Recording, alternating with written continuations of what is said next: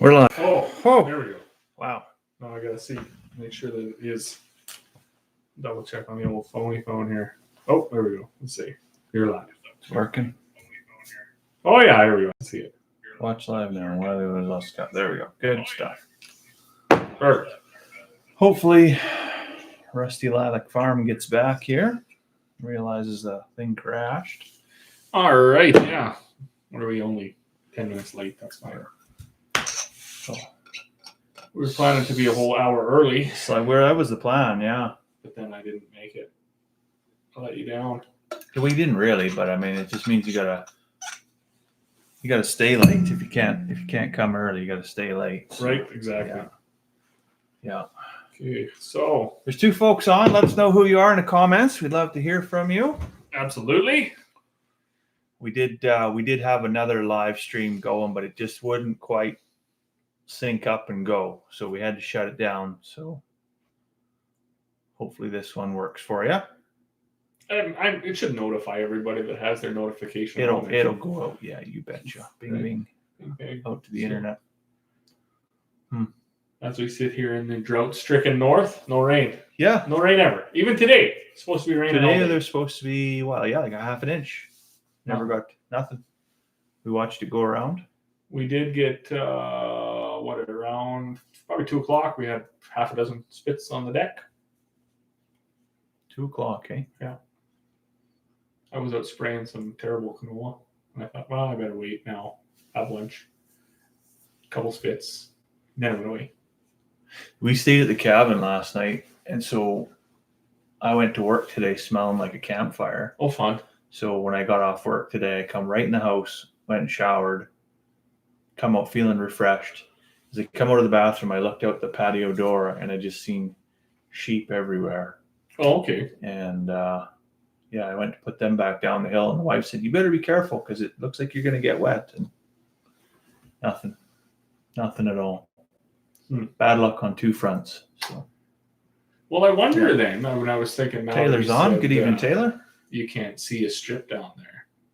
See, since I sprayed mine, we did get that inch and a third or whatever. Right. And we got probably close to an inch, but it happened before the rain gauge was deployed. Okay. And now that the rain gauge is deployed, it's like, I might as well throw that thing right in the fucking bush. It's like, Well, I wonder. I think that's why it's not. I wonder now, say in another week, if you're going to start to see that green. I strip. hope so. Like now that it's we've had a bit of heat, we've had a bit of moisture. And I'm really looking for that differential line in the field that says, this was fertilized and this was just whatever, Because I did drive by. So when I left here, I went over to the other neighbors and I sprayed 2 rounds for him. Right. And I went by that last night. You couldn't see a difference either. No way. So I wonder. But where I did mine, and I did mine quite a bit later, but maybe I put way more in. I don't know. I don't I'll know. have to check.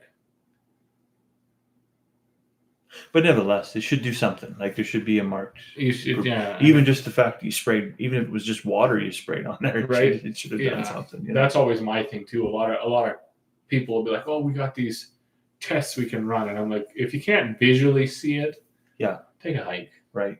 I don't want something we can measure down to like it's 0.0006 of a protein percent higher. Right.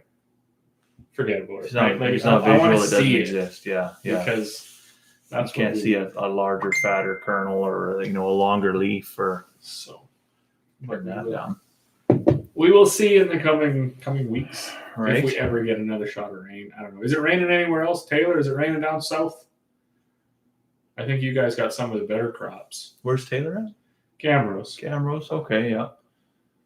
So, Because when I was down in Red Deer and Rocky Mountain House last month, like it was raining like crazy.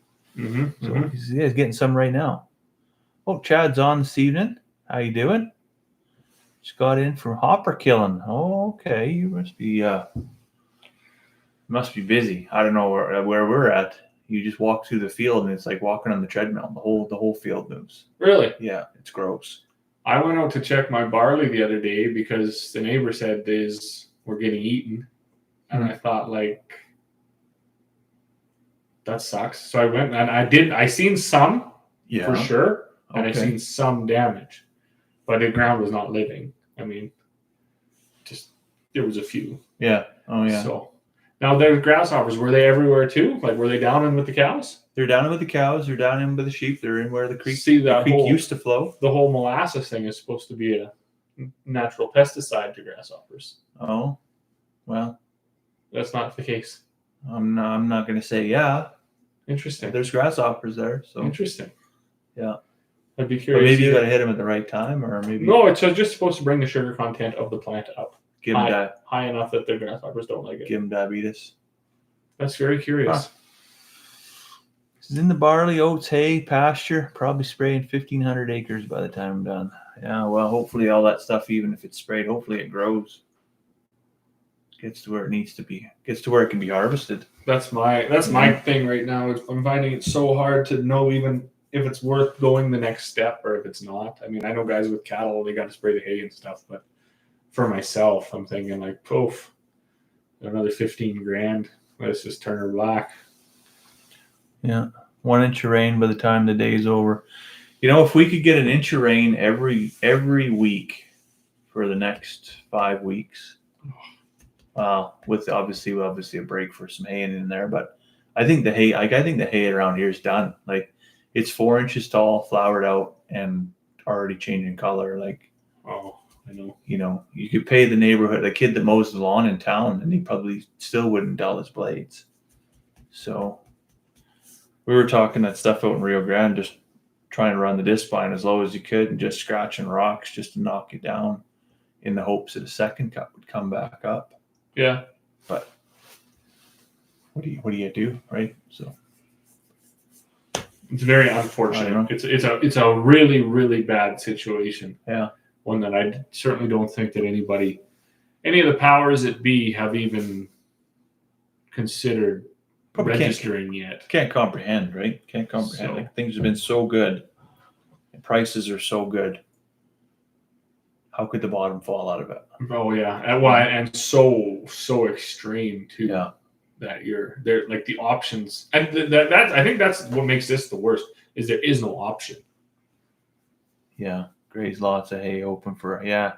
Well, that's exactly what's going to end up happening. Turn the cows loose in it and pray, right? So, yeah.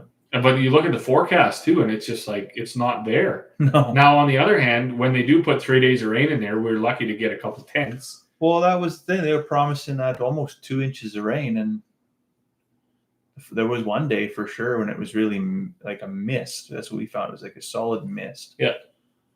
And there was some accumulation there, but the next day and the day after that, it just wasn't there hardly, right? No, it hasn't been. Just a shower, like a thunder shower in the evening. So it was really kind of hit and miss. We've gotten more rain on the days that they had predicted 0 to 10% than any of the days where they predicted 100 or 90 to 90%. Yeah. So very unfortunate. Where is he going? Shower time and company shower. showed up. See you guys later. Okay, we'll probably be here for a couple hours. So. We'll be here. Yeah. Come on by for coffee later. Yeah, if your company gets boring, just tune back in. We'll keep you entertained. Yeah, not to set the dull mood, but we haven't been together for a couple 3 weeks, I think. Probably, yeah. Since the last cigar, and we got a very special cigar this evening. Oh boy, I'm excited. You should be, because you got a birthday coming up. I do, yeah. Right. What's coming right up? So the cigars we're going to have this evening, I tried to get 14 months ago for your birthday last year. Sold out. Couldn't get them anywhere in Northern Alberta. They're not rare or anything like that. They're not expensive, but they're hard to get. Okay. So I got a call the other day from Cedar Gems. They're like, hey, this is in. And I'm like, man, I completely forgot about that. So went and picked them up. So here we go. That's why I need the mic over there. Oh, okay. Because they're in here. Because they do not fit in the humidor. Holy shit. Dun, dun, dun. Look at this Look thing. at that bad boy. That's like 2.5 feet. It's the Woody by Oscar Valadares. So it's 21 inches by 80 ring gauge. It is the largest production cigar in the world. That's why you wanted to start at 7. That's why I wanted to start at 7, because I knew we're probably going to have some work cut out for us. But that's unbelievable. So, for instance, if there's anybody in here that doesn't watch a lot of this, we can get like a 50 ring gauge 6-inch cigar for about 2.5 hours smoke time. Yeah, maybe even 3. So the pros say this is a 4-hour smoke, and the amateurs say like they've seen upwards of 8 hours come out of this thing. Like you make a day of it, right? Holy moly! So I don't even know if we're gonna get through it or not. But that's hilarious. Yeah. Do they bring in very many of these? I can't imagine. No, they don't. So, need a knife? I do. That's hilarious.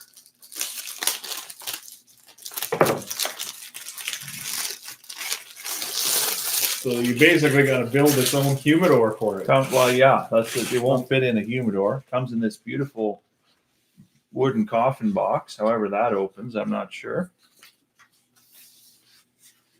We'll have to. I didn't even know how to open this thing.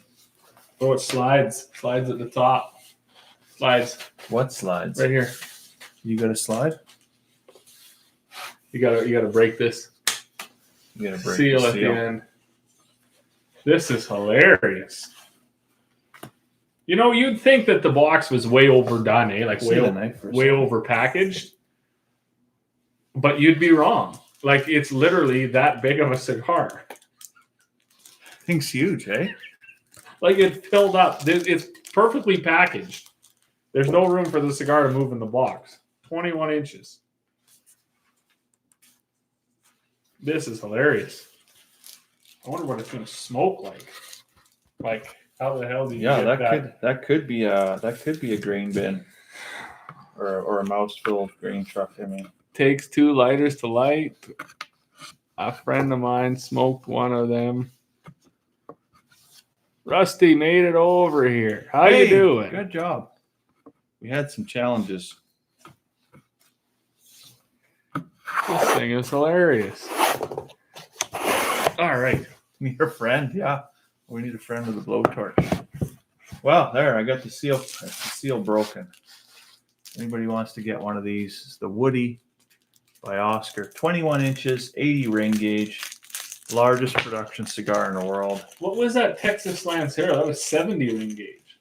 7x70, yeah. And I thought that was absurd. That was just ludicrous. Like, who would ever... So when Oscar Valadares started making these were initially as a promotional item. They'd hand out at trade shows. Somewhat of a gimmick even, perhaps you might call it, but it became a thing, you know. It's kind of a challenge or whatever. Interesting. So I got like some notes on it, like people that have actually smoked it. So it's a Honduran Puro, so that means it's purely made out of tobacco from the Honduras. So Honduran wrapper, binder, and filler. So there's 4 whole wrapper leaves there, 4 binder leaves, and then just an entire hay bale of filler. It's a medium body cigar, approximately smoking time of like 4 to 5 hours. I think we might quit before we're done. I don't know. We'll see. But the flavor profile on it is toffee, ginger snap cookies, wet lumber, and white pepper. And actually, one of the reviewers even said the foot of the cigar kind of gave off the impression of strawberry yogurt for some reason. So, well, this has got to like really something like this has to extremely alter your taste buds at some point through it. Like, oh, I would think so. Yeah. I mean, this is going to affect your entire body. If we didn't have asthma before, we're gonna buy tomorrow. This is unbelievable. I did not even know something like this even existed. Yeah.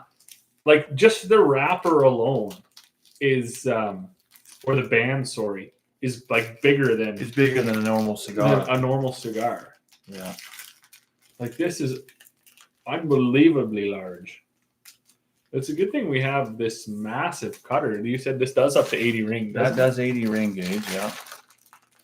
80 ring gauge. So that's the other side of this, is that these, although these are spec'd for 80 ring gauge, because it's so large, it may not actually be a true 80 ring gauge. So some folks that have smoked these have said they have actually even been upwards of 100 ring gauge. So it's like it's an inch and a half.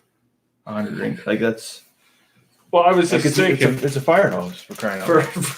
Right, I can stick 2 of my fingers into 80 ring gauge. Right. And I have fairly large hands. And this cigar doesn't fit all the way on there. Right. Just got to retrieve the band. It got stuck in the wrapper there. So yeah, it's like a toilet paper roll. The band that goes around that. That's crazy. Unreal. Well, I guess because we don't have. It does smell good though. It does. It doesn't. You know, I'm a bit concerned about that because I got to get a coffee can for the ashtray because I knew that the ashtray we got was not going to be big enough. Okay. I'm not getting strawberry yogurt though. Just the tip. All right. Oh, that was a nice clean cut. That was a good cut. Don't mess it up. I'm not going to light this until after we've poured one because I think like once this thing is lit, it's like a flute. I'm not going to be fucking rats coming out of the corner here. We need the Pied Piper here. It's a double fister, this bad boy. That's hilarious. What drink do you pair with that? Oh, I don't know what we've got here. Okay, I got something else really special. This is Tom and Towel cigar malt. It's Oloroso sherry cask matured. So the cigar malt, it's a blend of multiple single malts from the Tom and Towel distillery, and each of the single malts that are in the blend have either been finished or matured in Oloroso sherry butts. So Oloroso, as you're probably aware, is Spanish for scented. So it's a heavily scented sherry. And that's a good color. Look at that color. Nice and rich. Just like a really high-end amber color. Yeah. So it's from the Speyside region of Scotland. And what do they say here? 43% ABV. Nose should be bold and pronounced with dried fruits, sweet spices, pecan pie. Have you ever had pecan pie? I have, yeah. Yeah, it's like a butter tart. You had a butter tart, right? Imagine a butter tart, but it's, and how good that is. But now it's fucking 10 inches across. Pecan pie, that's where it's at. Yeah, the palate, sweet and rich, chocolate raisins, butter toffee, and brambles. We don't have brambles here in Canada, but brambles back home. Beautiful. With a hint of black pepper. And then the finish will be warm mocha, maple syrup, and toasted oak. So we'll pour one. We're probably not going to get any of that. But we know what we should be looking for, I suppose. Absolutely. Well, that's high. That's I was thinking too. I don't know what makes them cigar malt. See, we've only have 2 now. That Dalmore was a cigar malt. Well, I wonder what gives it that classification. Well, I think it's just blended specifically for pairing with a cigar. With a cigar, right? I'm gonna have to. I mean, I'm sure it is all sales, but what makes it that? I think definitely the Oloroso sherry does. Because I'm pretty sure that's the same. It says the same cask. Yeah. And then actually the fact that it's the same. Well, it's not the same red, I guess, but yeah, I'm gonna have to look into that. Yeah. Why they're red? Do you think we got a squeaker or a popper? Squeaker for sure.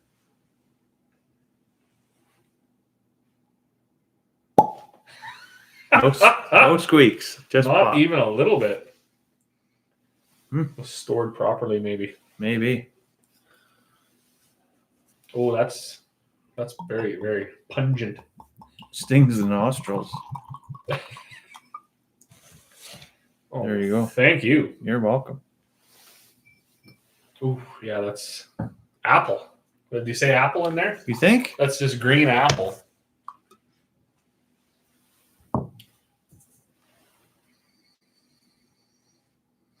Yeah, but like chemically manufactured apple. You know, like it's not apple, but like if you wanted something to taste like an apple, Sure. like a Jolly Rancher that's apple, Well, that's right. right? Maybe. Even smells of green. Oh man. I still can't believe, I've said this on several of our lives, that there has been no cigar or scotch company or whatever that has reached out and been like, you guys give the most interesting synopsis. I on think cigars and we scotches. do. I think we do. There is no one that has ever referred to anything as the glove box of an old grain truck with a festering ass of a dead rabbit skunk.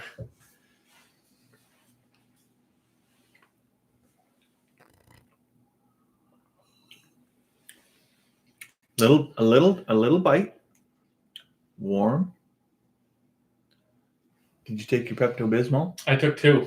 I took We 2 might caps. need it. We might need it. You know what's funny? You say warm. Like, I don't think there's a scotch out there that doesn't burn on the first sip. Oh no, for sure. There's Lagavulin. That is. It seems very. I don't know if it's watery or immature or just what it is, but I found that to not burn at all. But not in a way like, you know, it was more like a smooth or liqueur type of not burn. It was more in just like, it just felt wet. You know? I don't. I think you're probably a lot more refined than I am, because you always get those notes and you have this. Okay, well, if you take a hit of this and you feel like, oh, that kind of takes your breath away. Like it's got, like you can feel the alcohol flashing off, right? As you roll it over the back of your tongue. Right.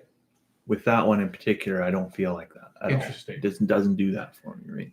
The only one that I haven't had a similar result from was the Lefroy, and that was because that is such a different Such taste a of Scotch. strong, dominant Scotch flavor. Like yeah. the peat is just unbelievable. Yeah. And in fact, I would say, like, if you were to set that down beside just any other common Scotch, and you told somebody to try each of them and ask them how they related, they would say they're completely different alcohols. Yeah, yeah. Like they're For not, sure. One might be the Lefroy would be unmistakably, that is Scotch, right? Because I think that's what a lot of people have the impression that that's Scotch tastes like a dumpster fire. But that is a mighty fine one. Yeah. I'm going to put a little bit of water in it when I get to the last. I'll place the noggin closer for you. The last drop. You brave enough to go for the light? Well, we got to do this. I don't know how do you hold this? Do you hold this like this? Well, you hold it like this? I don't know if you should hold it like this. Oh, I won't be doing that. No, it's not a recorder. We're not going to play. You said the experts say 3 hours smoke. Frère Jacques, dormez-vous. Smashing out some hot cross buns. Oh my! Yeah, I think 3 hour smoke time. 4 to 5. That's what the pros said. 4 to 5. No, Yeah. I thought you said the pros said like 3 hours. No, the pros are 4 to 5. Oh god. The not pros are like 8. What are we on? 23 minutes. One of our lives, I think we touched on 4 hours. The last one we were 5 hours. Were we? All right. were. All right. Let's get into this then. So There's another one there. You got to use the torch. You think the big one? All right. I'm going to watch you do this. All right. And then I'm going to get into it.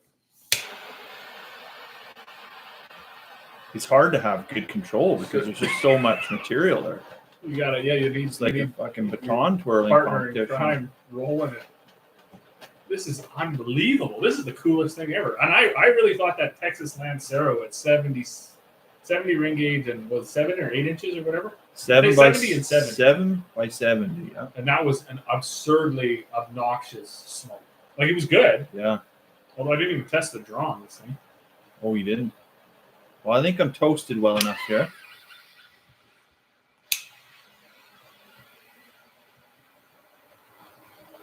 Holy moly. It took me 9 puffs to even get smoke to the end of the cigar. And then I got a mouthful of chew.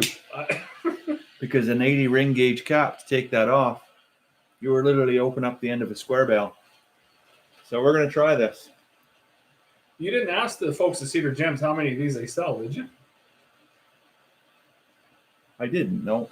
I'd be curious to know how many of our Grand Prairie cigar aficionados are choking on a Woody.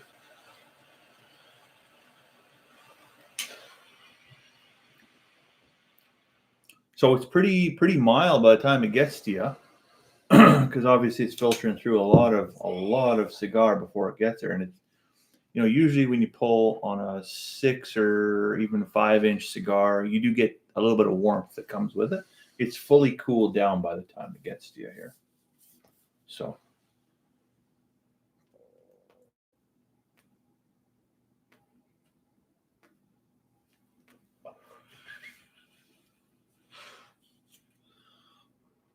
What a friggin' Good light though. Like that lit well. It did. It's amazing that it can, like, that you can have that much draw through there. We've had really tightly wrapped, even 40 ring gauge cigars that you almost had to hollow out. Right. They're packed so tight. So whoever's rolling these must have quite a passion for it. Right.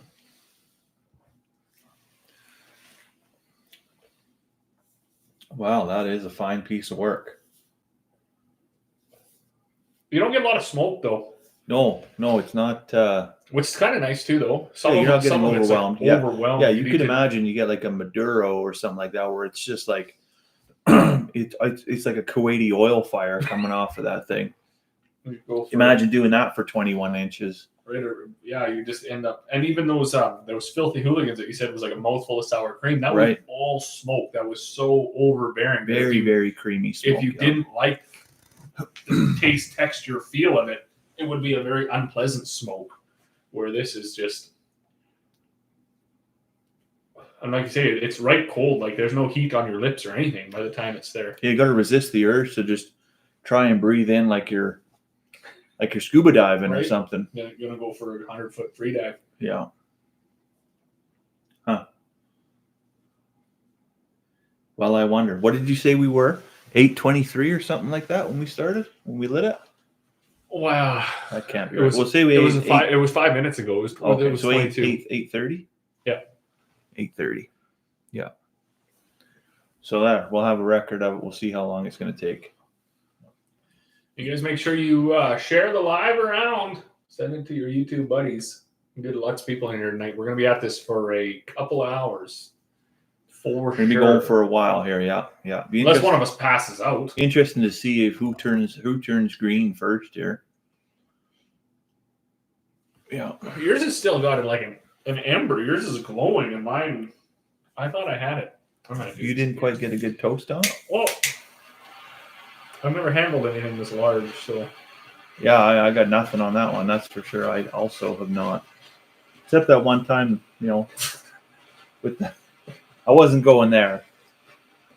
I was going to say like a broom handle or something like that. We got to get her cooking like a fire.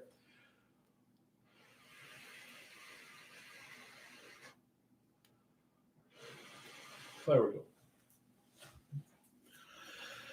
Yeah, I think once you get an inch or so burning, it'll probably go. So just looks wrong on so many levels. Yeah, well, that's why I'm trying to be careful how a guy holds it. Well, I was just gonna ask, can you use your teeth? But I mean, at the end of the day, like there's nothing that's that long. I don't care who you are. If you're right out of Nigeria, you're not packing that. So, but to get a good pull, get a good suck on it, is it okay to grip it with your teeth? Yeah. Oh, what have you done to us? Yeah. I can see why when we were on that other live stream, those folks had those pretty personal questions. Yeah, no doubt. Glad they weren't on this one. Those were some pretty personal questions, eh? Personal and very direct attacking. There we go. I'm getting her. She's glowing now. Yeah. I'm gonna go for a quick reheat. Retorch. Yours is still glowing in there. It's going, but I don't know. I feel like just keep pulling on this. I feel like I gotta get more. I need something. I'm not getting the smoke that I think I should be getting.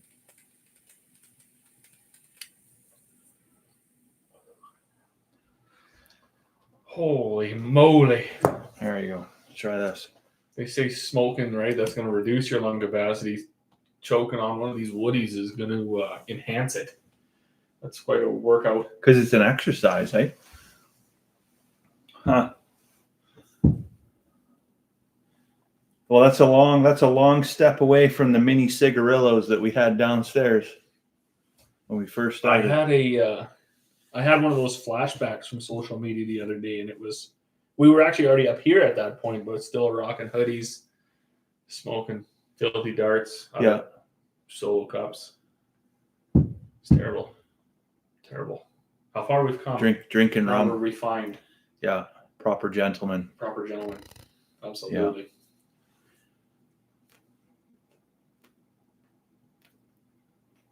I can definitely say I know an infinitely lot more about Scotch and cigars than I did 3 years ago. Oh, for sure. Like I went from your baseline of no knowledge to like right there.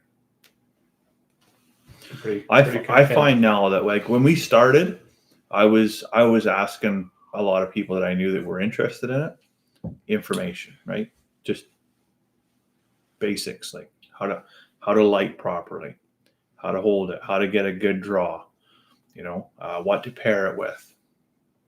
And I find now a lot of those same people have they're coming to me and saying, what would you do in this situation? Have you tried this? Would you recommend this? Right. So that's really cool to see that kind of come full circle, right? So, but I think what was different in this, and this was not by design or at all, this just kind of happened, is that we just like fully immersed ourselves in this from the books and reading online and everything. Where a lot of people, they get into hobbies or whatever, and they sort of socially get into it. If they learn something, great. If they don't, that it's irrelevant too. And there's a lot of guys that would, they would buy one bottle and that's just what they would buy for the rest of their entire life. And we've never bought a single duplicate. No.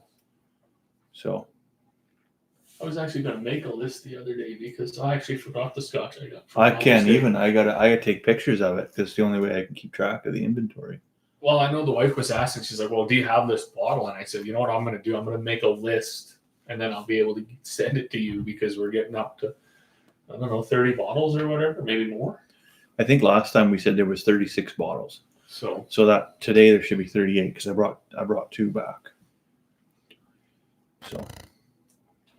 Hey, speaking of direct questions, what do you think the coolest thing you own is? The coolest thing that I own.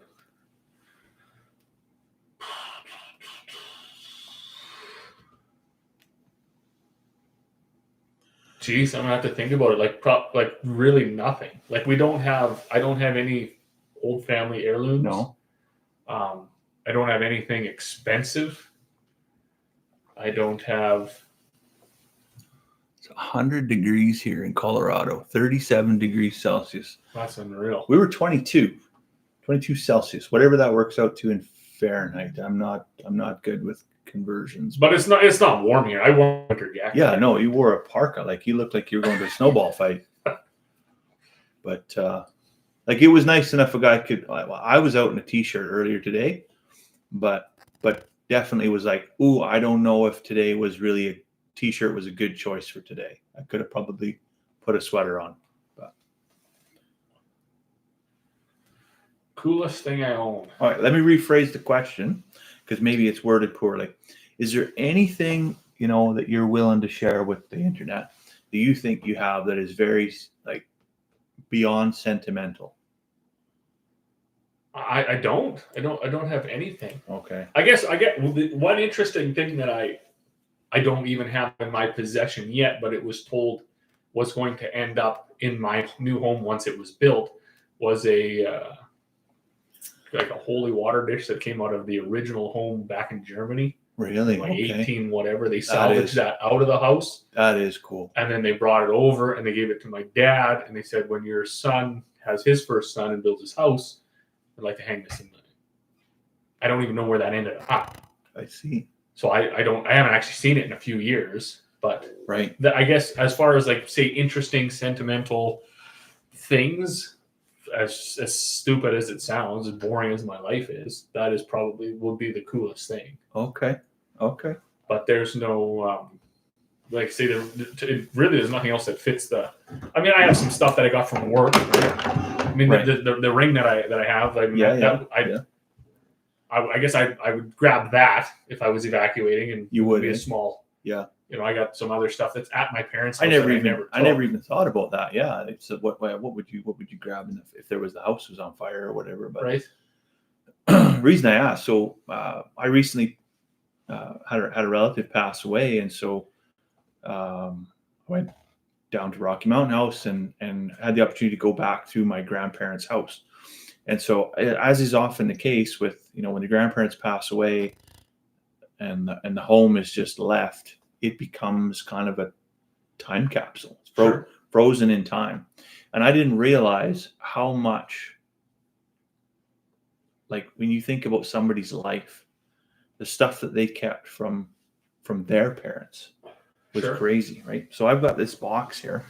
Think about sentimental value. We're into cigars, but my grandparents were like very almost puritanistic Christians, right? And go to church on Sunday, never have a drop of alcohol in the house, would never smoke a cigarette. So I'm in my grandparents' house and I'm looking for photographs and things like that, right? As one does. I find this wooden box right here. And I thought, it's just a wooden box, right? And there's something on the top, but I can't read it. So I pop it open. And inside, Benson and Hedges cigars. It's a cigar box from the 1930s. Ooh. And it's got a stamp inside of it of King George VI. So 1930s era. So yeah, it fits the bill. My grandpa was born in 1926. And so this cigar box would have belonged to my great-grandfather, who was exiled from Sweden and came to Canada and had to basically etch out a living on the prairies. And found a photograph, an old black and white photograph of my grandpa with their milk cow, my great-grandpa, with their milk cow in, we think it was about 1936. Wow. And the building behind him, that is their one-room shack, and the beginnings of the barn, and their old Hereford milk cow. Wow. And so I just got this, a couple weeks ago, and it gave me a whole new appreciation, because every time I think I'm out there and I'm struggling, riding the struggle bus real hard, and man, I just can't make a go of this farming thing. I think back and this guy was literally, chased out of Sweden with just a shirt on his back and had to bust sod, break land in hostile territory, keep a milk cow alive when there was no crops, and live in a one-room shack, hand-sawn logs. I've got nothing to complain about. Absolutely nothing. That is incredible. Yeah. Yeah. And I had no idea that my great grandpa was an avid cigar smoker, but now I do. So that's cool. That is very interesting. I've certainly over the last year, 2 years maybe, definitely been getting a much stronger appreciation for the previous generations and what they had to endure, especially with the living in this new world of the nonstop complaining. I don't know if you've seen this also on maybe if your algorithm hasn't shifted to the same as mine, but this boomer hate. Boomer hate is a big thing now, yeah. And it just, I can't even imagine. Like you talk about your great grandpa being, just tossed out here, hit the docks, jump on a boat, cross the Atlantic, do what you do over there, right? You go into a strange place, you don't even understand the climate, the weather, anything about it. Yeah. You land in 3 towns and get burned out of 2 houses and finally settle down somewhere where, right? You basically live on muskeg with one. Luckily, there's one hill there where you can keep some dry feet and raise a family. Unbelievable. So these folks that are on there crying and whining, millennials or late Gen Xers, I guess, or and they're just complaining about the no help from their grandparents and blah blah blah blah blah. Like I don't think they've ever taken the time to sit down and listen to the boomer, the silent generation, the greatest generation. I mean, I get the last two mixed up. Which one? I mean, anyways, there's lots of them that are no longer with us. But if you even listen to the stories of the boomers that talk about their parents and their grandparents, it's a foolish thing to compare to and say, well, you're not doing things the way they did. Oh, like, of course not. And thankfully, absolutely, you're not, right? Yeah, of course you wouldn't, right? Not to reasonable to think that you would. My grandma had so much time. Yeah, well, that's fair too. They also didn't own a vehicle for 45 years of their lives, so there was time. I mean, there's all these things that people aren't taking into account. Your standard of living was so horrible. Yeah, it wasn't even on the same scale. Like you couldn't say that everything has just gone incrementally up. No, like wages have gone up and housing prices have gone up. There was an exponential jump in the 50s. Yeah, the scale is like, it's just not even the same ruler anymore, right? So it really bothers me. And I don't know a lot of this stuff if it's actually just urban problems that we're seeing on TikTok, because I mean, I know yourself that you got great support, certainly with your in-laws. My parents and in-laws are around too. Yeah. These seem to be urban problems. Like if you go out into the rural settings, you just go back 30, 40, 50, 60 years in time. People are still, for the most part, in my experience, certainly where we live, people still hold the same values that they did. And in fact, I've been trying to articulate this to make some social media posts in defense of them. And I say, look, I mean, my kids have grandparents all over the place. Like we go to a dinner, a community dinner, and they'll just call any one grandma, any old lady, because all those old ladies are excited to see them. Yeah. They usually have something to give them, be it something knit or homemade or handmade or bought. It is really interesting in the rural communities, like everybody's part of the village, so to speak, right? You say, oh, it takes a village, but you live a little bit further apart, and actually everybody does come together and contribute. You find definitely in the urban areas that is not the same, and I've seen lots lately on absentee grandparents, right? Like, I love my grandkids, and they put a thing up on Facebook or whatever, picture of their grandkids, and I miss these kids so much, but they live 20 minutes away, and they never come by, right? And that is definitely, I think a product of the latchkey kid generation, right? Like, most definitely when I grew up, folks that lived in town, their parents were away at work, they would come home from school, they play on their video games, they do their homework, and then their parents would get home from work. And so they've never really had that direct line relationship even with their parents, and so it just exists in perpetuity through to their grandkids, I see. Like, but I also seen a thing today, and I thought it was interesting about housing prices and how the youth today are saying, well, a boomer bought their house for 3 jelly beans and a tickle of a cat's belly, and now, like, there's just no hope for me ever to buy a home. But the houses that were built in 1940s through to 1960s are not the houses that are being built now. Right? They were an 800 square foot house, maybe 1,000 if it was on the bigger side. A 1,200 square foot house was a luxury. That became a product of the 1980s. It's kind of as houses started to get bigger.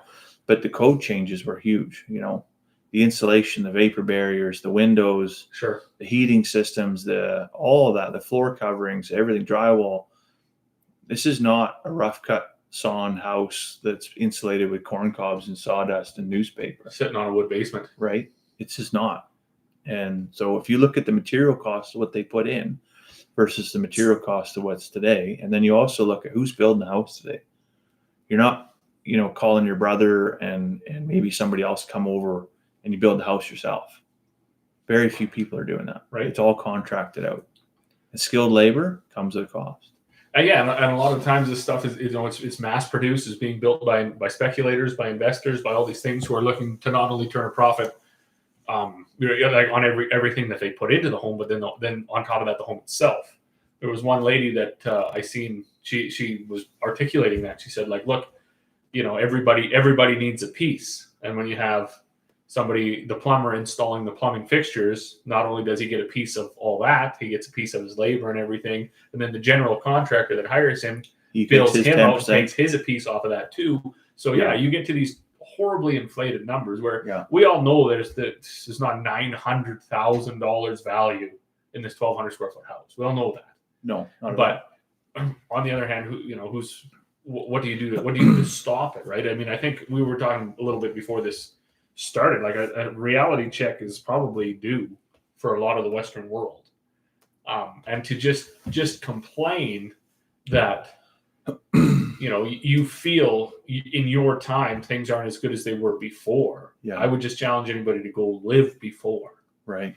I mean, you are in most cases, and this is it's always sort of on an edge discussing things like this, because then you get the folks who have encountered real hardships, be it whatever, with abuse or poverty or anything, and they're like, well, this was my, and I hope that's not the commonplace, right? Right.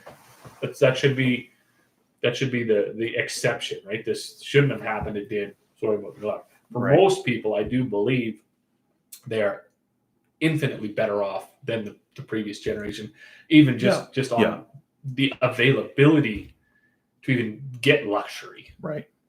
50 years ago, there wasn't even a chance to get it. You just were, that your lot in life was sealed where you were, especially if you were up here. Well, that was another thing I was talking with a guy at work today about, like how, we live in a disposable society today, right? Everything's, single-use plastic, and it's all just discardable. And if something breaks, nobody fixes anything. It just goes in the garbage, and you run back to Costco or Walmart and get another one. Right? But the year my dad was born in 1949, and like plastic wasn't even mainstream at that point in time. Like you would buy something, and you would buy it to last you forever. And if it broke, you would take it to a repair shop and you would get it fixed. Mm-hmm. Right now, it's just like that. Doesn't exist anymore, right? So Rusty Laddock Farm wants to know, or his wife wants to know, why my great grandpa was chased out of Sweden. Any guesses? I was going to ask that earlier. Killed a man. Really? Killed a man, yeah.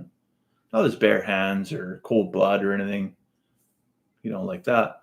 Actually, picking rocks beside the barn, picked up a rock.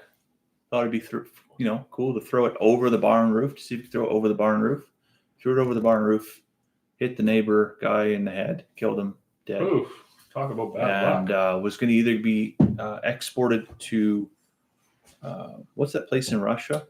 Siberia to go to a work camp, or was given the option to go to Canada. And so they literally left their farm. They ran in the middle of the night. They left their farm and got on a boat in Sweden for Halifax. And wow. So, ran for their life essentially. So that is unreal. Yeah. And then so from there, basically had to make their way on the railroads to Saskatchewan.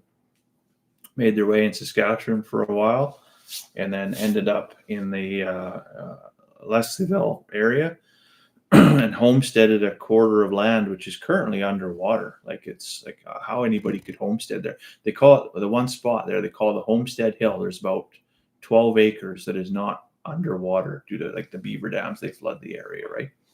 And was able to essentially, with his one milk cow and a couple hand saws and some tools, eke out just enough of a living to procreate and homestead the neighboring quarter. So they landed there. I think it was 1914 when they got there. My grandpa was born in 1926, and so there was my grandpa, there's my Uncle Wally, my Auntie Sis, and my Uncle Henry.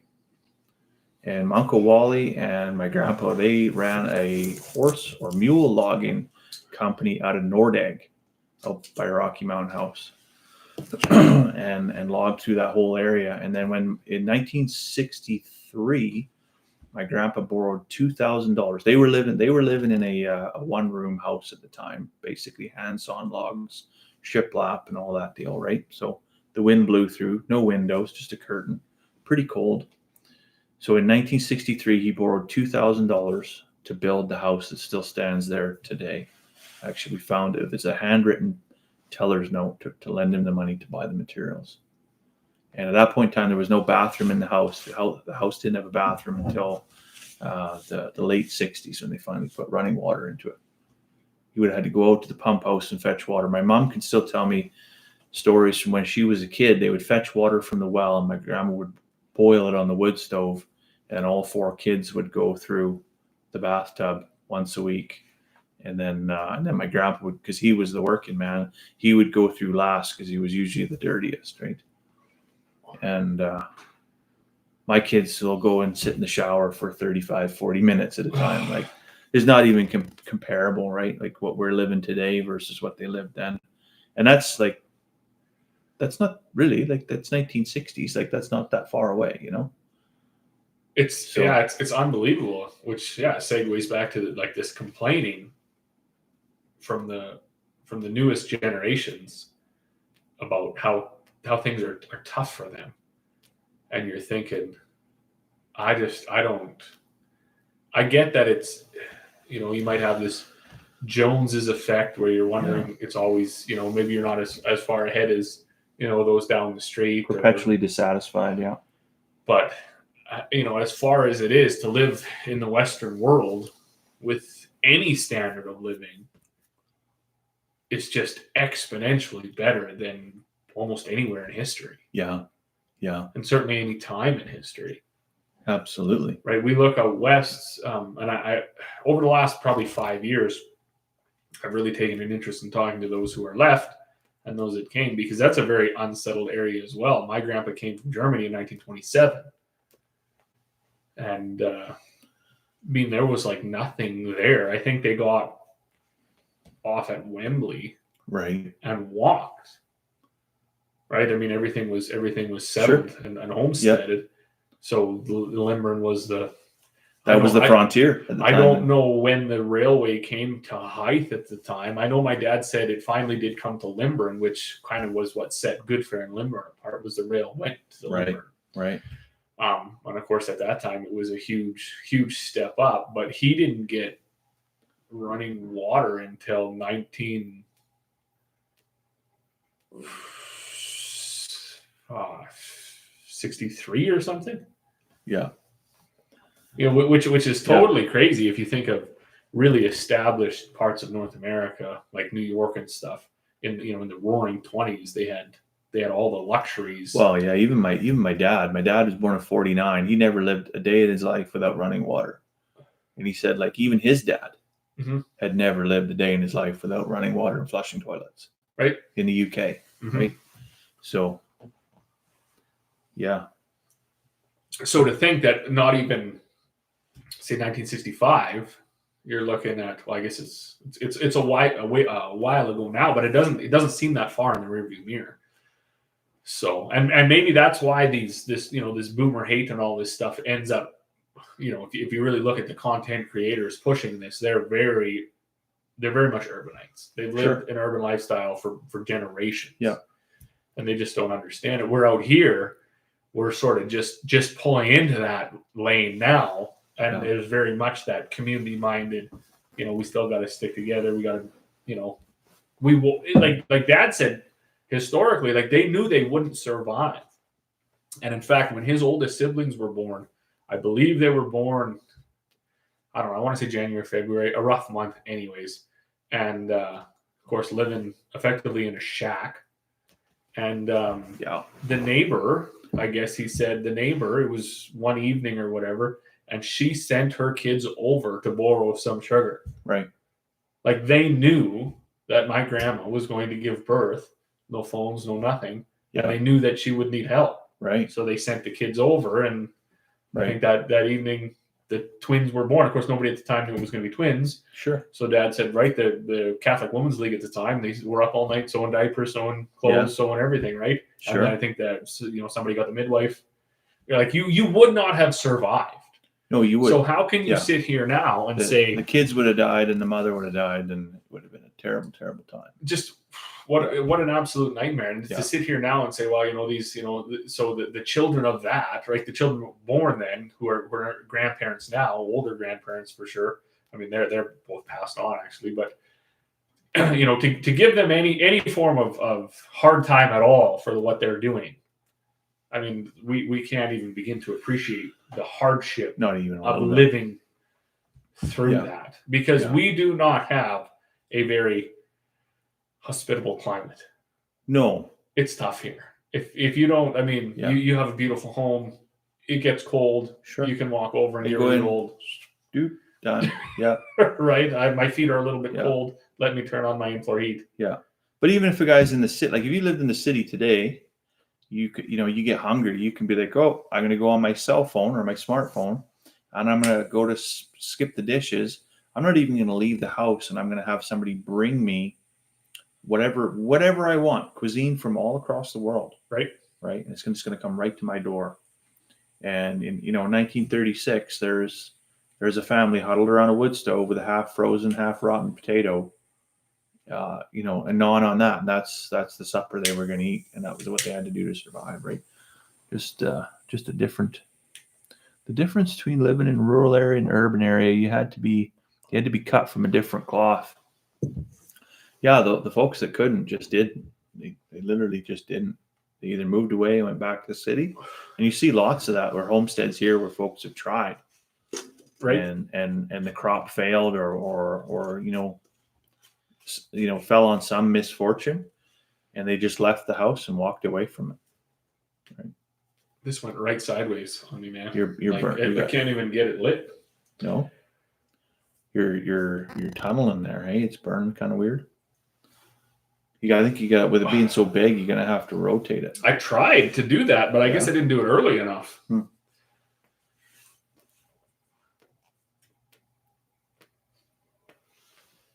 I might have just gone out. I'm over here beacon telling you what to do, but I don't know. It's still glowing there. It's tough to know because you pull on it and you're getting cold smoke at the end. You're like, am I actually burning at the tip? But it's probably not until you get 6 or 7 puffs till you really get your smoke back, right?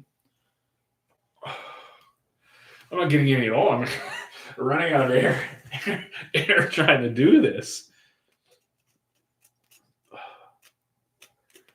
You need like a cutting torch to light this thing. Yeah. All right, let's even up the end here a little bit. You want to recut? With your nice drawing tool you made. No, I don't. I think I can. You don't need to shave trim this off. I think there was just too much ash there. Well, that's a real thing. Like when you're 1.25 inches, probably, because I don't think this is 1.5 inches. It's probably 1.25 inches. That's a heavy insulation layer on that tip. Not all that ash, right? What, are we going to burn the joint down or what? Well, no, I just seen a spark, but yeah, you're right. Yeah, you gotta be careful. You don't want to burn the rug. No, I still haven't getting any. I'm still not getting anything through here. Gotta get my wind back in the lungs here. Pull on that. You need a shot back. I'll go get the shot back and we'll get a good draw going on that I thing. know you might need to get some of your firefighting suppression fans in here to start drawing that through. Yeah.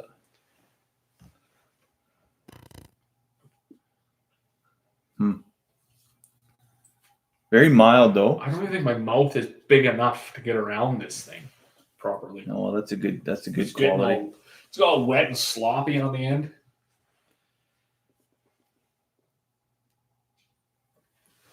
Yeah, probably would have. I think it probably would have smoked better if you had, say, a torpedo, where it narrowed down.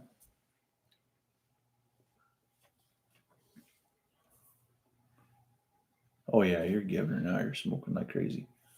I'm blowing. You're blowing it. That's why. Oh, okay. Oh, well, that makes sense. So we can all do that.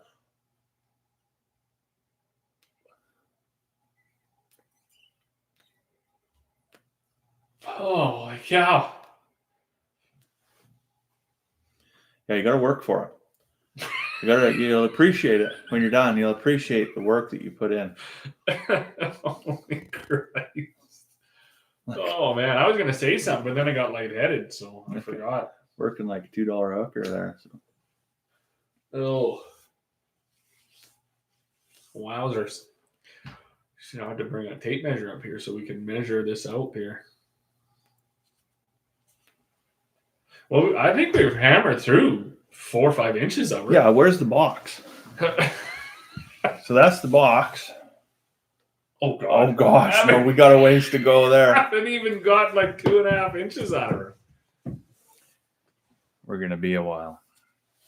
Better have a drink. Keep hydrated. Well, it couldn't have been 21 inches then. What do you mean? Well, how big is that? That's however big you tell your wife it is. I don't know.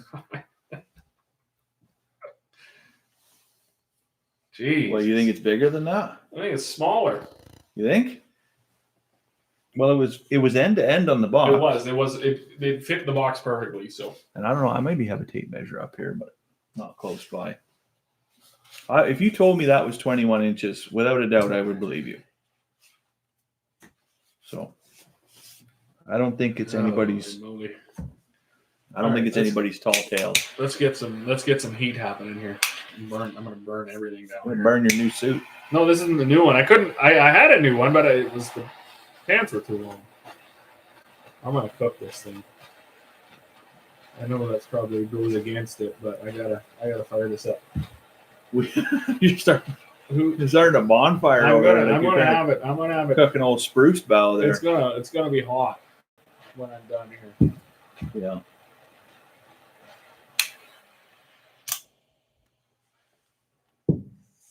Okay, let's try here again.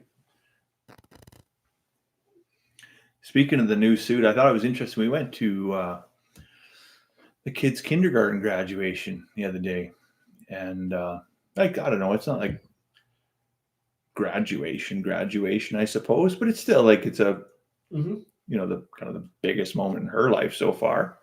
100%. So we get dolled up. Wife gets an outfit for the evening. I put on a sport jacket, nice pair of jeans. I'm not wearing a suit or nothing like that, but I was quite surprised. That's not a thing that people do. Isn't it something? We're kind of the anomaly. And you and I talk about this quite a bit, but the whole descent of I don't even know. I mean, you don't have to look like $1 million all the time, but there are. I mean, you and I started doing these evenings just for whatever, right? Make a thing of it. It is nice every once in a while to. I'm glad we did though, because I might still be running around in a hoodie looking like a fucking bum. Right. But and so you get some more. You get an appreciation for it, anyways. And you had said too. I mean, even in your corporate world where you were starting to get compliments and stuff from people are like, holy man, like we even feel better around you. It gets noticed right away. Like, people do appreciate it. And what was it, last weekend, maybe the weekend before, we had a fundraiser for our local arena.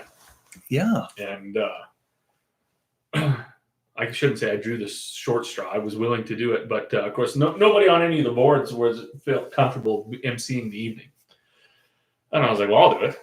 100%, right? Sure. And the ironic thing is, I mean, before I met you, before we started doing all these things, I would have also been in the back of the pack, and I would have said, not a chance. Nothing to see here. Not a chance. Yeah. I'm going to come. I'll take the garbages out. I'm going to be in a hoodie and in jeans, and I'm going to I don't want to be seen. Bump on a log, yeah. So they're like, oh, that's awesome. That's awesome. So I grabbed the nicest pair of jeans that I own that aren't just Mark's Work Warehouse work jeans. I got sport coat, vest, suit, or the tie clip. Yep. Nice watch. As you do. And so many people were like, holy cow, like you really went all out for this. Right. And I mean, I seen a ton of people wearing trash, and I thought, like, yeah, I mean, they did very well. I think they raised about $68,000 that evening. There was silent auction live. It was quite an event. And I thought, like, gee whiz, some of you guys could have put on a shirt with buttons. Yeah. But I mean, that's totally dead, right? We even found that they'll run it for years. We ran that fireman's ball out of Beaver Lodge there, and there was people that would show up to a ball in sweatpants. Oh yeah, but It's kind of. I mean, I get it. You don't you're want comfortable in, I guess. You don't want to be. You don't want to be critical of people for sure. But on the other hand, you're thinking like, it wouldn't kill you to own a tie. I don't really think there's a man should not own. You should own a tie. You should own a tie. Yeah. You should own a shirt. I think every man should own a suit. Right. Just, could be the kid's graduation, could be a wedding, could be a funeral. And that was something my dad always said, is like, a man should own a suit, because you just never know when a funeral's going to be or whatever, right? But, sure. But I mean, up until this, and I can say I was, maybe a bit uninspired by the general population, right? Nobody had this. So, I mean, I had the suit I got married in. Yeah. And I had a black suit. Right. It was only until we started to do this where you're like, I should get a different suit. Right. I mean, and there's nothing expensive about it. I'm not wearing a $7,000 suit. I got this jacket at the thrift store. I paid $12 for it. So, but you can, you look like $1 million. You feel a lot better. Yeah. We've talked about that, even sitting in these chairs, even this whole space. So if there's anybody that is new here, we used to do this, and it's funny, we get criticized for this now because people are like, oh, where are you at? We are in his shop. And there was thought went into that. And it was, we both have families, we both have small kids. We're not smoking in the house. We're not smoking a 21-inch cigar in the living room. It's not going to be appreciated. No. So we were out here, and we were originally downstairs with a plastic table, some fold-out chairs, hoodie, drinking right beside the tractor. Appletons. Yeah. Right. And then it was only after we did a few of these lives, we're like, let's hype things up a little bit. Step it up a notch. Yeah. Right. Neither one of us were drinkers or smokers. And we're like, well, let's just do something. Yeah. No. Let's do something top shelf. Let's broaden our horizons, if you will. And then, this whole thing was just born out of boredom and wanting to elevate your experience. It's the most fun accident I think I've ever had, actually. Oh, it's cool. Yeah. It is very cool. Yeah. And even, it gives you a new, something new to do in your otherwise boring, mundane day-to-day. You're like, oh, there's a liquor store there. I'm going to stop and just see what they got for scotches. Right? They're going to have something you've never heard of.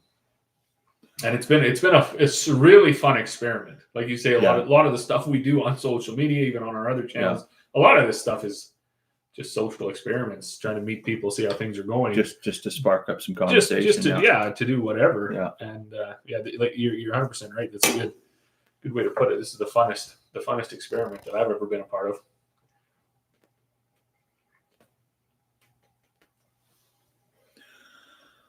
Yeah, an incomprehensibly slow burn. I can't even get it. I don't know how you're doing it. I'm just constantly going. A firefighter, you got one hell of a set of lungs. I got a good lung capacity till tomorrow. Oh man, I'm gonna text you at 8 a.m. and see if you're even alive.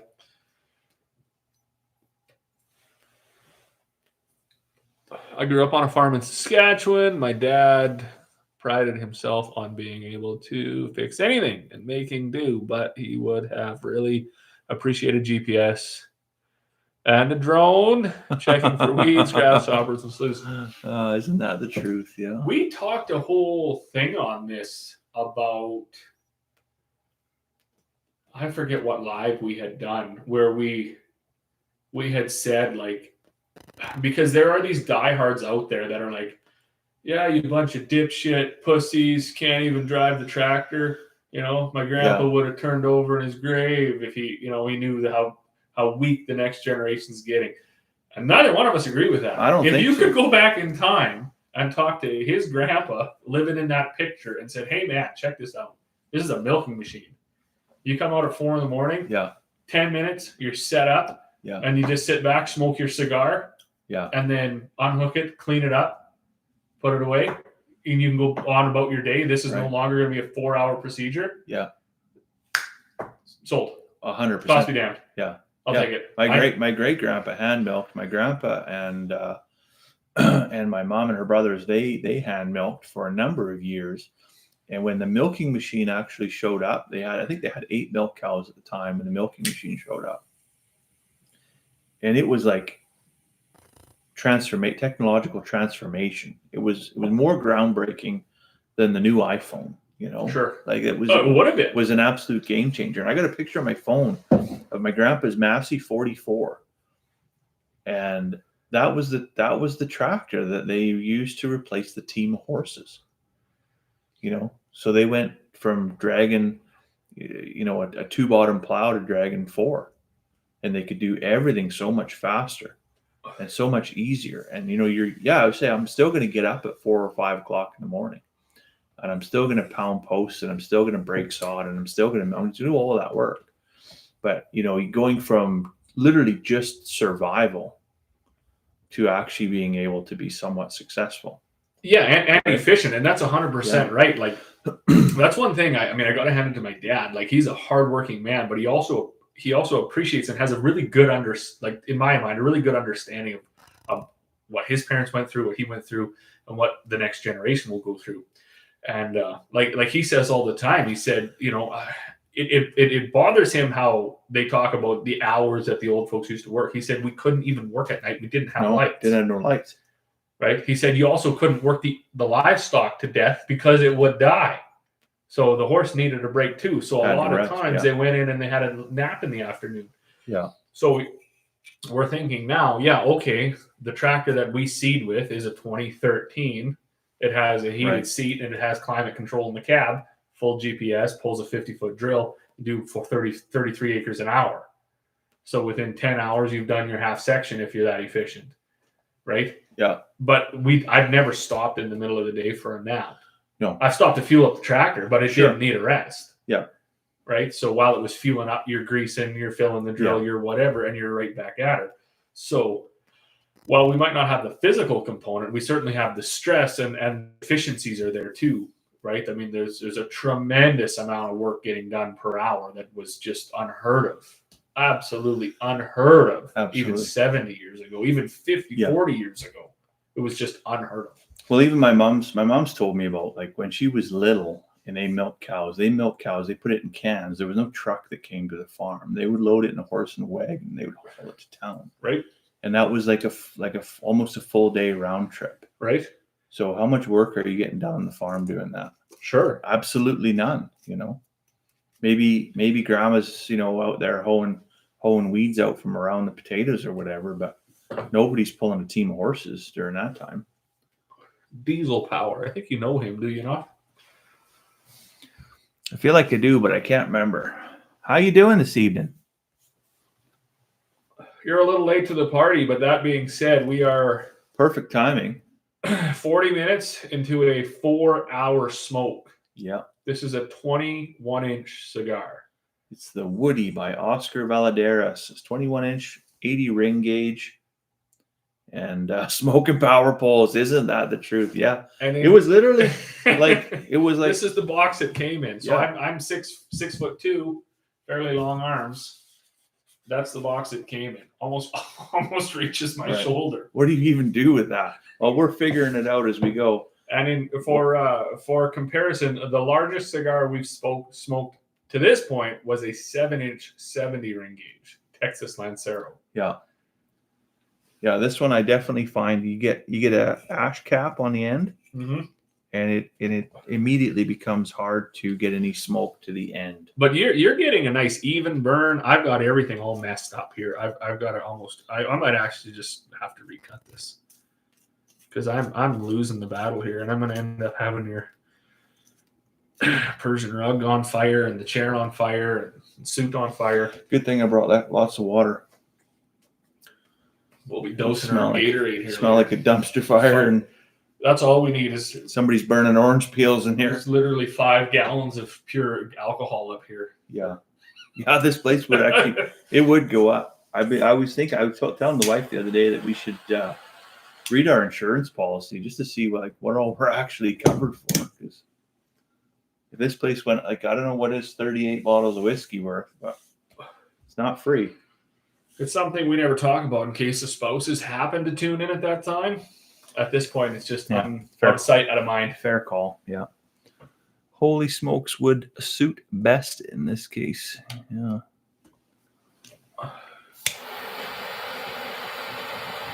Need to go for a warm up here. I find you got to stay with it. Eh? You just got to keep on pulling.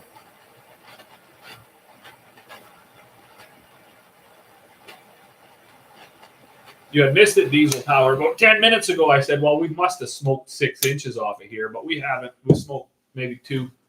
Yeah, we held it up to the box, and it was like it was a pretty measly 2 inches. So, yeah.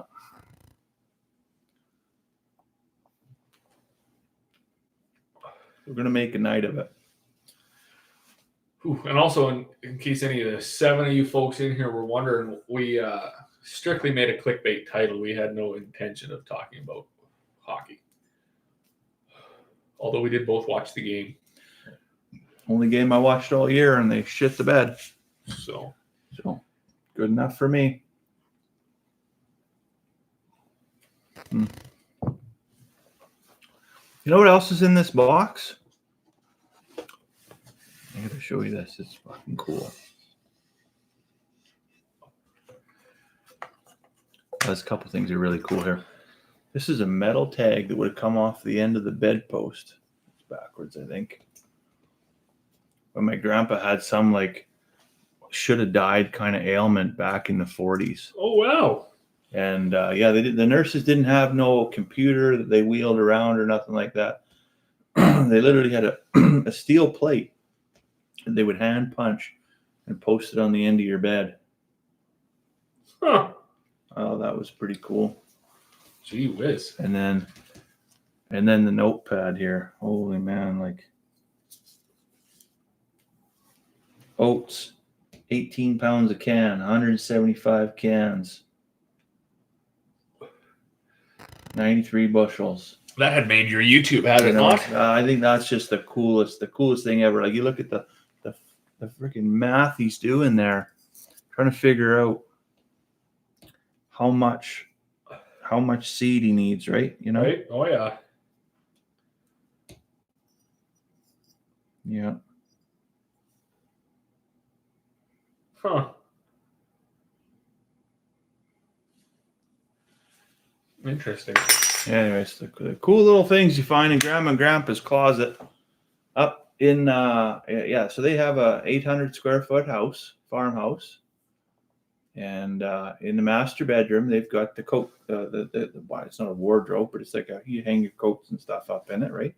And then above that there's a shelf, and that's where all the stuff the kids are not supposed to find goes up there. Stuff that you would never ever would see at Grandma and Grandpa's house. Okay. So I borrowed their stepping stool and crawled up there and had a look, and it's some pretty interesting things up there.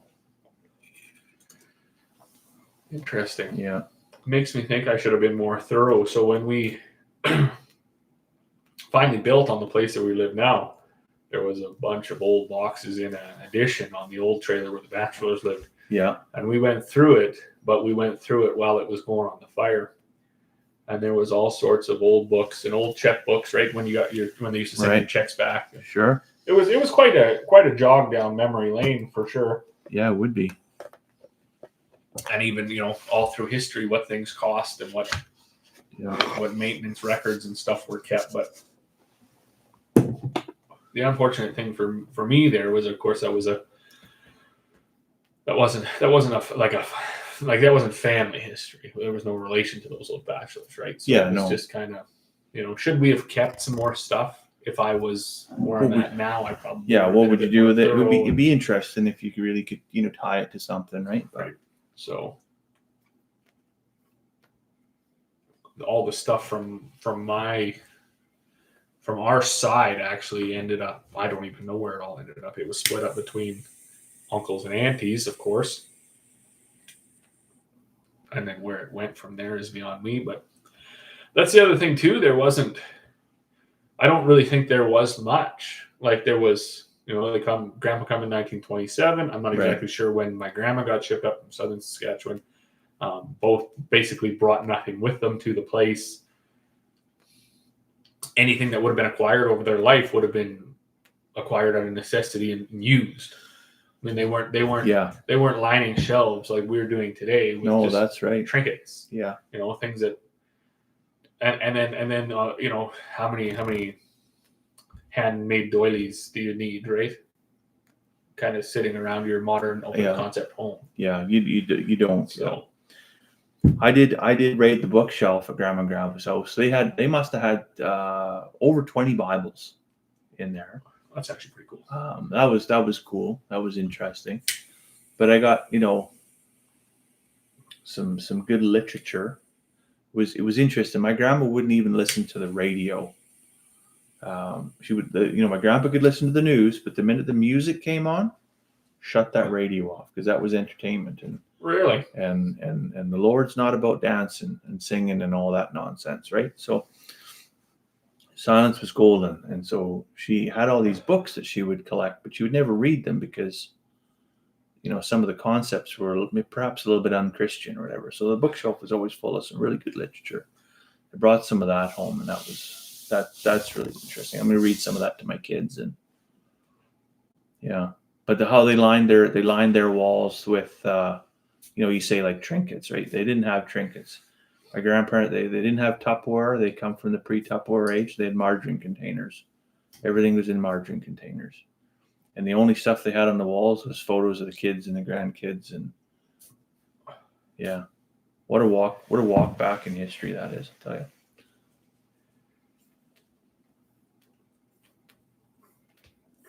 So I got a question. If you want your cigar to burn on a certain side, do you put that side to the top or to the bottom? The top.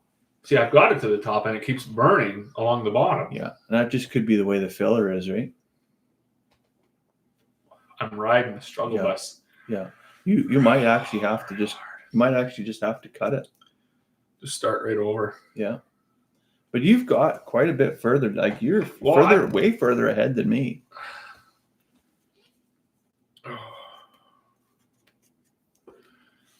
I've been treating this thing like I owe it a lot of money, trying to get debt forgiven here, and it's just not. Well, I feel the same way. I feel like I missed fucking 3 months rent here or something. I got to make it up some other way. It's not responding. Yeah. Barry the landlord hasn't been able to get it up since '82. It's just not working out here. But yeah. Oh Christ! Holy shit! All right, I've had enough. I'm gonna fucking have a stroke here. Gonna run out of air. Don't burn yourself. I know, this is the thing. It doesn't even fit in here, Stan. That's the kicker. Like, you can't, eh? I need a fucking axe. You want a knife? No. You want a cutting board? We got just a minute here. Let me do something down here. It's just when I get the torch going, it just friggin' shoots. You gotta burn back here. I wouldn't even burn that stuff. I'd burn it. Just will burn you. Yeah. Take the hair right off the guy's knuckles. Maybe that's where I was going wrong. Gotta get that all cooking. Just butchering this. The guy that made this is probably just squirming right now.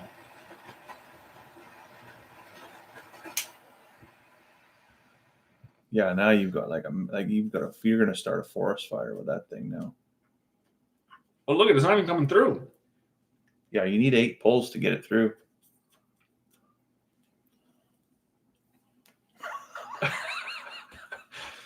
Oh, There was only something to do with my other hand. What an experience, eh?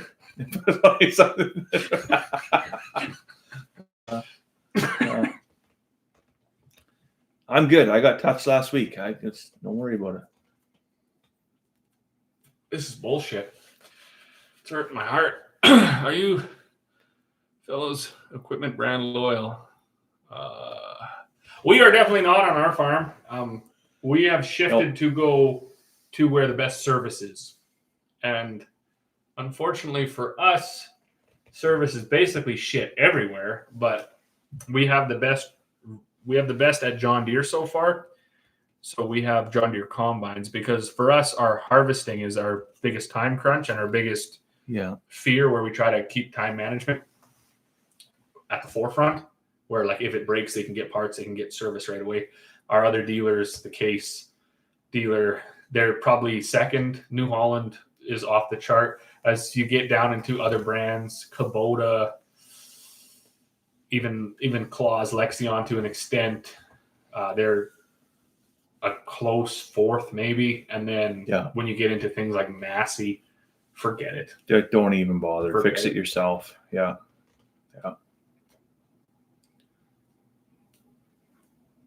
And even as far as like equipment goes, I wouldn't even have a preference. Like I think probably New Holland makes the best combine. I do like our blue 4-wheel drive tractors. My father-in-law, he's got one of every color. He's got a Kubota. He's got an International. He's got a Deutz.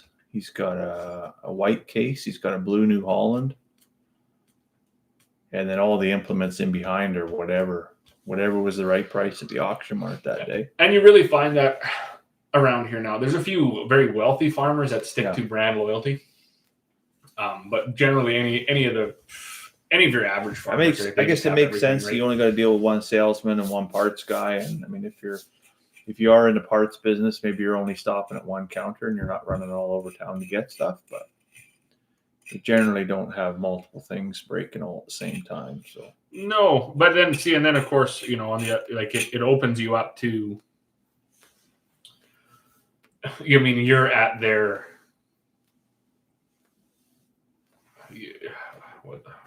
It's up to them, right? I mean, if they're going to give you a deal or not, right? You don't have, right. You go to John Deere, you have everything John Deere, so you need to. They don't really improve.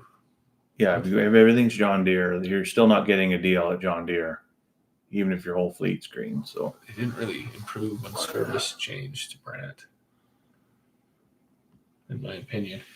Well, I don't have any industrial machinery, and up here, our Brant is strictly industrial. I think in Saskatchewan and stuff like that, Brant. Prairie Coast Equipment is our John Deere dealer here. But I think there are Brants across that do service agriculture. I could be wrong. Yeah, I think there is. Here, it's specifically on the heavy duty side, right? Yeah, more industrial equipment, Cats and Tracos and things like that. Obviously, not Cats. Whatever the John Deere equivalent of Cats is, right? Okay, we got to figure this out here. This is like rock hard. Interesting. I'm gonna have a disaster. I wonder if they'll still taste good after. Yeah, I don't know. I mean, we're not getting a ton of flavor filtering through really at this point. It's not bad. It's not bitter. It's not heavily oily. It's actually kind of a laborious to get anything to the end. So I wonder if maybe we get half of that down, if this is going to get easier or smokier or what that's going to do. But remains to be seen. So we're learning as we go here. I'm almost thinking a guy should have cut this one in half. Just cut it in half and just have 2 cigars? I have 2. Because this is unbelievably... that didn't work either.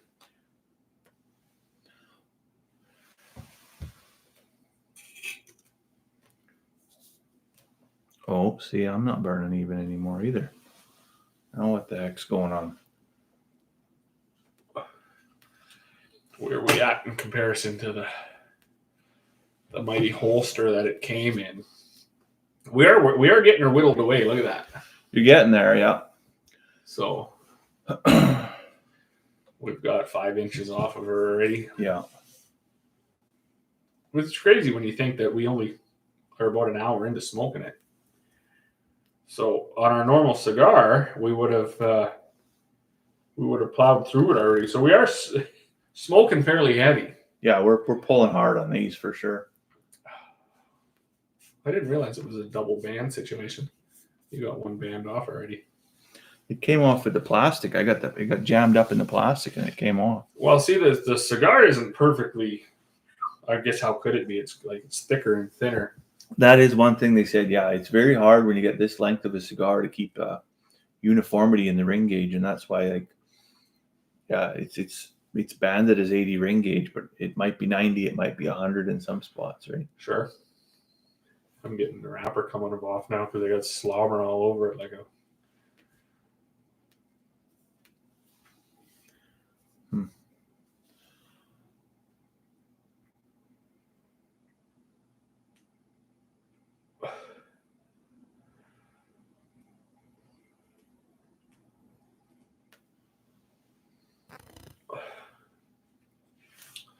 So what's everybody else got to say tonight? Somebody got some questions for us or what? I will admit I'm kind of focused more on the cigar at this point than coming up with new topics. Because this is... I can't imagine you got anything that's maybe preoccupying you at all, hey? You know, even just to hold this thing and be aware of like your surroundings. It's like, yeah, you got to have a lot of situational awareness. You don't because I mean, take somebody's eye out with this thing. Burning your hole in your arm with your suit there. Oh, I just hurt my elbow too. How's the molasses experiment situation? Oh, good question. At our place here, it's hard to tell. In the one main pasture where we did the 26 acres, the grass is outgrowing the cows, but if you were to look at color differential from one field to the next, you can't really tell. And we purposely swung the boom over the fence so that we could see a line in another field. But we just didn't get the moisture, I think, that we needed to really make it pop, so to speak. An inch of rain it took 2 weeks to get an inch of rain. And then that just wasn't enough. So the jury's still out, I think, on that one for me. I am very disappointed because out here where he's got his cows in his large pasture, we stopped. So there was 100-foot section of boom. And I cleaned out some nozzles right there, and you could see the brown molasses in the ground from up here at the shop. So yeah, you can see it from the house. Yeah. And when I came here this evening, I was looking for that spot and I couldn't see it. So that was kind of disheartening. I will say, and I'll put it up on my YouTube channel that isn't Smoking Oak, but I'm going to put it up tomorrow. I'm going to go down. So where I sprayed my own 11-acre little hay grass field, I did the same thing. I stopped and I got out and I cleaned out some nozzles. And it's not 100 feet because I didn't have the wings fully open because it's in between the highway and a dugout. But that spot looks like you spray painted it with a green spray paint can in amongst all the other brownish grass. So it definitely did something there. Did something, yeah. Now I don't know if I mixed it heavier. It could just be that my soil conditions are just so terrible that there's nothing that can help it. Well, I mean, it's definitely possible that it's different over here. I mean, you even have different weeds. Like you had a real bad mayweed problem years ago, where our mayweed has basically been eradicated. It's really not there unless it comes in with gravel or something. So we definitely have different soil makeup for sure. I mean, it's not going to be exponentially different, but it's slightly different. And when I stopped at my neighbor's too last night and drove around, I did a couple of rounds on his too, and you couldn't see a spot. Now I didn't get out there and walk, but I'm going to tomorrow. And I wonder maybe too if we had a half-inch rain more than you did since then. It wasn't much, but maybe it was enough that the grass responded to it. So we will see. But we're mostly very dense clay with big rocks, lots of big rocks. Yeah. In terms of topsoil, I don't even really know if we have more than 3/4 of an inch in any one particular spot. Well, that's what Dad says about our place. You get a 1/16 of an inch of leaf mold and then clay. So as disheartening as that is, that's the reality that we have up here. Yeah.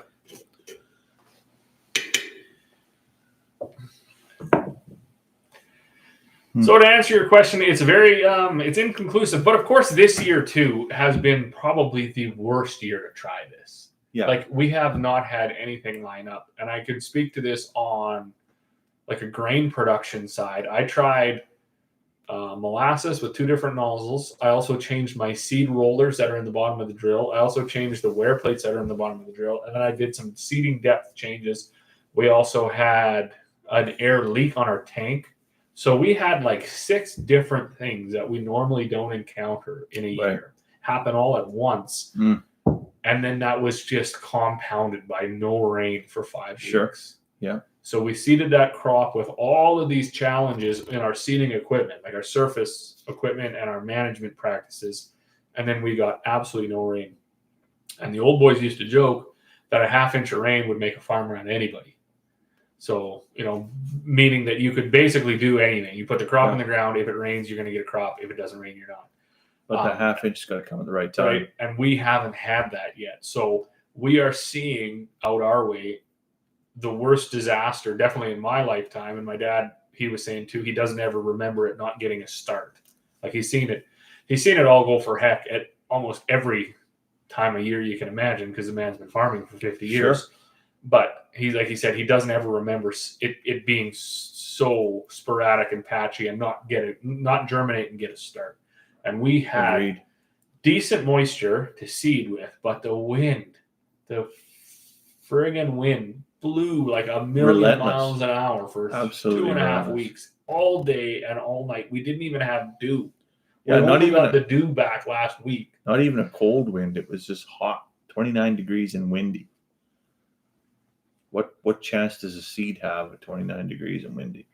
It just it's literally hanging onto the dust. We just have, we have nothing for, it was, had everybody plowed and dissed and worked their land like they used to, we would have had the Dust Bowl.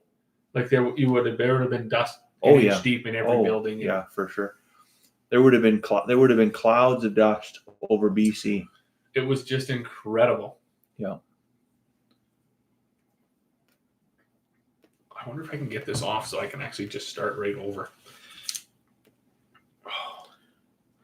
I don't want to burn the cutter. Oh, I got her. Look at that. Look at that. Don't burn your palm of your hand now trying to get that through. Okay. It's like melting the cutter. Oh, I think so. Oh, yeah. It's got a little cherry in there somewhere. But it doesn't even heat up when you blow on it. I'm taking another 1/16 of an inch off there. Okay.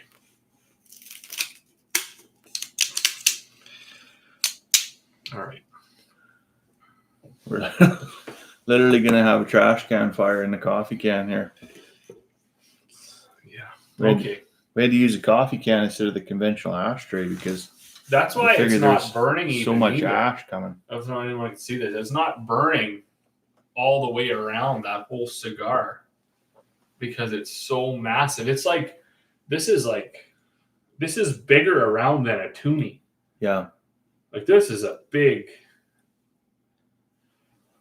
What's it? Honker. Shit. Can't get that off, so let's get that off later. Oh. Almost have to open your shop door here. I feel like we've got like 45 cigars smoking. Your eyes are burning? No, not a mosquito in sight. You go to take that deep breath of fresh air and it's just like, nope. More cigar smoke. More cigar smoke, yeah. Which is perfect. It's just like being in a cigar lounge. But okay, let's go. I'm gonna go at this with a little bit less. I don't even know if they'd let you smoke this in a cigar lounge.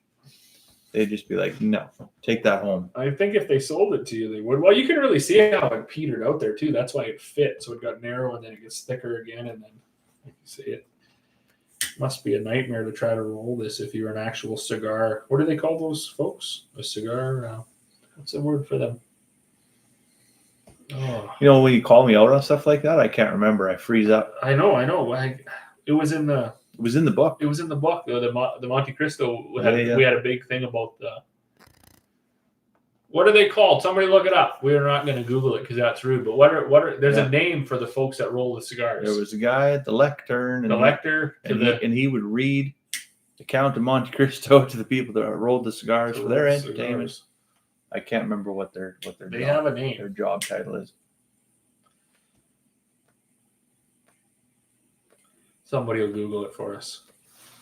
Let us know. What's on the forecast over there? We're supposed to get 2 inches here. We're gonna get none of that. We get promised a half an inch here, half an inch there, and it just comes in sporadic bands of thunder showers. That depending on which square of the chessboard you're on, you may or may not get that. And that's what we saw tonight. Actually, the wife texted me when I was out chasing sheep out back into where they're supposed to be. She said, "You better be careful. It looks like you're gonna get wet." And I looked straight up, and it was just as blue sky as you could see.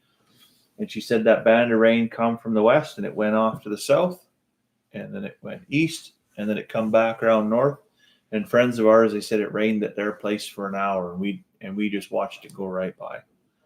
And that seems to be the theme around here, unfortunately. And the folks where it landed, they don't even have livestock to worry about. So, well, I'm gonna try this. See if I can. You got to be quick because it melts that plastic. You got to give her a couple up downs. We're gonna try this. Try and start fresh. Where's the big dog here? Oh, we got it. What are they? Torcador. That doesn't sound right though. Oh, whoa! See, you got the whole thing going through. That's what you come up with. Torcador. Maybe Torcador. No, that don't sound right either. Though. Well, I don't have. Yeah. That's probably it.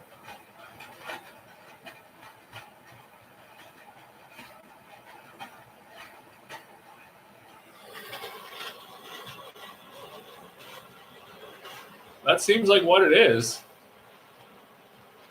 Torcador. I wouldn't have guessed that. We could. I wonder if we were just saying it's stupid because we don't know how to enunciate or pronounce things.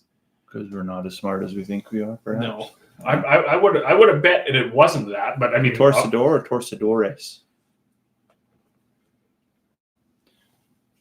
There's some homework. Got some homework for us. My throat. Look at this campfire we literally got. Like, it's actually warm.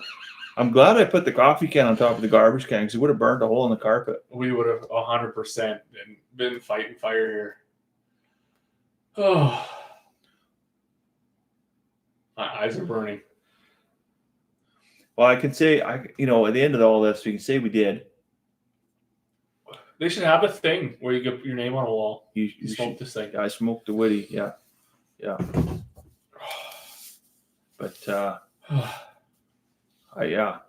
fact that the once in a lifetime thing, I think that's good enough.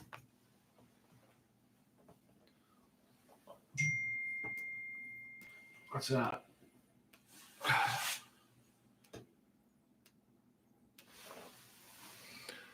Gotta go get the book. Yeah, the book's at Robin's house.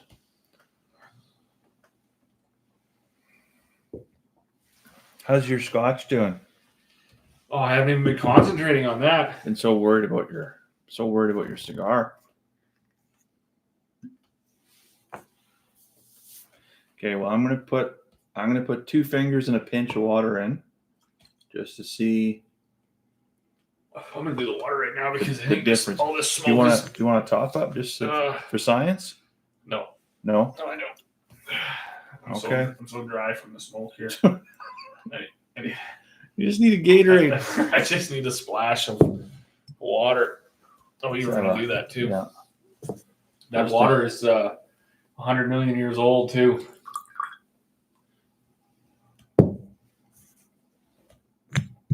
For anybody that doesn't know the story of that. Maybe not quite that old. It's as old as time. Yeah, that water fell off of melted off the Athabasca Glacier, which was formed 10,000 years ago and fell as snow. And today there's next to nothing left of the Athabasca. It's kind of a sad story to see it disappear. It gets smaller and smaller and smaller every year. The last time we went through there, and I haven't been through there in forever, but I don't know, was it last summer or summer before yet? And they had all these signs up where it used to be. And I was like, man, I don't believe that. I was here before. Right. But then I got looking and I was like, oh, you got pictures of it. Yeah, they're right. Yeah. You know, it used to be kind of just like right outside it's shrinking like a wagon wheel. Of the parking lot there. Center or whatever. The visitor center. And now, yeah, it's a hike. It's a ride on the bus.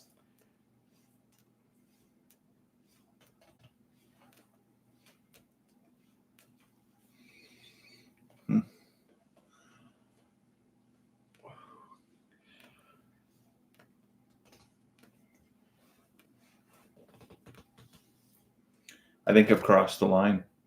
I think I've got to the point where I can actually take a pull and get the smoke. But that, wherever that is on the box, yeah, once you get, let's call that 5 inches. I don't think that's 6. I don't even know. Are you supposed to put your whole lips around this thing, or are you supposed to just like smush it up against your lips? I think you just smush it up against your lips. Whatever you got to do to create a seal. Because I've had everything. I had my teeth involved. You're not eating a sausage roll.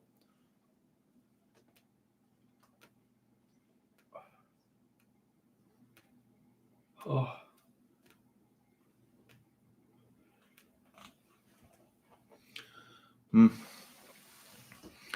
How's the bin cabin coming along? Well, the bin cabin has we got windows in it, and that's about it. Actually, I've got to get a door. My in-laws were going to put new windows and doors in their house, and so I was actually going to steal their front door just because that would be kind of cool to have the front door to my wife's parents' house, so like the house she grew up in, to be the front door for the cabin. But then they got quotes to redo their windows and doors, and they ended up deciding they were not going to do the doors because it was just exorbitant pricing. Sure. So I'm actually there's a few like recycle stores in Northern Alberta where you can get some of that stuff for a reasonable price. So I'm just going to source one there. Once I got the door in, then I'm going to frame the rest and do spray foam insulation. So it'll be an all summer project for sure. So I guess to answer the question, I really haven't done any work since I think the last time I made a YouTube video about it. But we were just there last night. We spent the night actually in the in-laws log cabin, which was really nice.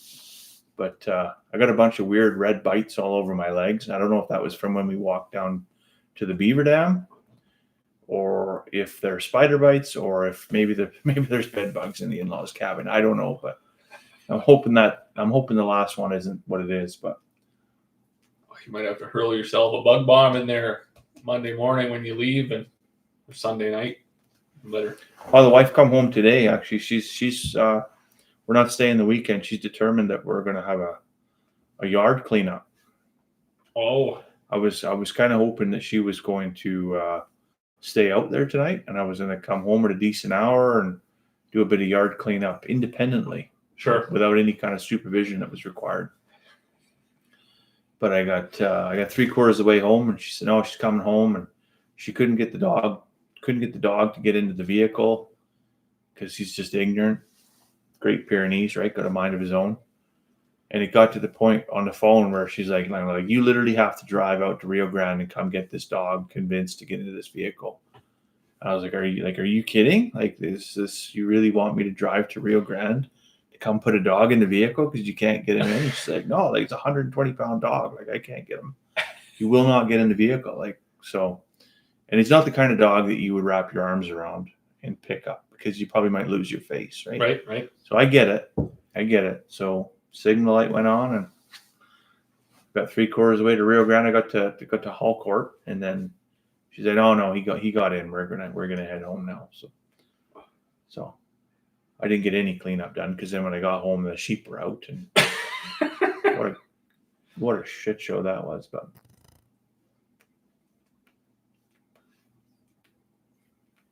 well, I spent my day praying for rain, a little bit of spraying, hoping that would bring go? on the rain. Usually it does, right? You just get going and you're like, yeah. Yeah, spraying is one of those things that should definitely get the rain coming, no? Yeah. But it's worse than a car wash. Historically it does, but today it didn't. No, we're just in that cycle where we're going to miss them.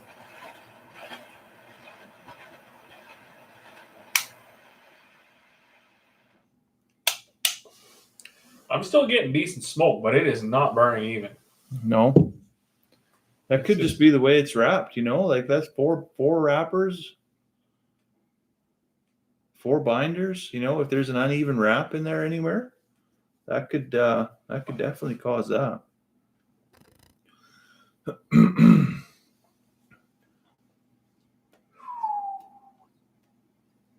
Get lightheaded. From pulling hard, not from No. the cigar. Probably it's just from pulling. Just from running out of air.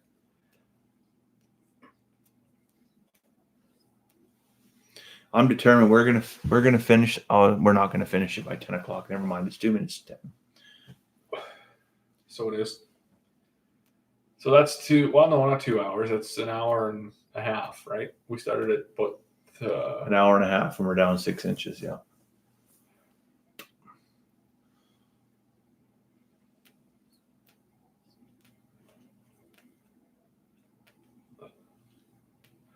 I didn't even know they made cigars this big. You know that? No. It's kind of ridiculous. Hey, why would you do that?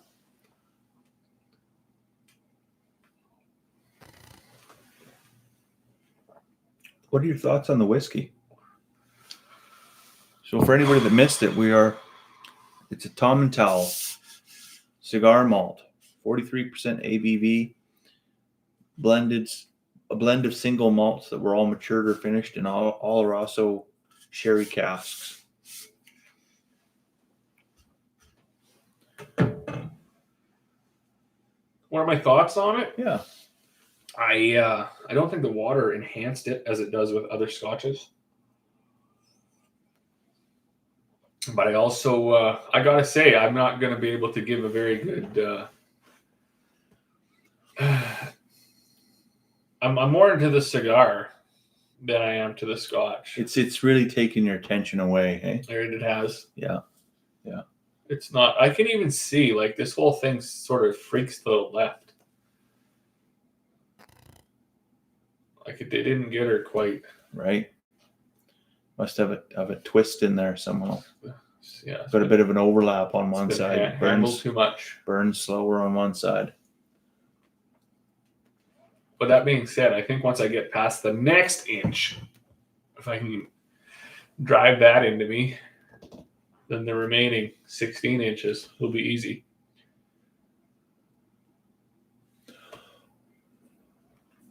Oh, what's that say there? Bad roll. Bad roll. Well, it's possible. I mean, how would you even?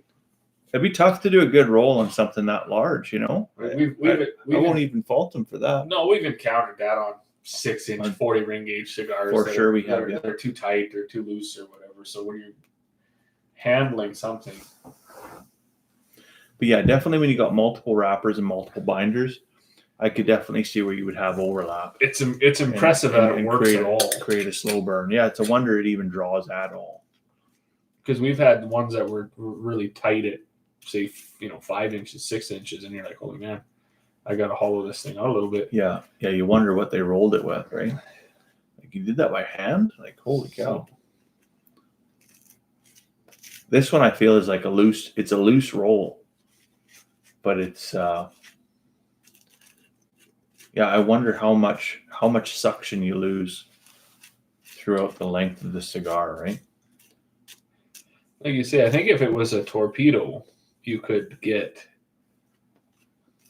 that more concentrated draw, but then maybe it wouldn't burn at all on the outside.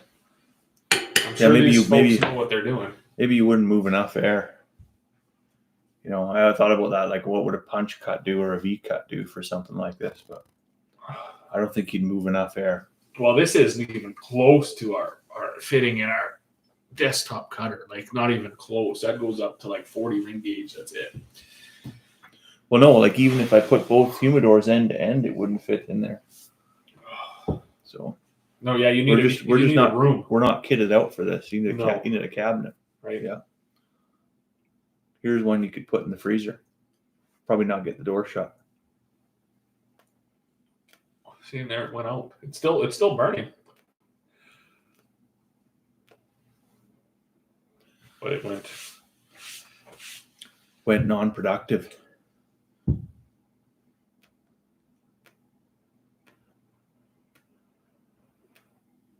So anybody following the old Iran situation?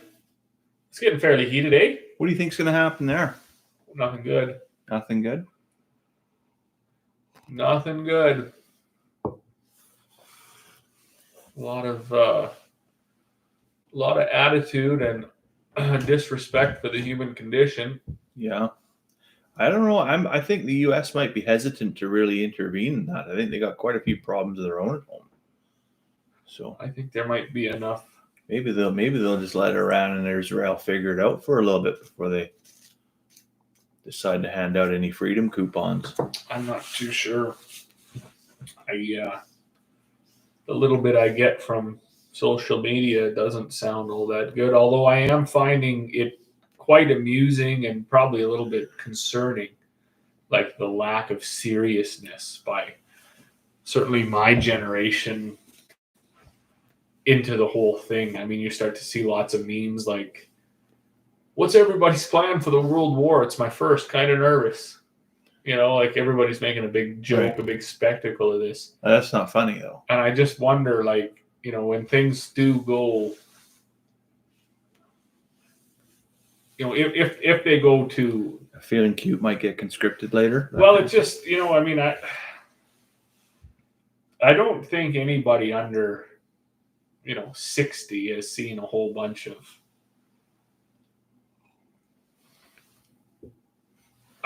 real, like, terrifying experience, certainly global, right? I mean, we've had there's been a lot of things go on. Like lots of us have lived through a lot of things already. Right. But they've always been far from home. Yeah. We might find with today's technology, some of this stuff ends up pretty close to home. Or at least requiring you to change your way of life for a while. Be watching the skies for a while, that's for sure. Yeah. Where do you all get your news? Social, CBC, podcast? Well, you can't get news on social media anymore because our government actually banned news on social media and it was under the guise of social media outlets not paying Canadian journalists. So you pretty well have to go to the CBC or CTV, which largely is government funded or state funded media. Look how that burned. Yeah, that's bizarre, hey? Weird. It's just too big. But so we try. You try to get a balance of whatever you can get from some folks that are maybe a little bit closer to it. But I don't know if we get accuracy or if we just get 6 different versions of it. But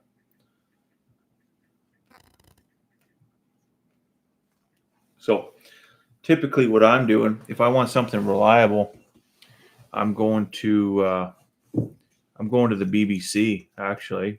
Right. I can kind of rely on them from the old country to give me something that's unpolitically motivated, I guess, for a news. It's just the news. There was another one too that was, I forget which one. It seemed to be mostly on maybe YouTube or something, but it seemed to be interesting on. It's not just a Western view on global events, but more of a maybe say an Eastern or Middle Eastern even view. Al Jazeera news. I don't think it was that, although I've seen that one too. But they seem to be more. And I think Australia actually has some decent coverage too. Is that right? On some of their. Yeah. I mean, I do find you end up with if you look at Western news, you end up with quite a Westernized view of things, which probably benefits Western folks, but I mean, it might not be their whole real story, right? Right. Yeah. I mean, my personal opinion on the situation is we're a very long way away from it. Therefore, just distance wise, we're automatically unqualified to really hold an opinion on what's going on over there, right? Absolutely. So, well, about 100 Substacks, right and left. Center is the predictable lies. Local voices is best for breaking news. Yeah.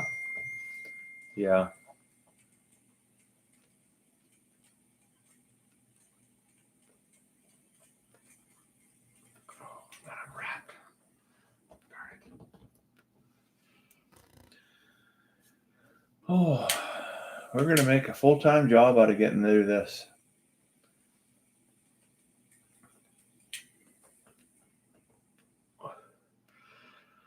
It really burns hot in the center and it doesn't burn around the outside. So you end up getting it like burnt in 3/4 of an inch, and then it seems the outside actually snuffs out the heat. Yeah. Because you're getting not enough to keep. And maybe we're smoking it too fast. Well, I think that you're pulling it back on itself quicker than it can burn. Because I think we're trying to smoke a cigar that some people smoke in 8 hours. In 4? In 4. And that's causing us some grief. But I don't even know how it would stay. Do you remember when we had the Texas Lancero and it was 70 ring gauge? How did it burn? Do you recall? I can't recall. I'd have to go back and watch that video and see how it burned. Because I think the ring gauge has something to do with it too. It's just so girthy that it just doesn't. Well, I don't remember having this much trouble, but of course we're not even there yet, right? I mean, we're basically double the length. If you started here and then went to that, like we're triple that length. Well, we were. I would like to think we got 7 inches. We were. Now. We definitely got 7 inches. Yeah. Now. But we are not halfway. There's over a foot of cigar. We've got a full blown. Like that's why it smells like cigar smoke in here. There's just so much wafting out of the garbage can. I'm gonna have to wet this thing down like a abandoned campfire before we go to bed tonight. So. Yeah, might be best to take this down and give her a good dosing in the sink. Can't even set it outside. The grass is so dry. You have your whole yard on fire by morning. Yeah, we good for the grasshoppers. Kill them off.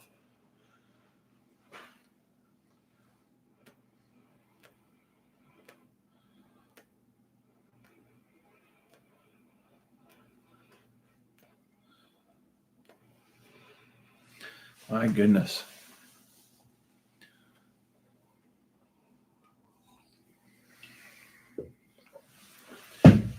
Well, I'm glad that we did, but I probably wouldn't purchase again. No, this is like it's like a bachelor party. Yeah. Maybe like a Christmas party. I don't even think a bachelor party, because how many guys would smoke the first inch and then put it out? Oh no, it's not getting finished at a bachelor party. You look cool while you're outside the rippers for 10 minutes, and then it gets fired off into the garbage, and you go back in, tell everybody you smoked a 21-inch cigar. Yeah. Yeah, take your photograph and away you go. But I'm gonna have to look and see like exactly who's doing these and why, because it definitely is an okay smoke. Like we've had some that were 6-inch 40 ring gauge that leave a terrible taste in your mouth. I'll give it that. The flavor's good. It is a really good smoke. It's just it might have been better at 8-inch 60 ring gauge. And maybe it's a day off smoke. Maybe it's one where you just like, you know what? You got a pot of coffee and literally no responsibility sitting in front of you. You can light this thing, whatever, 9, 10 o'clock in the morning. Right. And just that's your day. Sit there and watch your molasses strip green up. Yeah. Or not. Tell the wife you'll be right in after one cigar. Yeah. You'll be good for that too, right? Yeah. Yeah. When she says, you know, after you're done your cigar, we need to talk, this is the one to come out and light. Sure. Absolutely. Yeah.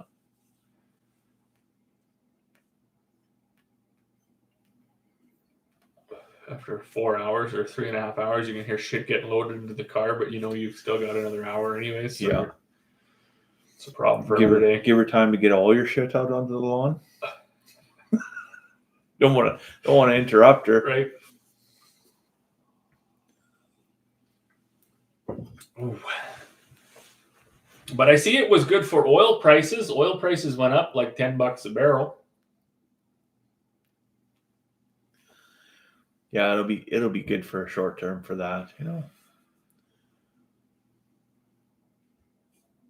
That'll be volatile. That could plummet in a hurry.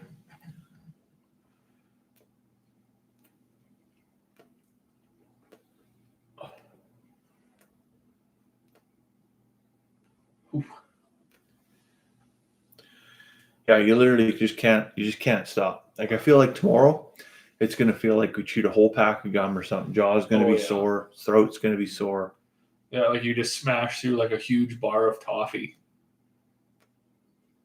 I'm gonna have to talk to the wife and be like, I don't know how you can't make 3 minutes. Like, fuck, what are you talking about? And this is crazy too, because there is almost no way to articulate or discuss this cigar without sounding like a raging queer. There's no way to say anything about this that isn't, Yeah,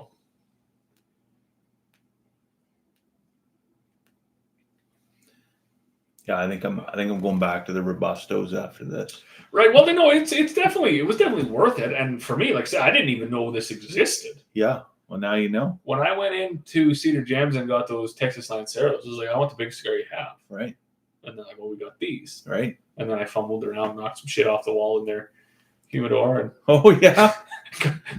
was escorted out. But I don't even know if I've actually ever been back in there. They were, I don't mind that place, but they really ventured down the vaping and the bongs and whatever else. And the cigarillos and the it's a slippery slope to keeping the doors open, right? Like, if you gotta diversify, but you wouldn't make it selling Cuban cigars in our area. You're selling cigars in our area. The market's not there. There's a handful of guys that want to look like hot shots, but the people that like we do, very, very few people, right? Sure. Yeah.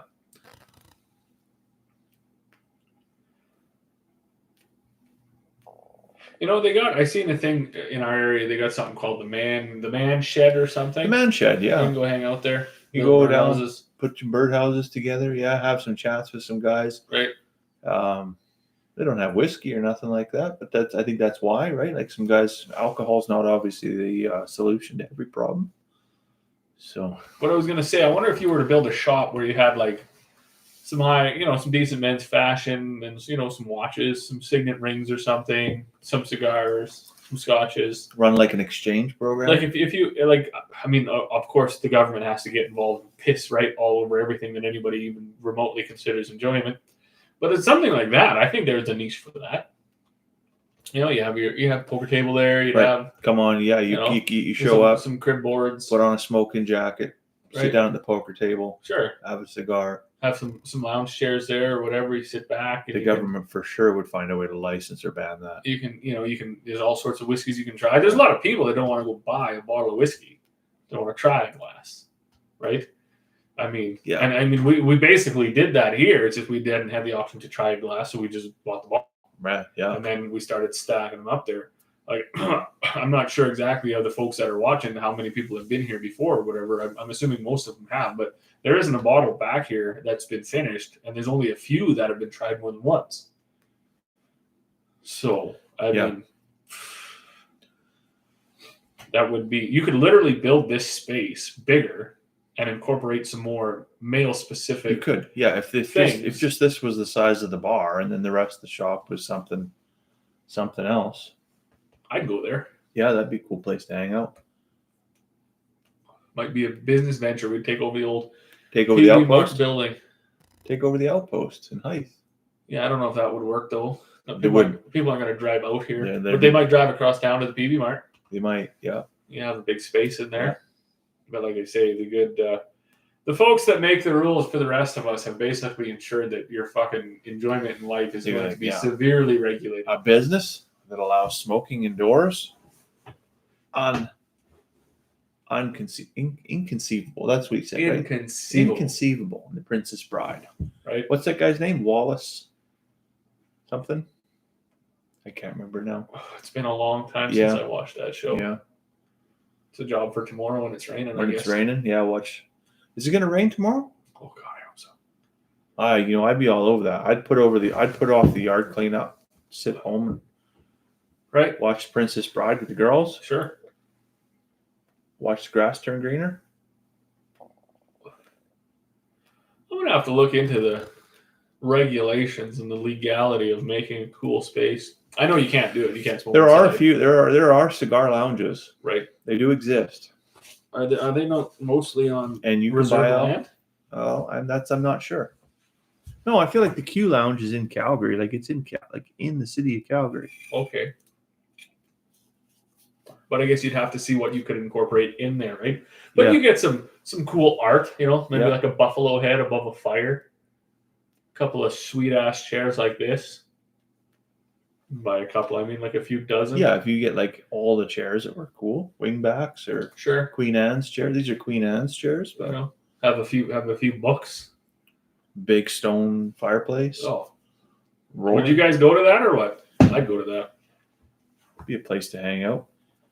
Have somewhat of a dress code. I mean, you can't expect everybody to get a order an three-piece suit, old-fashioned. but You know what? There's places though. There's establishments. They say, hey, the dress code is you got to wear a collared shirt and a tie Mhm. and a jacket. And if you don't got one, they have them. They have a rack of right.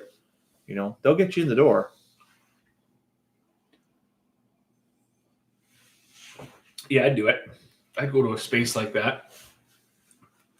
What the hell? Community futures affected. Commodity futures. I'm gonna have to go get my eyes checked. Heck yeah. Yeah. Well, that's why I'm saying I gotta get the second screen going up in here that's bigger because that's so small. Yeah, that other monitor never worked, eh? It didn't work, no. But when the TVs come on sale on Costco, I'm gonna get one and flat screen. I'm gonna mount it right here, just for that. So I think taking time has made. See, yours is burning super uneven now too, but it is, yeah. I think taking the time because I'm pulling hard has left. So I'm trying to catch up. It's more round now. Yeah. Oh, you won't have to catch up. I probably cut an inch off of this already. I'm cheating. Yeah. I was actually going to say the other day if the Oilers won and they were going to go to Game 7, we should set up the big screen in here. But then I immediately thought, no, like that's not what this is for. Or it's not that kind of space. It's funny you say that because watch the hockey game. I was going to do that too if the weather was nice to set it up outside. Yeah. Around the fire pit. Yeah. So you wanted to come sit and watch the game. Oh, I would have. I absolutely would have done that. But. Open the Smoke and Oak Loft to locals. Join with a bottle and a cigar. Dress code, of course. Yeah. I think the amount of space we got here, we could basically have 1 to 2 guests. I don't think we could get more than that up here, but yeah. That would be pretty cool though, just like to have that Smoke and Oak logo like up on a building. And like then recreated this space, of course, expanded a bit, with your stone fireplace. Yeah. I mean, we're not hunters, but it would be cool to have some taxidermy. Big bear rug. Wouldn't it be? Hey? Some rich mahogany, some leather-bound books. We got leather-bound books. We do. We got leather-bound books. We got some mahogany stain. It's not real mahogany, but a humidor full of a weekly guest farmer, eh? Yeah. There was a few folks that did want to come. There was definitely, and I actually have talked to a few local farmers, just, whatever. We go for 4-H or whatever, and they do comment on that. And they're like, man, we would love to come and just hang out in there. It's like, yeah, that would be cool. It would be. What would you do? Oh, I'd love to come and have a beer. It's like, no, it's not really not a beer drinking space. Bring a pack of darts and a case of Lucky. Yeah, that sort of entertainment is suited for down there, not up here. Yeah. Yeah. Not to be discriminatory or anything like that, but it's fair too. Like there was a whole thought process around this. Even with coming up, even with the Smoke and Oak logo and stuff, there was many. A lot of back and forth on that. There was some figure it out, get it right. A bunch of drafts first before it landed on the final draft. Yeah. So turned out pretty cool though. Those intros were good too. When you got off of that other one, not putting them in. I should do more on this anyways, like more shorts and stuff. I got to get back into doing the draws. Yeah, because I left. I don't know. 3 kids and civic duty. Yeah, you know what? I was thinking because we were going to do a dance tomorrow, right? And we couldn't get any help, and I really wanted to give some people a hard time about that. Like, why won't you go out and sell tickets? Why won't you volunteer for the evening? But then you come to the realization that, you know, a lot of guys they're just trying to make a mortgage payment and hopefully raise their kids so that they don't fucking steal copper cable. Right. You know, and that's a lot by itself. So I get it why people they don't have the capacity Sure. to volunteer in the same way that everybody else does, right?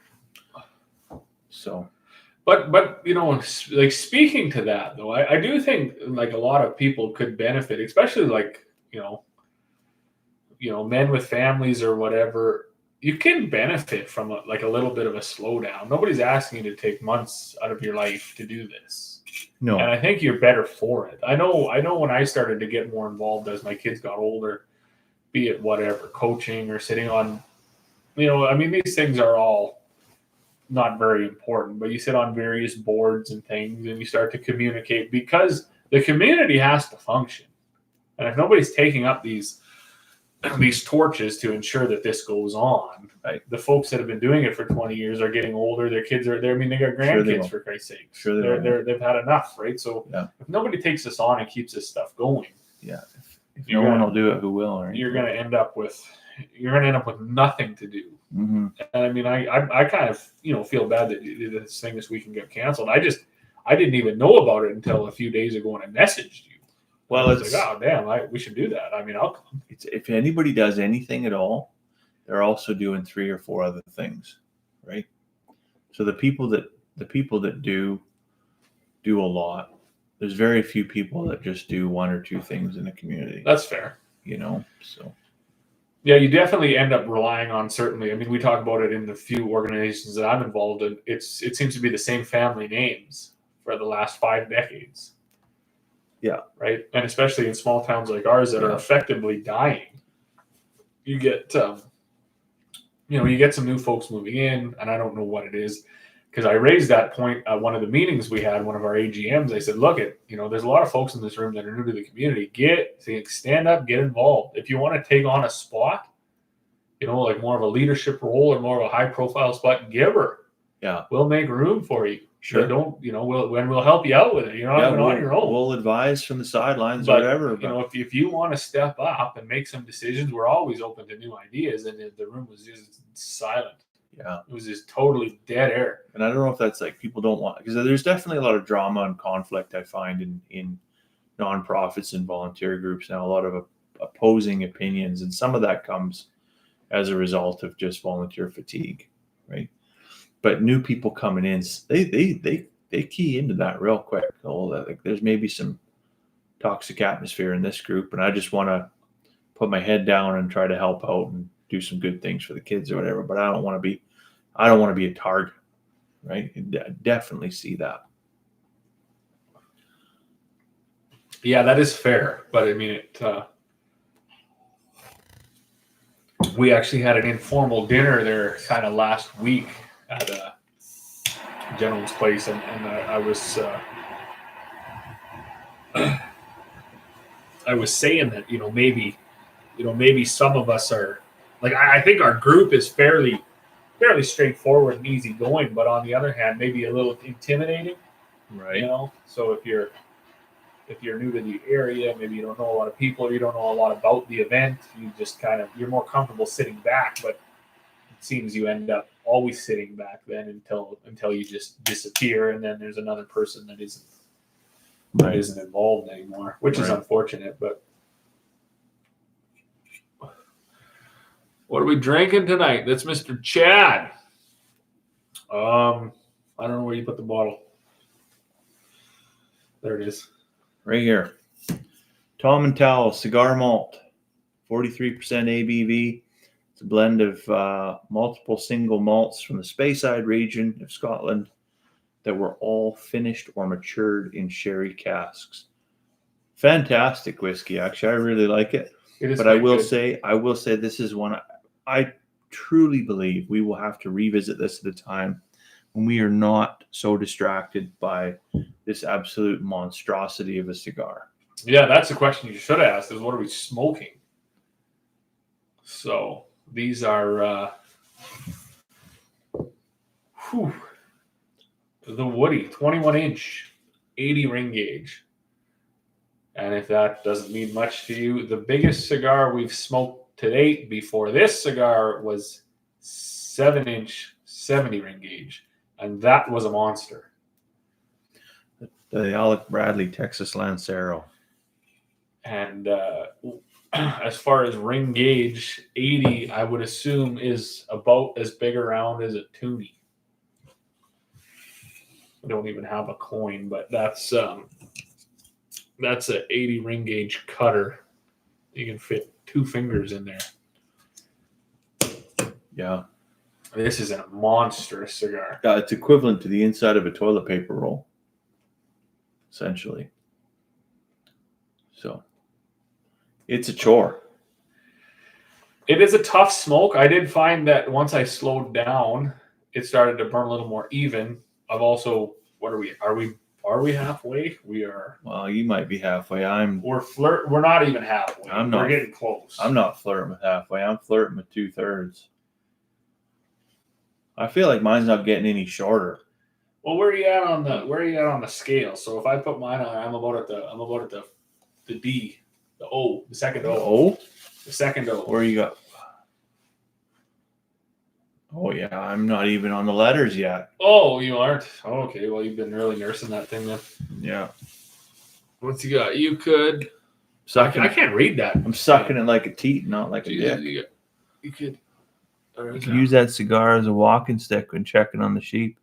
Yeah, that is true. You could, yeah, you could use it as a shepherd's. I could have used it to smack them in the face there today when they all got out, but kept my temper to myself.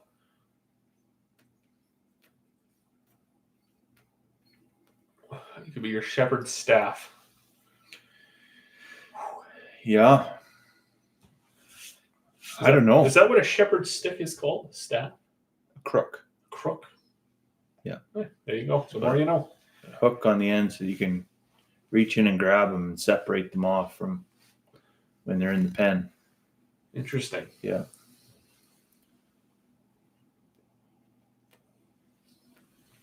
A crook.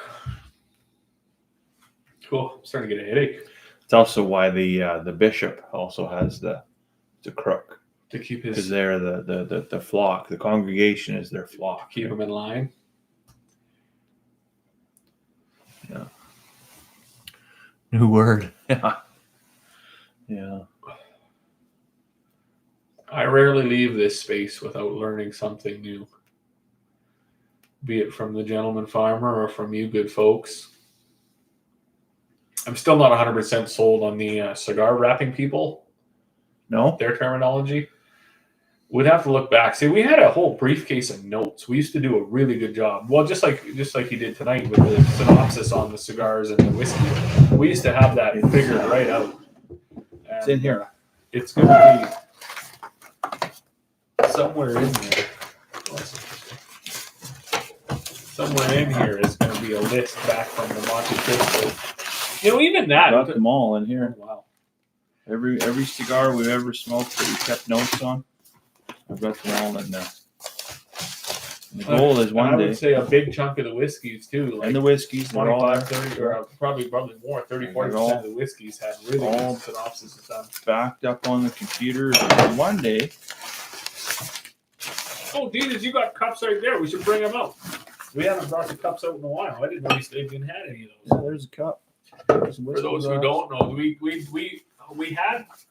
been giving these away every single live, and then what happened was we hit a little bit of a funk where we only had returning viewers, so we just didn't do it. I mean, And then so many folks, even when they won, they wouldn't even reach out to us to let us know where to send these. But we've sent these out. And at the end of every live, we enter the name of those who have been involved in the live chat. I just go back and I pick them all out. We weren't letting anybody win twice.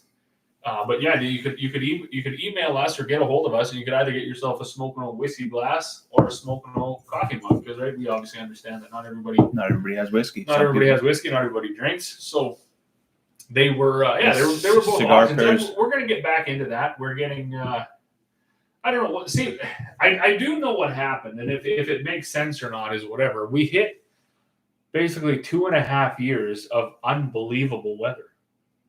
We had no snow in the winter. People were fencing in February. Peak climate change, yeah. Right? Yeah. We had beautiful summers. The first year that we did this in the winter, it snowed all the time. It was cold all the time, and it was pretty easy to pick up the phone and be like, "What are you doing Friday night? What are you doing Saturday night? Yeah. It's going to be minus 38. Boom. Sure. We're gonna have a cigar whiskey." And then the very next year, once we started this, it was like, "Hey, what are you doing, man? It's February 2nd. Oh, it's 18 degrees. I'm out fencing. Yeah. I'm out putting water in or something that was just totally unheard of." And then the summers were long and the falls were long. We October, had beautiful November. falls. People were out they were going to the lake in October. Yeah. That was crazy. So this sort of what was born out of boredom and COVID and, kind of, because historically, this is not a fun place to live for 8 months of the year. No, that's right. Yeah. So we found an inside. Give us something to do in the long, cold winter days, right? Or winter evenings. It used to rain. I was thinking back, and I was going to try to look back. I know we did one whole live. We had the shop door open. You could see the lightning out the window. You could hear the rain. Thunder, lightning. Perfect. Yeah. Now we just, you open it up, you hear the grasshoppers hopping and it would be just humming in here. The grasshoppers would be coming inside. So we did fall off of that. Remember that time we had the door open and the chicken came in? Flattering around underneath of us. What the heck is that? And then the dogs are barking. Yeah. What a time to be alive. Well, we did kind of fall away, and then of course we got busy with other things. You seem to go to Calgary more than even this summer you've made several trips down there dealing with your lots of travel, yeah. So yeah. But who knows? We'll get back to it. We're gonna get back into the swing of things. This was only before we were like 3 months apart from lives. This was only 3 weeks.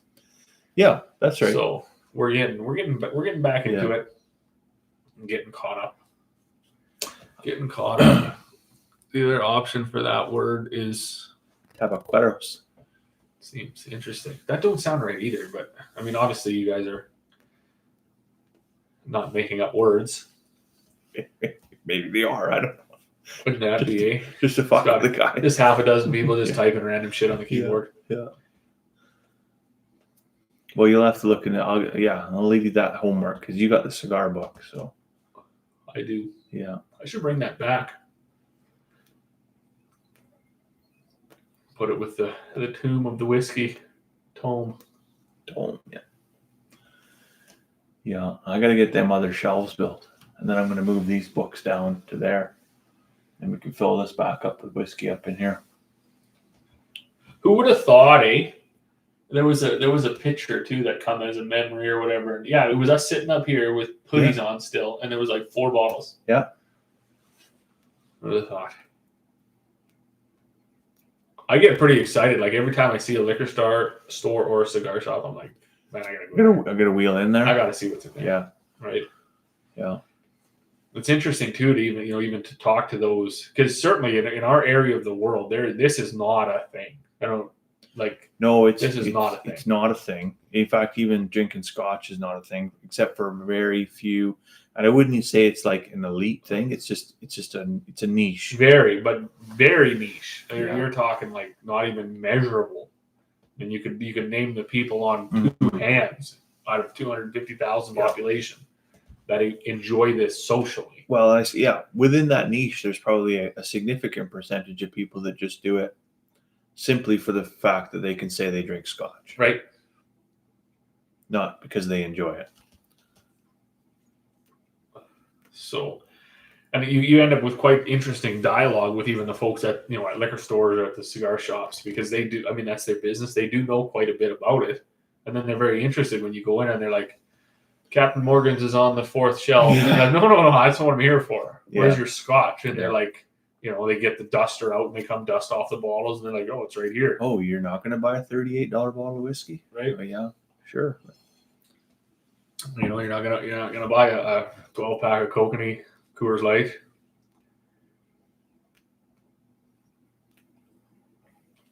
And the reception you get too, even when I was down at I haven't been there in a while, Sparks or whatever. Yeah, that's where I got this actually. They the Sparks Brothers Liquor Locker. Right away when I went in there, they're like, "Oh man," I was talking to the lady and she's like, "You guys do all that stuff?" She's like, "I'm gonna talk to the owners, or whatever. You guys can get 10% off and whatever. We'll get whatever you want in here." Yeah. And I mean, I never did go back. That was when my daughter was doing gymnastics, and that's on that side of town. Anyway, sure is. Yeah.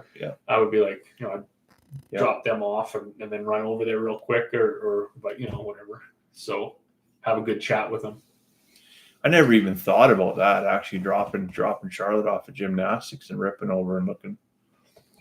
It's always sitting there watching a bunch of kids do somersaults. And yeah, well, I mean, I'm not just a distant father. I like to be involved too, but I mean, you go there, you drop her and her mom off. Yeah. You watch the kids roll around, play in the foam pit. You may as well take them to Love to Play. It's way cheaper. It'd be way cheaper, yeah. And then, I mean, they're not at that age, they're not learning piss all. They're just horsing around. So that kind of, to me, falls on deaf ears. I don't like that very much. Mm-hmm.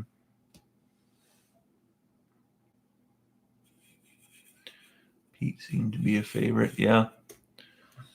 Yeah, baseball. We used to have a baseball team actually. The fire department.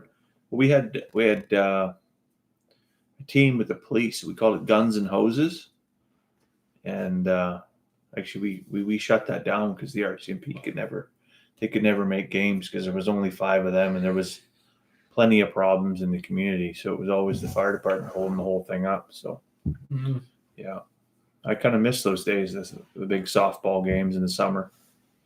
No doubt, eh? My kids actually were playing baseball in that minor league.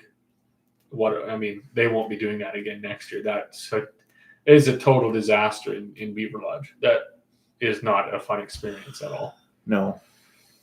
I'm all for having fun. And when I took on a role with minor hockey, I relayed my expectations very clearly that while we are going to have a lot of fun, we're going to have fun playing hockey. Right. So if your kids don't want to play the game, take them to the junkyard. Right. Where they can just play around. Because when they come here, they're going to learn the fundamentals of hockey. They're going to learn how to play hockey, and they're going to play hockey. And that's why it's fun. That's why it's if fun. They're not having fun here, find a different You shouldn't hobby, be there, yeah. right? So no different than baseball. I expect even at 7, 8, 9 years old that they're learning the fundamentals of the game. Yeah. First, second, third, home. Yeah. Who's out? What bases you run past? What bases you don't? Not chasing butterflies. Not rolling around on the ground. Everybody chasing everybody and fighting over the ball and picking up the ball and not knowing what to do with it. Right? I mean, that's fun for introduction to baseball. Sure. But that should be weaned out within a week or two. Okay. Yeah. And it doesn't seem to be so. Agreed. I have quite a problem with that. And it's, no different than here. You've been to our place. I mean, I don't need to leave my yard for my kids to have fun. They have a fucking 4-story tree. There's lots to do. Yeah. They got a ninja course. They got go-karts. Yeah. They got emus, chickens, llamas, fucking cows and turkeys and chickens and pigs and goats and rabbits, and there's shit to do. I don't need to load them up, right? Drive to town, to watch them say I don't want to be here. So if you're leaving home with all of that there, you better be creating some value and getting some engagement out of that deal. We might have to make a Smoke and Oak baseball team next year. Yeah, I like playing baseball. Out of high school, we like some of the girls I went to high school with. They did put together a drop-in team. Yeah. Oh, that was fun. That was so much fun. And then taking Buddy and his sister to baseball. So they're alternating days. So it's Monday to Thursday. We're in Beaver Lodge every night with one of the kids. And I'm like, oh man, like I want to play. I was playing with my nephews the other day actually, and I was just pitching them some balls, and then finally I was like, you pitch me a couple, and just dinging them out of their yard across the county road, watching them kids scramble through a barbed wire fence to get out and go find their baseball. That was pretty good time. There was no drinking on the field just after. Locally here, I think there's quite a few cases of beer that make it onto the field. Oh, absolutely. Like they're sitting in the dugout drinking or whatever. And that's all. I mean, that is all fine. I mean, nobody gets too rowdy. But yeah, I mean, there's not really any fighting or nothing going on. No, but you're right. I mean, if you can't, it isn't a bar, right? I mean, if it's taken away from the game, it's no fun either. So I'm one that I don't actually really socially drink. I don't, except for this. This is it. Yeah. You know, I mean, I'll go to family gatherings and stuff, and somebody will, you want a beer? I'm good. I mean, I've had the occasional beer around the fire at home for sure, but usually it's not. It's usually not there's usually not a whole bunch of them. Even softballs can be dangerous. Yeah, no, that is absolutely true. Chad wants to know, is there any update on the molasses on the pasture? Popular subject this evening. I'm surprised that so many people do tune into that. I'll let you take this one.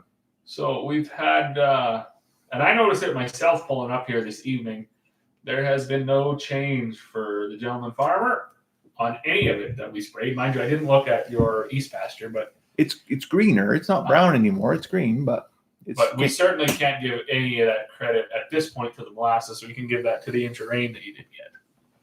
Yeah, there's no clear differential line between the area that was fertilized versus the area that was not. When I left here, I went over to another neighbor and I sprayed around. And last night after baseball, I drove by it and I could not see from the road. I didn't walk out, but we did the same thing as we did down here on one of Stan's lower pastures. We stopped. The booms are 100 feet long and they make, I don't know, about a 20-inch spread when you're parked. Yeah, I was cleaning up some nozzles, so it would just ran that whole time, and we ended up basically spray painting 100 feet by, say, 2 feet, and it was brown. You could see it all the way from the shop.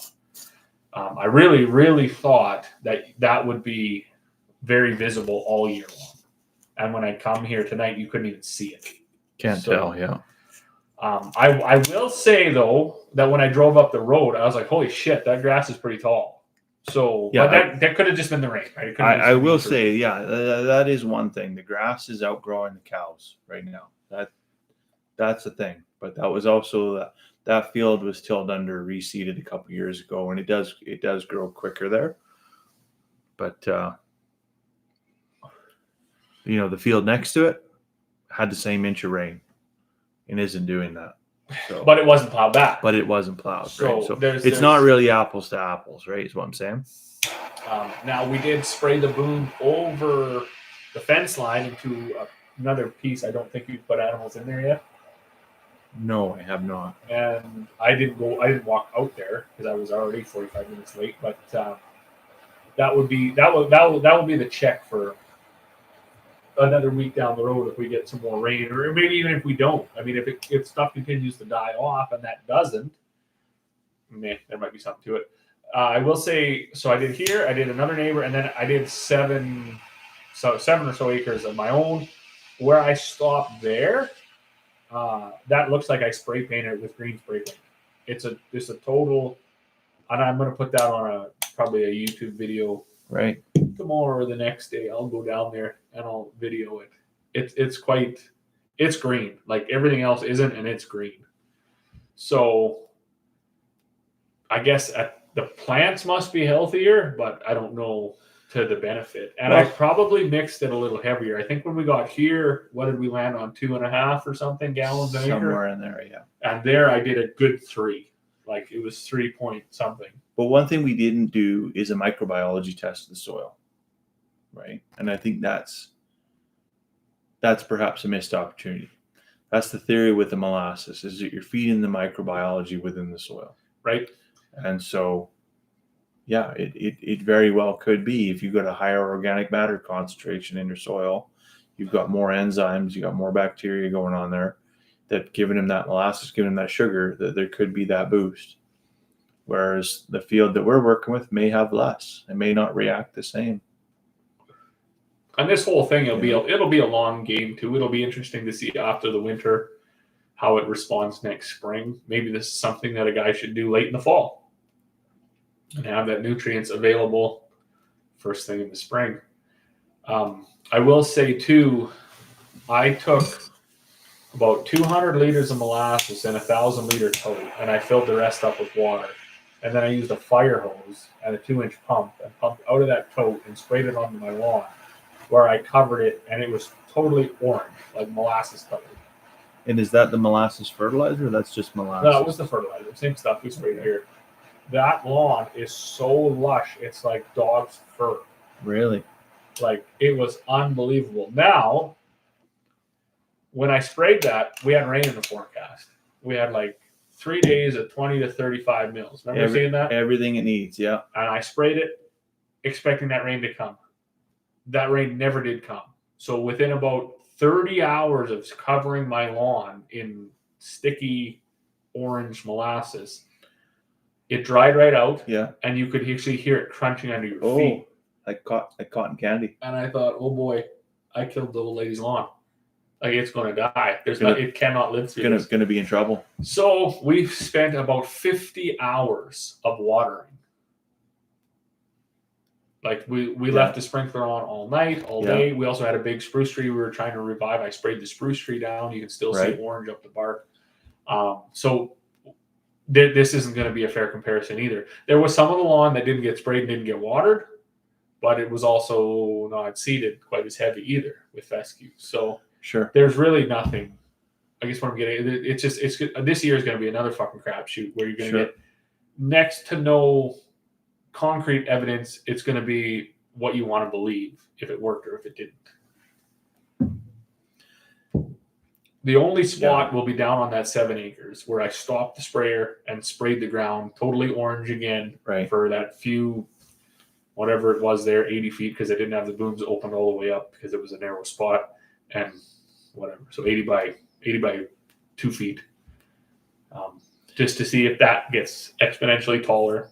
I did see a picture the other day, and I saved it on my phone because I thought, man, like that's a true statement. Is that we should never forget that we owe our survival to an inch topsoil and the fact that sometimes it rains. Like, yeah, that is absolutely true. Oh yes.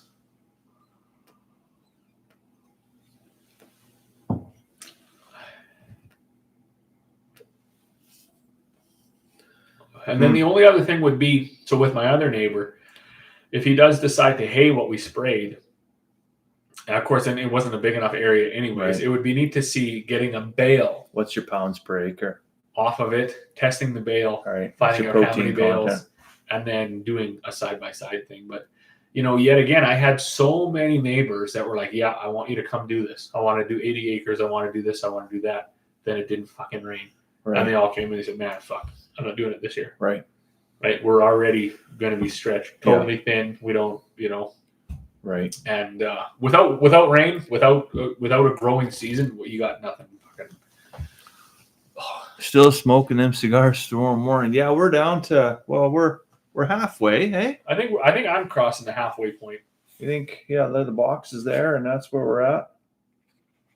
But like that's still bigger than any cigar like that. Where we're at currently, still bigger than any cigar we've previously smoked. Oh, for sure. This is at least 10 inches left.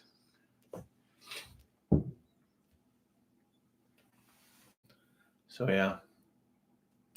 Oh well. But I will say too, I mean, you said you still had grasshoppers in your hay. So my neighbor texted me the other day, and he said grasshoppers are eating my barley. And I went out into my wheat that I had sprayed, and there was none in there. So, and of course, I will say when I got to spraying my own, I sprayed at a good 3 gallons, Right. not 2 point whatever, right? Maybe that's the difference. Maybe it's, that little extra sweetness, eh? I mean, but the other thing too, so where I checked my wheat, there's no hay around there, right? And there's hardly even any bush. So maybe once they're done eating the hay, because they prefer that, then they'll, we see this every year. There is grasshoppers when the folks cut their hay and bale it. Yeah. Then boom, then they move. Grasshoppers hop across the ditch. Yeah. And wipe out the grain crop. Yeah. So. Yeah, and I'm surprised they're actually even here, because there's not a lot of grass for them to eat, and what 3/4 of what is here is like the burnt off remnants of last year. Right. Like it's just stuff that never turned into anything. But of course, food is food, right? I mean, they know they got to survive too. So. Yeah.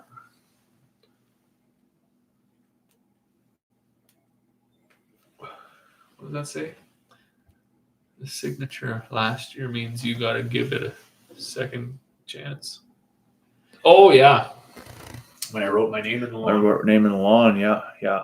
Oh, I think there's definitely something there, But yeah, like anything, you can pour as much fertilizer as you want on the soil, but without moisture, right, you're not going to get ahead. And even too, like this one up here behind us, the wind whipped one. Like, I mean, if you're spraying molasses onto gray clay soil with no seed bed, all you can expect to do is enhance soil health, but you're not going to get any growth out of nothing that's there, right? Yeah, you can't get fuck all out of fuck all, right? But. So now if you enhance soil health and you get fescue pollination and hayseed bullion or whatever, even weed growth too. I mean, we all know that there's infinite weed seeds in the soil. So weed growth is still organic matter; it can still break down, right? This could very much be a next year thing, right? Where you start to see. But I think Chad made a suggestion. I think it's pretty smart. Like bale graze that hillside to increase the soil coverage, reduce the soil temperature, increase the organic content percentage. Sure. And provide kind of a shelter layer. Those seeds will drop out of that hay and then should be covered enough to germinate to some degree, right? So yeah, even if you start to put straw bales out there, right? We've definitely seen, like in the stuff behind the barn where we fed hay, like we've bale grazed back there, and that's done really good stuff, right? That was an area that the horses would chew that right down to, like it's like a snooker table, right? The horses will eat it down to nothing, and so the bale grazing worked wonders there. It's amazing for how big their lips are, how close they can get to the ground and eat around shit. Yeah. Chad says his wife's name is still burnt into the lawn from the urea he laid down last year. Good green tinge around it, though. Yeah.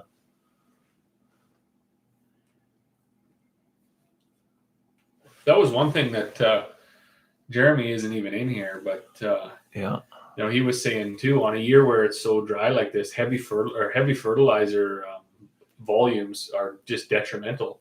And when I went out, I was checking our barley where I filled the drill and spilled some fertilizer. Back, yeah. It fucking burnt her right yellow. Right. Just killed it dead. Yeah. And in a normal year where it rained a lot, you would have had those fertilizer pieces or whatever you want to call them. Pearl, I guess they would have broke down, they would have dissolved, they would have melted out into the ground, and they would have dispersed. You would have had maybe a burnt spot, but it not like it is now. It's all dead. I mean, the whole everywhere a fertilizer touched the ground is. That's definitely something we noticed in the Northwest field that we sprayed on that grass, because with the absence of rain, like those leaves did yellow up quite a bit right afterwards, because they just had nothing to take it into the plant, right? Jeremy's out spraying wheat, he says. Yeah. I don't think I'm even going to spray my wheat. It's just going to be what it is. They don't have on label for when it's already headed out, so I'll just leave her. I'm going to need the weed material anyways to fill the combine to help thrash the wheat out, so it'll be what it is. Yeah. I might spray it yet. Anyways, I was actually out and I was checking. There's a second flush of wheat that didn't germinate. Right. That's only up now 1-2 leaf. So my thought is. So what do you think's going to happen there? Well, my thought at this point, since how it is only the 20th of June,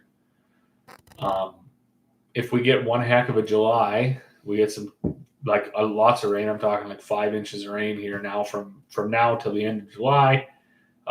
Maybe even throughout the first part of August. And September, we get no kill frost until the end of September or into October like we had the last few years. Right. This really late flush of wheat, I'm a firm believer that crops try to catch up. Sure. How they know, I don't know. Yeah. But they do. Yeah. When it starts to grow and it's like, holy fuck, the wheat on either side of me is already 6 leaf and I'm only starting. So it's going to accelerate. It should. If we don't get rain, it's fucked anyways. Sure it is. So at this point, I'm going to wait. I'm going to see what kind of weather we get. And if we do get decent enough weather, I'll go out. The stuff that's headed out now is going to be this tall. If the stuff that's growing now outgrows it by 10 inches, then I'll spray that crop as the potential crop, and then I'll try to harvest that. But we're venturing into uncharted waters here, where I don't think anybody alive can even, certainly in our area, can even advise what to do now. Michael just suggested just get in and try a second crop, but we're pretty late in the year. It's a real gamble to try and reseed now. You could get an early snowfall and then you're in a tough spot, right?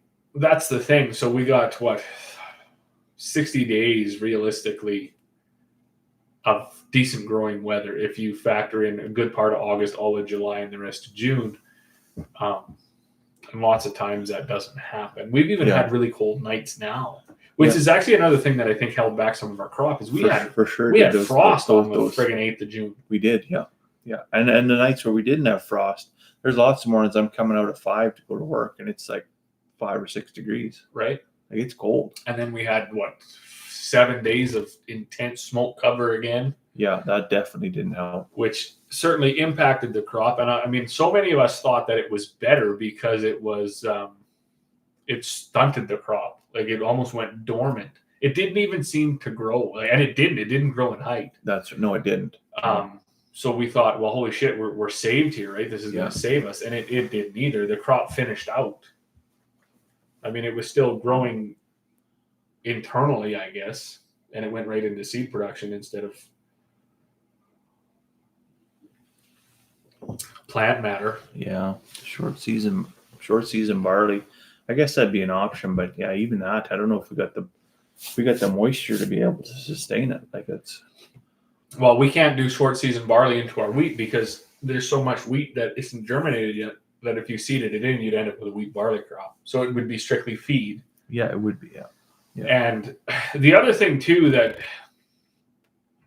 I mean, it's all fun to talk about it, and I do too, but you have to think of like a mental health side and an energy side. Yeah. I mean, some of our wheat, now this was our own fault, but some of our fucking wheat we already seeded twice. Yeah. So now you're talking about making a third trip across this fucking shit. And what if it still doesn't rain? Then for what? So now you've taken down. Then you're sending the kids to the mines. Well, you're just it's that whole thing. Every decision and everything I've tried to do to this point has been in some regard a fucking disaster.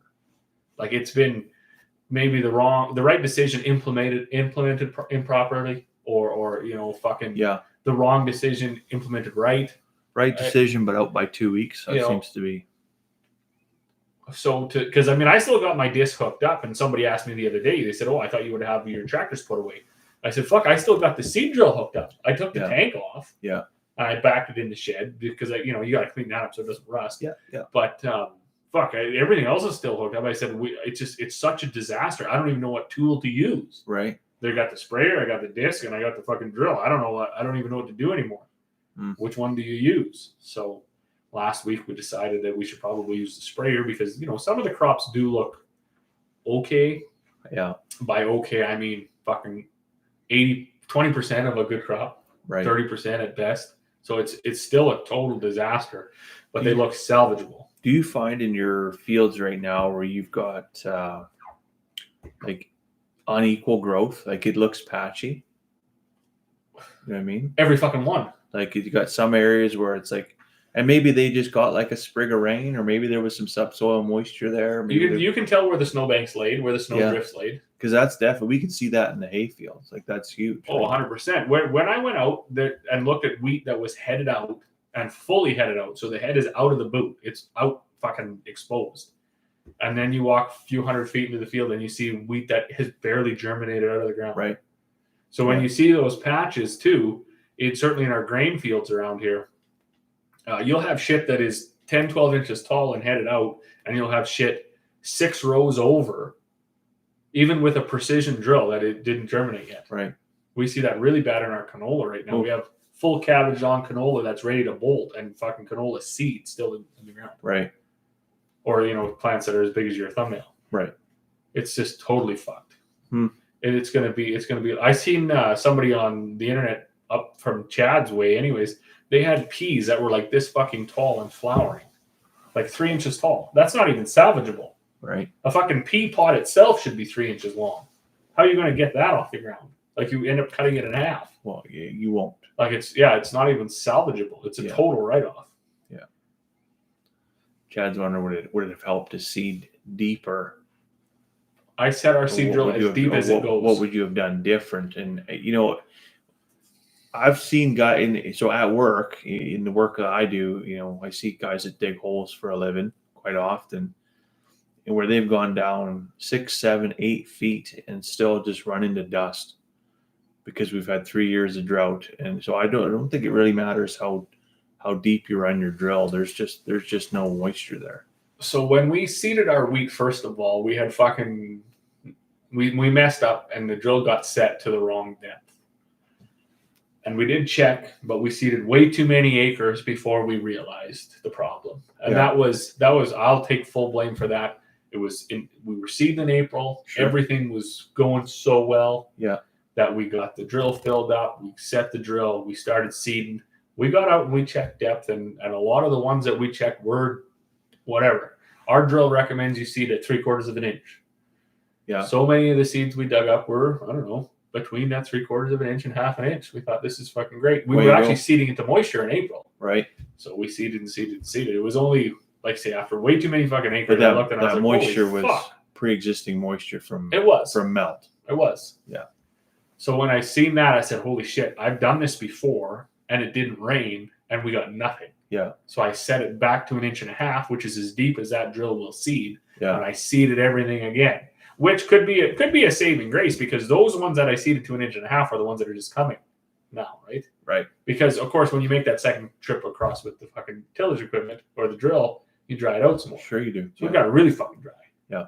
Right. My hope was if I could seed another amount of seed at 1.5 inches, and I'll seed fast enough that we end up with some turbulence that it roofs some of the dirt over the shit that's not deep enough. Yeah. Then it should all be covered.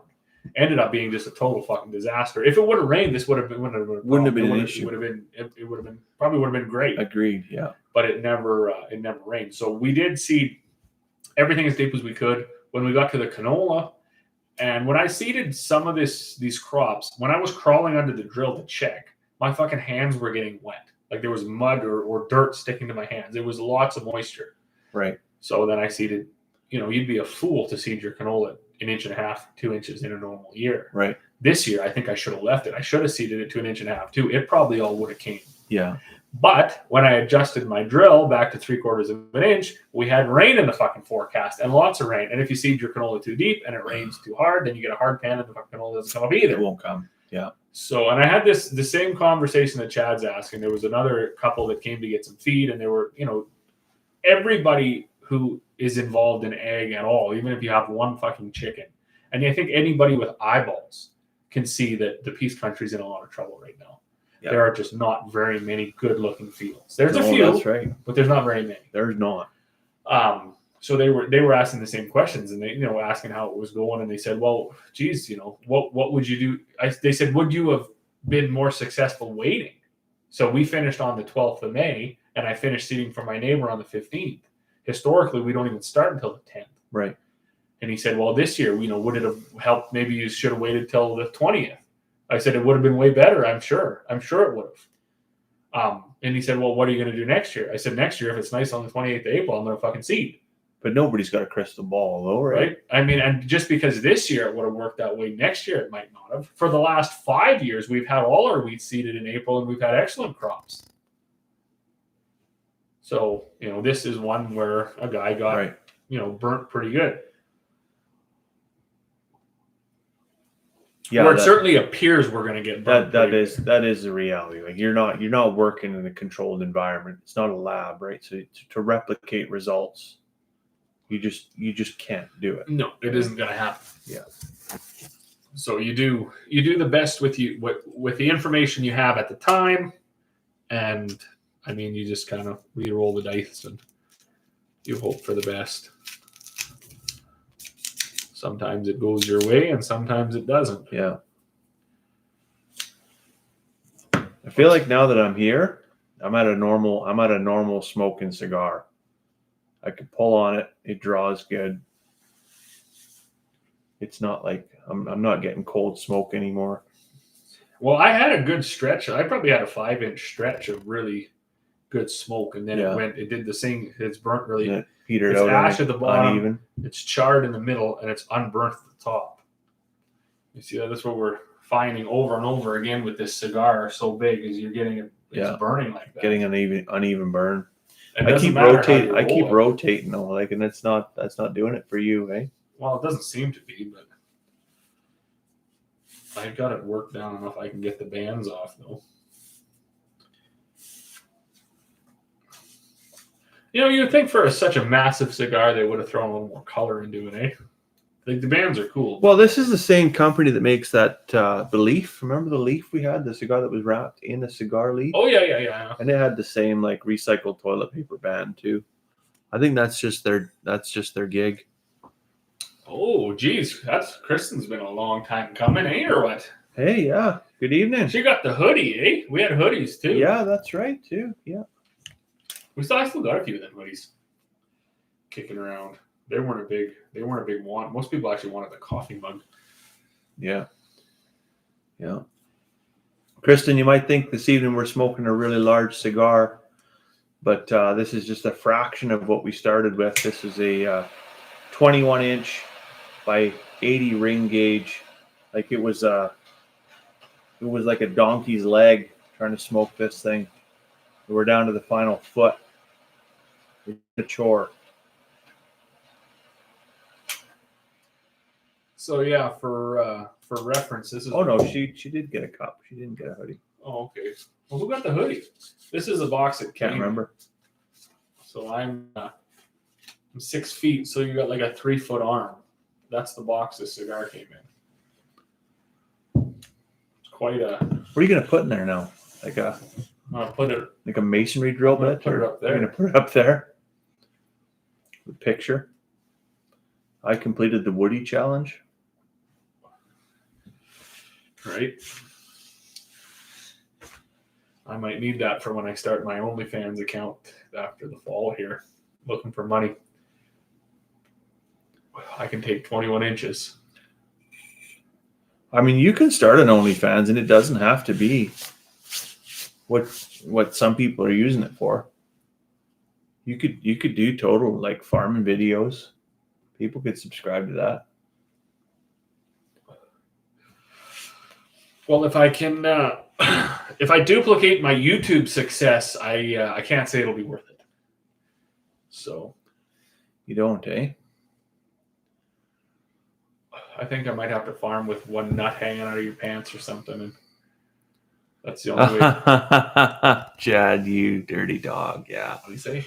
It's appropriate to smoke these since it's Escape Ride Month. Yeah. Oh, that's too funny. Yeah.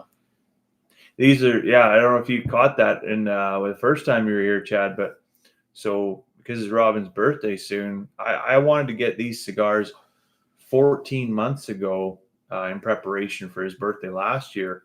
Couldn't get them, and they finally, after ordering them, they finally showed up. But there's nothing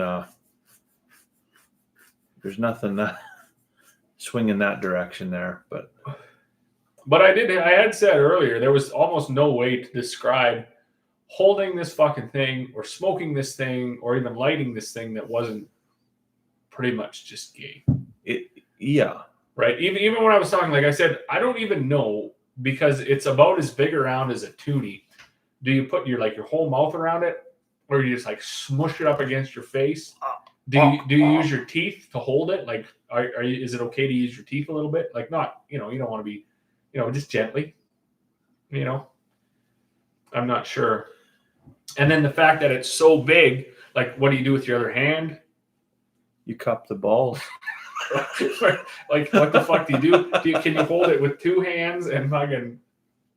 Yeah, but now that we're down to like an actual, like, I mean, it's still now it's still bigger. It's than crazy. Other cigar that we've ever had, but I feel it's actually smoking like a normal cigar now. You're gonna have to do the math on this, because you're a genius, on cylinder volume, and find out how many fucking 6-inch by 40 ring gauge cigars are in a fucking 21 by 80 ring gauge. I have the formula. I can do that. Yeah. I'd be curious. Not in my pocket. We probably smoked 50 fucking cigars in one cigar here this evening. Yeah, probably. Probably, yeah. Kristen says your poor lungs. Yeah. I today it's not that bad. It seems pretty. It's a mild, medium-bodied cigar, but not too much. But yeah. So even at that, if you use your teeth, you don't want to fuck the end up. You don't want to chew it up and get like a mouthful of Copenhagen or Skol long cut or whatever. But I found it is the best if you sort of just like mash it up against your face. Just kind of like just smack it off the lips. Bug your eyes out. Oh my.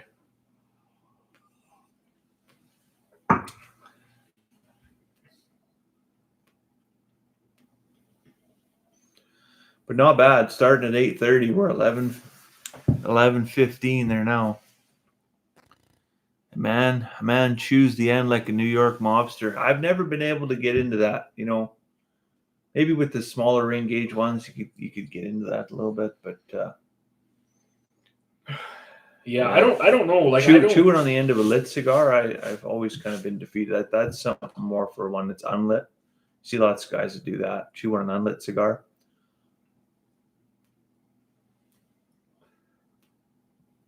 Did I get down to the local letters? Didn't Hannibal from the A-Team? That was always his thing.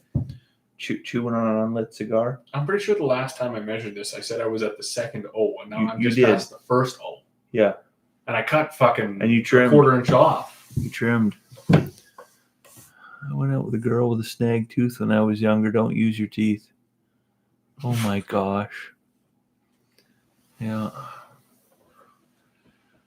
Message retracted. Might have his old lady watching on the other fucking device. Yeah. Too bad, Chad. We saw that before you retracted it. It was funny. We thought it was funny. Yeah, the next time I see you guys at an event or something, I'll ask you how Snaggletooth was. Still got the scars.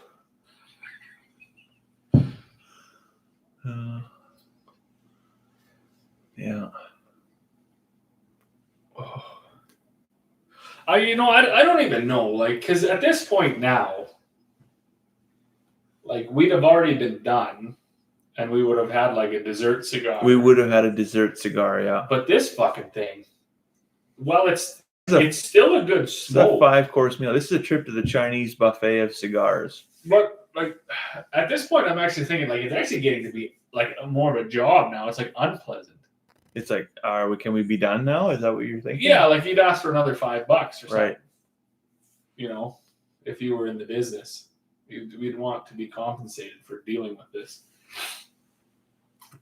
I was trying to edit it. Funny.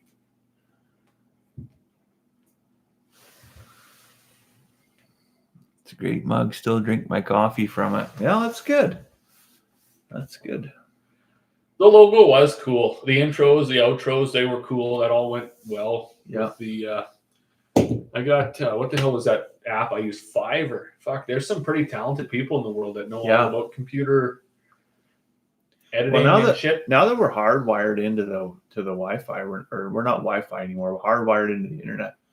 We can probably use that streaming platform and just put the video, the intro and outro on there, because that was always the challenge, is trying to stream through a streaming service provider, and then we just didn't have the bandwidth running off the Wi-Fi, right? Right.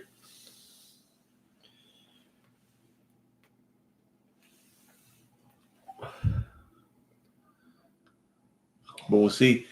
Even though Elon's maybe pointing some satellites some other directions here, we're still at 200 megabits per second. So right, yeah, he might be finding some different coordinates, but they were feuding, eh? So didn't they have a little tisk? Yeah, he wasn't too happy with the orange fellow there making a certain list. Yeah, he was on the list, and yeah, one's on the spectrum and one's on the list. What a terrible, childish thing to wash all that laundry in public. Oh,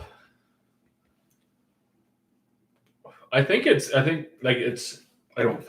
it's like it's a big part of the numbing down of certainly, millennials, Gen Xers, early Gen Xers, even that whole generation. But there has almost been nothing taken seriously. Like the last major event of my lifetime that was actually taken seriously was 9/11. Everything since then have been historical events that deserved a certain amount of attention and education from, and it's been fucking laughed off. Yeah. And all of this stuff now, this whole, and I haven't followed this at all, but it does pop up through the algorithm, this whole Diddy trial, the whole Weinstein fucking thing, the whole Epstein thing, the all this other shit. Then the world, they got Israel and Palestine, Israel and Iran, Ukraine and Russia. All of this shit has been just laughed off. The United States, North Korea, Japan. Yeah, it's just nobody gives a fuck, and these are serious.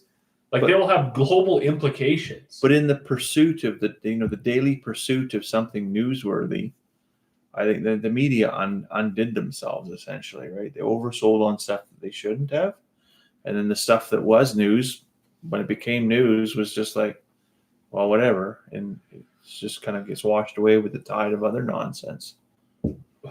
I guess so, but it's a bit, it's a bit concerning. I find myself even with folks my age, and I don't talk to a lot of people. In fact, most of the people that I talk to are usually in this live or sitting right here. So yeah, I mean, you only beat so many things to death. And nobody else even seems to give a fuck or even know that this is going on. No, that's true. Yeah, if you go and you're like, hey, did you guys hear that? Unaware, right? Just completely oblivious to things. Well, and I'm wondering, this, at least in my mind, this is important. I seen somebody on social media yesterday, and they were claiming that there's friggin' nuclear subs off the fucking coast of Alaska, right? Russian subs.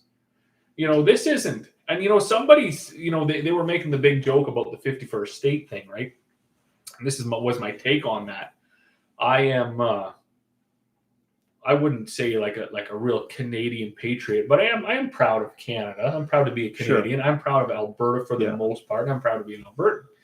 However, had North America got together as a whole and said, "Hey, look, this fucking line is dumb. Do you guys want to have a referendum? Do you want to weigh out our options? Maybe we should all just be one fucking unit here." If there would have been a diplomatic process, I would have thought of this totally different. But when you threaten a fucking G7 country, a NATO member, as one leader to another, that takes any of it off the table. Then it's a blanket fucking no. Yeah, it's a hard fucking no. Yeah, you can't. That's not how you start a negotiation. It is immediately how you just before we've even started talking, we're done. Exactly. Yeah. And people, I had a few people ask me, they said, well, when you were younger, you used to live down there. I did. I lived down there. I worked down there. I have a fucking social security number. Yeah. I had a work visa and everything down there. I have no interest whatsoever in becoming the security buffer for Russian and American nuclear warfare. No thanks. Like, because that's no, what we it are would be. we are That's in what the it'd be. fly zone. We are were in the definitely fly zone. For sure, we're in the fly zone, and that's one thing. But what would happen if you're the 51st state suddenly? It's like there's going to be staging, military staging of all this equipment that would be there, right, to protect mainland USA, and we would be the fucking Hunger Games. Oh, and it would, and for anybody that would try to argue that point against you, it fucking happened. They had a base in Beaver Lodge. Yeah, the foundations exist there. It's still there. Yeah, like you see this with your own eyes. This has happened before when they built the entire fucking Alaska Highway. The fucking United States fucking civil engineers built that fucking thing. Yeah. No comeuppance for any crime if you're rich. The end of the serious, I guess. I'm a serious person. Yeah. Yeah, I'd be interested to know why the change in societal accountability. Whether that was, because I mean, we could say, "Oh, I blame the justice system," but that seems to be fairly universal across the entire Western world. Is that we stopped holding people accountable for their actions. Yeah. Like even to the lowest level. Even at the lowest level, but even at the highest level, when it comes to like the criminal justice system, it's more commuted sentences. It's more like house arrests. It's more, parole, early parole, things like that. Well, you even think of like the latest G7 in Kananaskis. I was thinking too, like, this is insane. Now, I don't understand the rules around foreign diplomats and world leaders, but, I have a ton of peers that can't cross the fucking border for a DUI several years ago. DUI, yeah. And I didn't follow any of this either, and I don't know the extent of it all, but from what I gather, there's a convicted fucking felon that has free reign back and forth. Sure. Right? So we we have a totally different standard, and there's no accountability anywhere. No. Right? I had someone raise actually a fairly good point the other day. They said that was fucking kind of risky too, because, with the eyes on these high profile people, to host them in your country, like what if something would have fucking happened? Well, yeah, you've got a fellow. This fucking place would have been a parking lot. Had a couple of assassination attempts already. Like, is that somebody you really want to invite into your backyard? Right. You could imagine what would have happened. The security would have to be huge, right? So and it was, from what we've seen on social media. I think they said something. They had they brought up 30 of their own aircraft, plus they flew out a bunch of shit from Cold Lake, and they had, on and on. But yeah, God forbid something did happen, because we certainly don't wish anything on anybody like that. But they'd have fucking turned northern Alberta into a fucking. I think they had planned to nuke the fucking tar sands at one point. They would have fucking done her then. Right. There'd have been nothing left. I'd been sitting out in the fucking half a 400 barrel tank trying to have this live. A wasteland, yeah. Would have been Mad Max Cigar Edition. I gotta have a sip of water. I'm drying out. Whew. That's what happens when you take 18 inches deep. You need to replenish the electrolytes.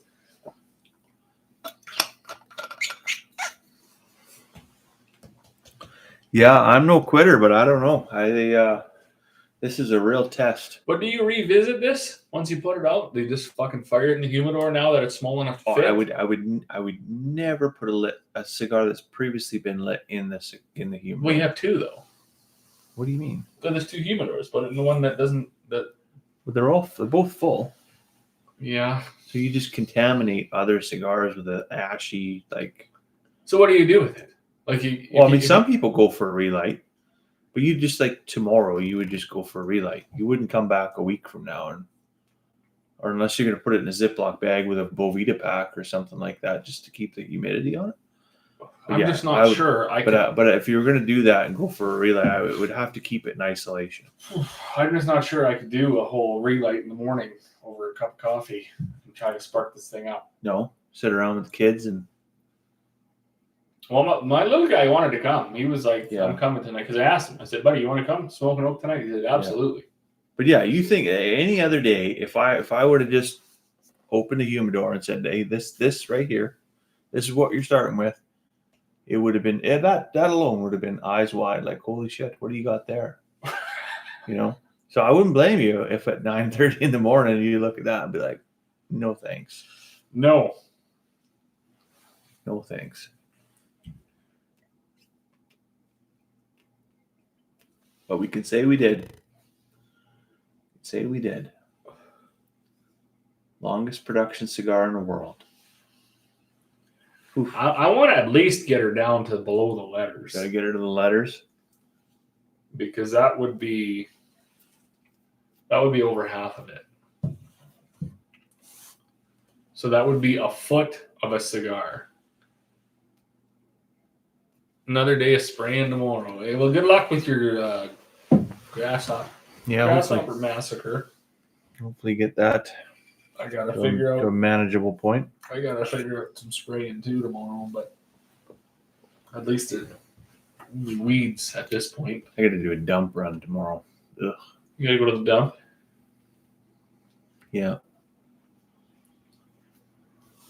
I had a bit of a whoops the other day when they lifted the fire bans for burn barrels, and you didn't get careless, did you? I did a little bit. It was under control, but it wasn't in the burn barrel. Bans only lifted if you got a permit. And I refuse to do that because fuck those guys. I'm not into that shit. But I did put it out as the smoke was billowing above the trees. I thought, fuck, with the amount of aircraft that's been flying over here and the amount of eyes on the west fucking county, you'd have been famous in a hurry. I should probably put this fucking thing out. Yeah. But I mean, we had just there was fucking water all over. It just had rain. Oh yeah, it was good and wet for a couple of days there. Yeah. I mean, it's not like I went into the bush. If you sink a shovel in the ground right now, I'm preaching to the choir there. Mm-hmm. Sink a shovel into the ground, there's nothing there. But I thought it was see we've gone like fucking 3 years of no burning, and I think it was last year I said, fuck, we're never going to be able to have a fire again in this province. Which also I don't understand. So you know quite a bit more about this than I do with the whole legality of what can be done. I was talking to my dad about this, and he said, you know what? We've had dry summers before, and we didn't burn the entire fucking county down. Why is this only happening now? And all we get, if you're me and you're out of the loop, is conspiracy theories about BC won't let Alberta, and then the fire chiefs or whatever are fucking, they're lining their pockets, and contractors are lining their pockets. I heard one story that there was some farmers west of Spirit River that caught this fucking stranger and they beat the shit out of him, and they started pressing him for questions. Right. And he said, yeah, I get paid $1,000 to start fires. So is there something to all of this shit? Is there a legislation in place and rules in place that these fucking fires can't even be put out? Because it seems that they're only even paid attention to once they're out of fucking control. Like, can we not just see the smoke, see the fire, put the fucking thing out? We have the equipment. Yeah. So, I mean, let's speak to the one that was really close to us here. And I'll probably get in trouble for saying this, but that fire, the Kiskatna fire, started as a result of lightning. BC Wildfire Service probably didn't take it as seriously as they should have, because like anywhere, it's like, oh yeah, like 3/4 of that whole countryside has burned already. It's gonna run to where we think it's gonna run to, and it's gonna hit either green or black area, and it's gonna fizzle out and die. The wind did a major switch. Suddenly it's 20,000 hectares. Now suddenly it's threatening the province of Alberta. What Alberta can't do is walk into BC and say, you're not managing this fire appropriately, we're taking over. Alberta has to wait until it crosses the border. They can share some resources if there's an actual request that comes in. Like if BC officially requests Alberta to send people and equipment and stuff like that, you can do that. But it's on BC's dime, right? So that's a thing in and of itself. Then you run into, when it crosses the border, you're actually in the fire protection area. So the fire protection area is the responsibility of the province of Alberta. So the province, they have jurisdiction, they have authority over it, they are responsible for the resources. And very similarly, it would call for resources from the county if necessary. But the county doesn't have jurisdiction to go in there and put that fire out. Right? So the county has jurisdiction essentially to go to all the residences, all the homes, and put up structural protection in case the fire that's burning in the forest protection area throws firebrands. Essentially, you get these spot fires that come out ahead of the fire front and protect the properties, protect the dollar value properties, essentially. Right? But what we saw there was a very unpredictable weather pattern that happened. So you see, upwards of 72, 73 kilometer an hour winds that would shift from the south to the southwest to the west to the northwest in a matter of a couple hours. And so very unpredictable, and is not something that you can really you can't put men on the ground in front of that. You can't even put equipment in front of that. So you're relying heavily on helicopters to do what they can do. And helicopters are severely disadvantaged when there's the massive amount of smoke. So when you got 20,000, 25,000 hectares burning and low relative humidity and high smoke plume, the helicopter can't see nothing. So it can't tell where to put the fire. And what the helicopter's trying to do is it's trying to steer the fire. It's not really putting it out, but it's trying to steer it to a point where you can get better management. So it's going to steer it to a green area. It's going to steer it away from stands of spruce. It's going to steer it away from property, but it's not going to stop it. Right? So they can get away really, really quickly. Now, in terms of the actual, are people out there starting fires and getting paid $1,000? There are politically motivated groups that those people do exist. Are they from a political party? No, like the Liberal Party of Canada isn't paying people $1,000 to go start a fire. But there are people of a certain political persuasion that take it upon themselves to go out and do this. But those people are fucked in the head. Right? They might be paid to act, be an activist. They might be paid to be a lobbyist. They might be paid for certain activities. Starting fires, displacing people, causing billions of dollars of property damage and destruction of Canada's forests is not what they're being paid for. That for sure is a conspiracy theory. But are there people that are lunatics that would go out and start a fire because they want to watch the world burn? Yeah. And what should you do with those people? You should beat the fucking shit out of them. And then let the justice system manage them after that. But. Interesting. So bureaucracy does let these fires burn. Then bureaucracy for sure plays a hand in fire growth, especially jurisdictional fires where it has a potential to cross from one province to another. If it has a potential to cross from one county to another, you see County Grand Prairie and Saddle Hills County, for an example, work very well together. MDA Greenview, County Grand Prairie work very well together, and we consistently share resources. We'll literally send trucks halfway across the province to go help people out. Manpower, trucks, equipment, all that, right? We do that very, very efficiently. But at the provincial level, bureaucracy definitely causes a lot of red tape, ties stuff up. For sure it does. See, because I was asking, so they had shut all the gas off out west, and we were fortunate enough to be far enough away that our gas wasn't shut off until it was time to turn the gas back on. Right. Then for some reason, our property was strategically located on the line that it had to be shut off, gauges tied into it, so firing up the line could be monitored. And I was talking to that gentleman, and he said, I said, well, why did this even happen? This shit's underground. And from what I understand, we didn't lose any dwellings or anything like that. And I mean, someone said there was a facility that was at risk. And I said, well, just put a water truck there then. Fuck, you don't need to shut all this shit off. And he kind of admitted, he said, yeah, well, what happens is when these big fires start, they instantly throw together a board at ATCO or at the provincial level or whatever. And it's a bunch of fucking people that have never even fucking been here. And they don't even take the time to look at a map. They just make knee-jerk reactions and decisions. And they're like, hey, no, just fucking turn it all off.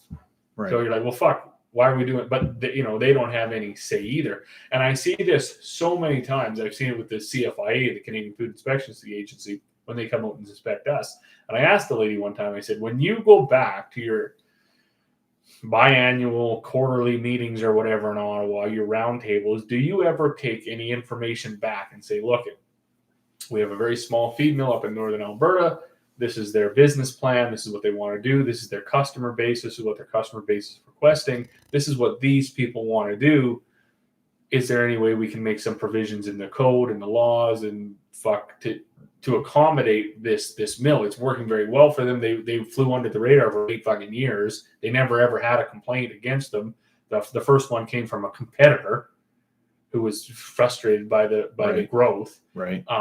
And she said, no, we don't do that. No, they don't. We don't. We just kind of sit there. We kind of say nothing. And then all of our new legislation, new rules, new laws, new procedures, they come down from bureaucrats in Ottawa, animal nutritionists, vets, people that are educated working for the government, and they just push that shit out. And it makes a blanket policy for all. I thought, well, that's fucking sucks. Yeah, no, that is 100% how provincial legislation and federal legislation works. It comes through the bureaucratic process, and it comes with very little, if any at all, frontline engagement from the people that it affects. Well, yeah, it seems to be none, and I wonder too, because I had seen in regards to this fire, there was obviously people that weren't impressed at the way it was handled. I kind of stayed relatively neutral because I'm very much for minding your own business. But I seen one person made a post and they said, well, the man who's responsible for it, if you want to talk to him, he's at the fucking art walk in Beaver Lodge today. Right. And then I seen the comments flood in. And this is where I differ from the bleeding heart side of things. And it's tough to say because, you don't want anybody to lose their fucking home or their property or get any damage. I don't even want to see fucking people's fence lines be damaged. I don't want to see any of that. Responsible for what? I guess the management of it. I don't know. Maybe didn't see that post. Maybe they were talking about me. Maybe they were talking about you. Were you at the art walk? I was at the art walk. Or maybe they were talking about you. But anyways, they were like, oh, the guy, the commander or whatever the fuck is it, the guy who was responsible was at the art walk today. And quite a few people jumped on and they're like, well, what do you expect him to be out there fighting the fire? And I was sitting there thinking, yeah, I literally do expect that. Yeah. Like you're literally in a fucking crisis. Right. It's moving. And then the praise, and I realized this, that you were involved in it, but the praise people got from some of the public, like, oh, they finally stopped it. Nobody fucking stopped anything. The fucking fire stopped when it hit the fucking farmland. That's when it finally stopped. Yeah. When there was no more fucking fuel. Yeah. Right. Nobody. I mean, they saved a lot of. I don't think that fire burned any inhabited dwellings. So there was property damage, fence lines and things like that, but nobody lost their house. There's property damage, fence lines. There was structures that were threatened. There were all, every house in that area, every chicken coop, everything was all structurally protected, right, with sprinklers. So there was good stuff there. There was fire brands that were coming down on people's property, and so there, had that protection not been in place, we would have lost homes. We would have lost outbuildings for sure. What people don't see is they see, okay, well, that guy's out there right now at the art walk, trying to do fundraising for the local fire department. What they don't see is that when you put in 6 hours doing some fundraising, then you go home, pack a lunch, throw some underwear in a bag, and you go work a 14-hour night shift trying to put out that fire. Sure. Right. What they don't see is 8 guys running down dozer line with hoses, trying to wet down and hold a fire break in 70-kilometer-an-hour winds so that it doesn't cross the line. Right? They don't see that. So effort was made in very, very challenging conditions, but how do you deal with that with a 25,000 hectare fire, 70-kilometer-an-hour winds? There's no amount of effort no amount of manpower effort on the ground is going to be effective. but it requires to be steered to open farmland to stop that. That is the reality, right? There's a whole thing on like the wildland urban interface and how that needs to be managed in these big these big communities where they want to build everything in the trees. Well, even like your yard, right? Mm-hmm. If you had a wildfire come into your yard, you would lose your house the way it's configured, right? And whether that's the rural community or the acreage community or whatever, a lot of people want to have tree cover. They do, and there's risk that's attached to that. Oh, for sure, yeah. I had said that to complain that well the province isn't doing enough, or the municipality's not doing enough, or the firefighters aren't doing enough to save my home, but I literally built it in a tinder box that hasn't had rain in 3 years. That doesn't cut it. Yeah, no, and that's fair. And I had said that because I do not believe that my house is at risk. Your house is not. Where with that fire, Kelly Lake is at risk. Was extremely fucking high risk. That community is built like a fucking cottage country. Like they're in the middle of the forest. Hollowed out the trees and built their house there. We hollowed out our trees and built a house. However, there's some houses to the east of us, or some trees, there's you could count them. And then there's a fucking, let's call it 30 feet wide by a few hundred feet long break on the other side. Then there's a road, and then there's a 14-acre bush. Right. So if that started, I would say, with my very limited firefighting fucking experience, with 1,200 gallons of fucking water in my fire hose and a case of beer, I could save my home. All the fucking trees would probably burn, but I could save my home. And then that's where I got into another issue, because I was hearing so many people say oh, we're being forced to leave. And I thought, that's fucking insane, because if you leave, your house is definitely going to fucking burn down. Nobody is forced. This is an evacuation order, and you're told to leave. But that good fair country, there's probably 35 people running around that. Nobody left. Almost nobody left. Right, and that's what I heard after. See, because then that's the thing. Like the general public, myself, fucking John Q, fucking walking around, just hears this shit, and you're like, well, really? That seems insane. Yeah. I mean, you've been to my place. Why the fuck would I leave? Yeah. I literally have 3 miles of open farmland, which this year was all black because nothing fucking grew anyways. Right? Now there's some ditches and there's some fence lines for sure that, yes, if ash rains down, it's most likely going to start on fire. It's dry as fuck. Absolutely.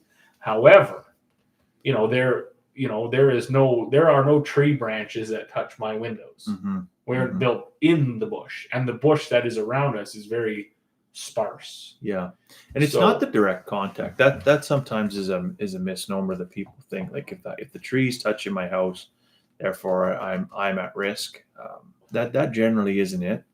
If you're within 1 to 2 kilometers of an active fire front, you're at risk of spot fires coming in, and they land in your gutters. They land up under your deck. They land in the window sills. They land on the asphalt shingles in your roof, and that's where they start the fire. Right? It's not generally the radiant heat from the exposure. It's the stuff that comes in and just lands as a small little ember that suddenly gets carried away. Right? So you can do a lot with clean gutters, tin roofs, sprinkler systems, keeping your decks, your barbecue, your firewood stacks away from your house. Right? Keeping your grass mowed and green makes a huge difference. Right? Just a little bit of fire smarting. Well, that actually was one of the things we did. Back to the molasses. Not only did I spray the lawn and it was dry as shit, but then with the fire raging out of control, and we actually never did have ash raining down on us. I know people did see a lot of ash cover and things like that. But even when we went out to that fundraiser, I was like, we'll just leave the sprinkler on. Yeah. While we're gone. Yeah. So whatever, we're going to be gone for a few hours. It can just stay running. Yeah. I mean, the grass is dry as fuck anyway. And Good Fair was way more at risk than Lymburn, for sure. There was much more risk there. Well, yeah, when you get there, and you are right, a lot of people kind of, eked out a yard in the bush. They never made a decent fire break. But so what's unique about that community is you've got every class of people that lives there, right? So you've got quite literally the people that put up a tarp shelter and they're living in OSB and pallets and fucking tarp shelter. Like that's literally what they're living in. Mm-hmm. To like, what's their name? They're Sudniks. They're living in a $2 million house. Yeah. Right. Like it's an absolute mansion. So you've got all kind, a whole gamut essentially. Right. So, that tarp shelter is going up. Right. But are we gonna spend any time on it? No, we expect that person to leave because they're not in a defensible property. Mm-hmm. Right. The guy with the $2 million house and the multi-million-dollar farmyard and all of it, he's got a lot of property values at risk. We're going to spend a lot of effort to try and keep that from being harmed, but at the same time have some compassion and understand he's not going to leave. I'm not telling him to leave. Mm-hmm. I got 32 houses I got to make around to make sure that there's nothing coming down in their yard. I got better things to do. Mm-hmm. As long as they're not running around the county, getting in people's way, and trying to play firefighter, stay home, save your property. Right. We'll come help you. Right. So that's a lot of misperception about what was happening out there. Oh, and that's for sure, and that's why I asked. Like even myself, so I don't even know how close the fire got. The last property we own is on Range Road 123. From what I understand, around Range Road 130, 131 kind of was as close as it got. But ironically, 131 is where the fucking road ends. Like everything past that is bush. Yeah. So when it got to 130, it was starting to hit open pasture and fields. So it ran out of steam. There was no fucking 80-foot, 100-year-old spruce trees dry as shit to burn anymore. Yeah. I mean, those were in people's yards. And I definitely It was a strange thing, and I was there at 2:00 in the morning when it happened. It didn't actually reach the tilled, cultivated land. The way, like you think it runs up to that, and then it just goes, oh, I got nothing left to burn, I'm done.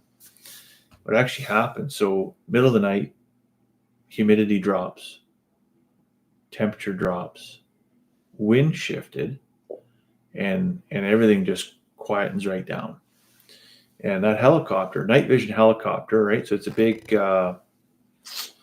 Sikorsky helicopter, and they got a Dauphin as well with night vision. And they're dumping, and this is what people don't realize how much those helicopters can do.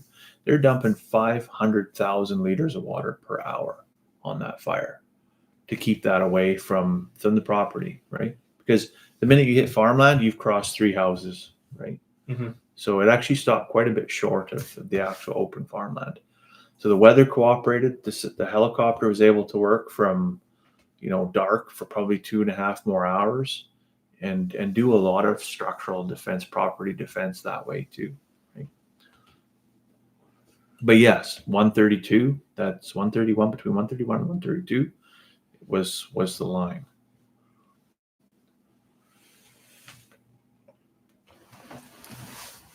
Do that. Mainstream media always stress spectacle. Got to get video of you guys saying stuff.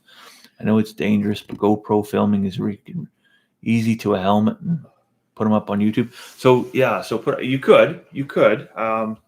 As a former fire chief, one thing that I implemented in my own fire department was that we had a social media policy that people could not do that.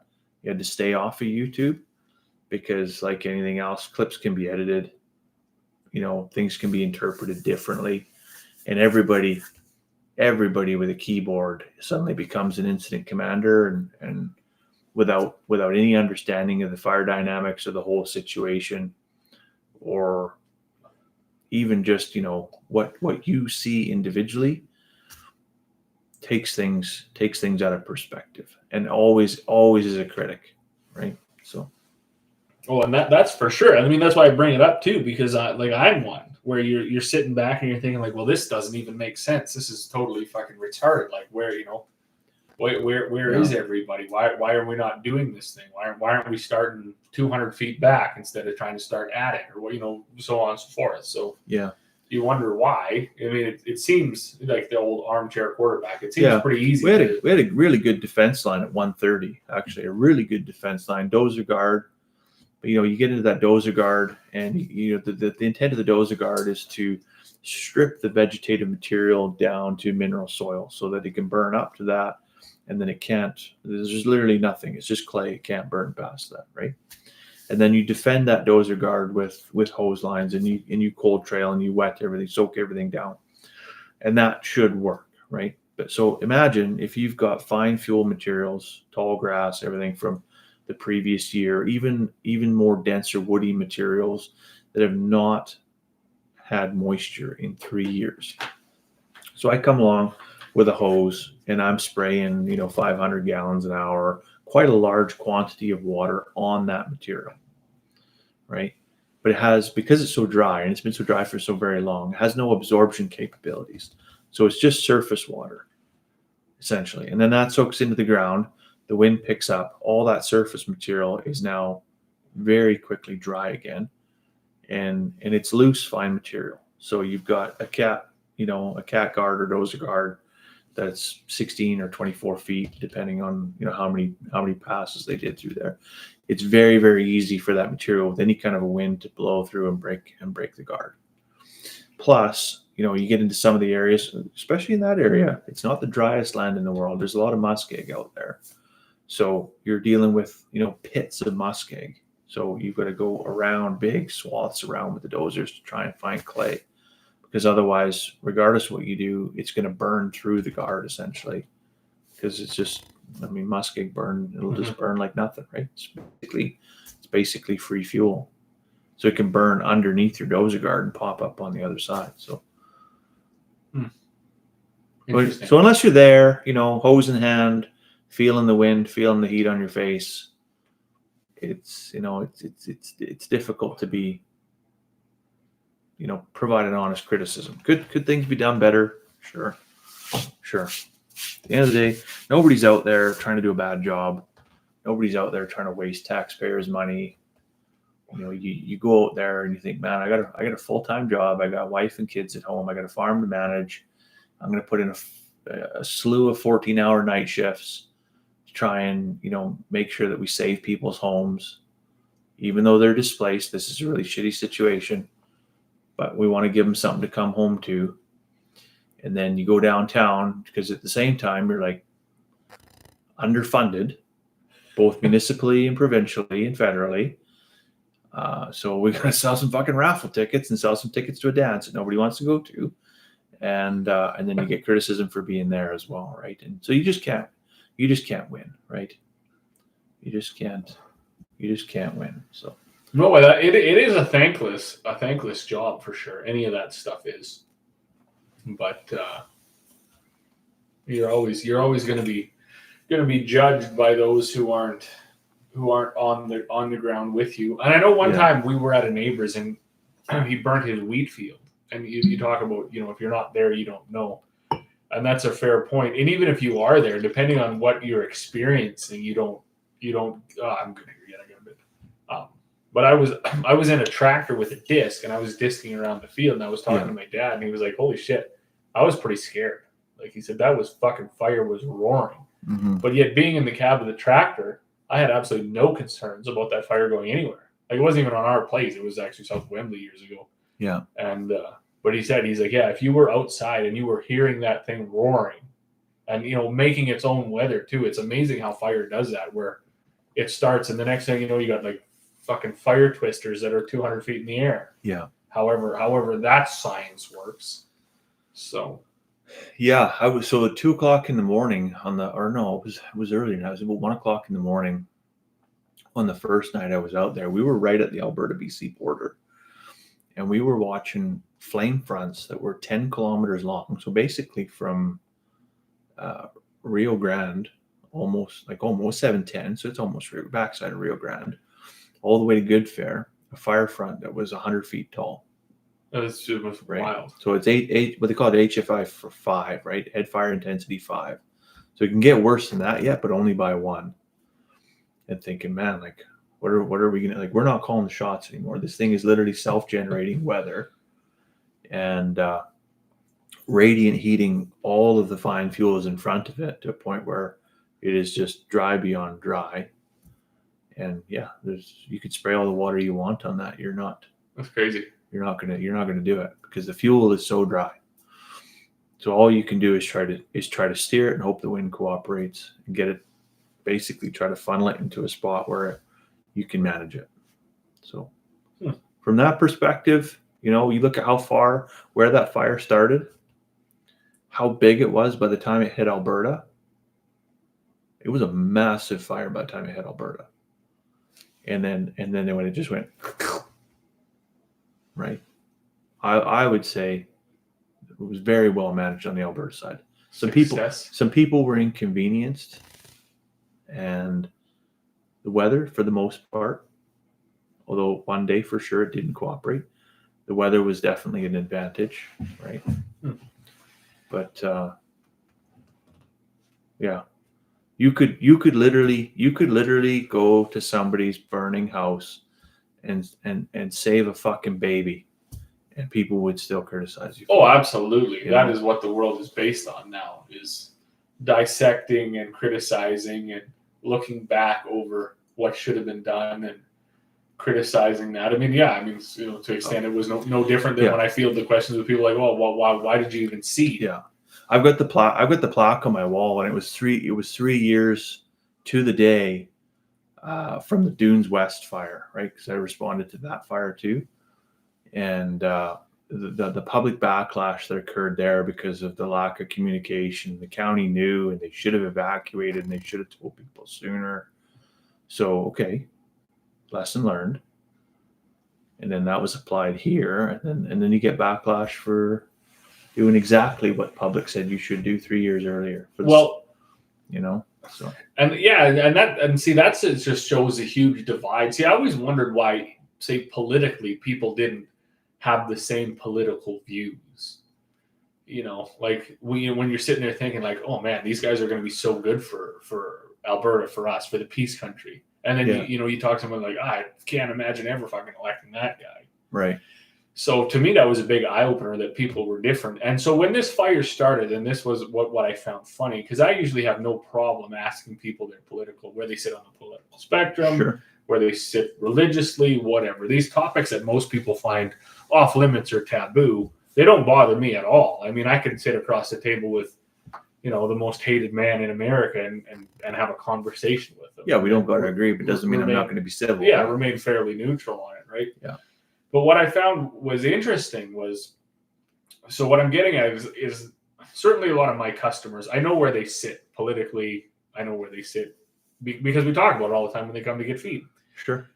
Overwhelmingly, it was these bleeding heart, fucking almost left-leaning people that were sending, how's your family doing? Oh my God, it must be so stressful out there. Are you still open? Are you still able to make feed? And I actually started to get fucking annoyed by it, thinking, you fucking people have been here. You know that I'm not at risk. Right. You realize I'm 5 fucking miles from the bush, right? There's hundreds and hundreds of acres of open field between me and this fire. Yeah. And then once you get into the bush, this thing is still 6 fucking kilometers or 6 miles away. Yeah. So why are you like, what are you expecting me to like praise your, this is going to just sound arrogant or whatever, but fucking spare me. Spare me this nonsense. There's a lot of solidarity and shared trauma, right? So people find common ground in disasters and unfortunate circumstances. I guess so, but whereas if things are going well for people, generally you don't get a lot of, people phone you and say, congratulations, you're doing well. I'm really glad that you're not at risk, right? Yeah, well, yeah, that's a good point. If you're not in harm's way, nobody gives a fuck about you. That's a very good point, right? Even to that. I mean, if you're hyper successful, very few people reach out to you and be like, fucking congratulations on your success. If you're a fucking destitute bum living under a bridge shitting there, they'll come YouTube you and pretend they give a fuck, right? Yeah. And I've always thought it was definitely better and certainly more beneficial to those around you to like rise above these situations. Be like, no, I got this covered. I don't need a lot of outside intervention. Like I'm not I'm not a victim. Right. I won't be a victim. I've Sure. got this fucking figured out. See, I mean, because Corey come out one of the days, and she's like, I was like, well, what are you up to? She said, I just got off the fucking phone with the county. They wanted this whole livestock management plan. What are you going to do with your livestock? You guys are close to the fire. And I was like, Jesus fucking Christ. Are they really concerning themselves with our 100 chickens and 4 steers? Like, we're not going to leave anyways. You'd be a fool to leave our property. Yeah. We don't live in the bush. They phone me every year, the same thing. They phone me, oh, well, do you have the capability to move your livestock if something happened? And yeah, that is just, I think that's just a part of being resilient, is that I'm fully capable, if something hit the fan, that I could pick up my herd, and we would, whether I could do it with my trailer or I borrow one from the in-laws and Scott comes with his, and we just move everything. Right. We figure it out, and we do it like that. We do it within a couple hours. There are a lot of people in the county that aren't capable of that. Whether that's new ag, whether that's small ag, homesteaders, smallholders, whatever, right? There's a lot of people in a rural setting that aren't capable of being self-sufficient in that matter, right? I suppose. Right. There's also a lot of people that would probably be, when a disaster strikes, they are truly, they're in over their head. They can't just hunker down and weather it. Sure. So even psychologically, they're not prepared to be able to do that, right? So, for us, the power goes out, we'll read a book. Sure. If there's a fire over there, well, turn on the sprinklers. Right. And I'll go down and help them. Right? So I think I'm going out here. You're going out? Yeah, I need to relight. You got to pass me a lighter there? I got them all hogged over here. Yeah.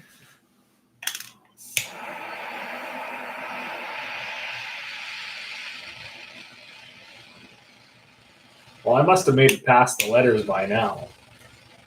I did so. Seems to maybe even be burning a little quicker.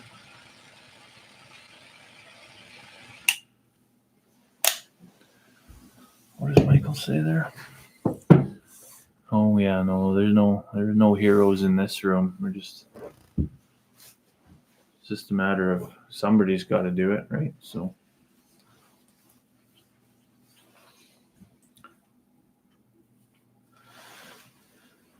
I can't. Yeah, there's stuff that the guy does that you can't really talk about on YouTube, but I don't know if hero is the right word for that, but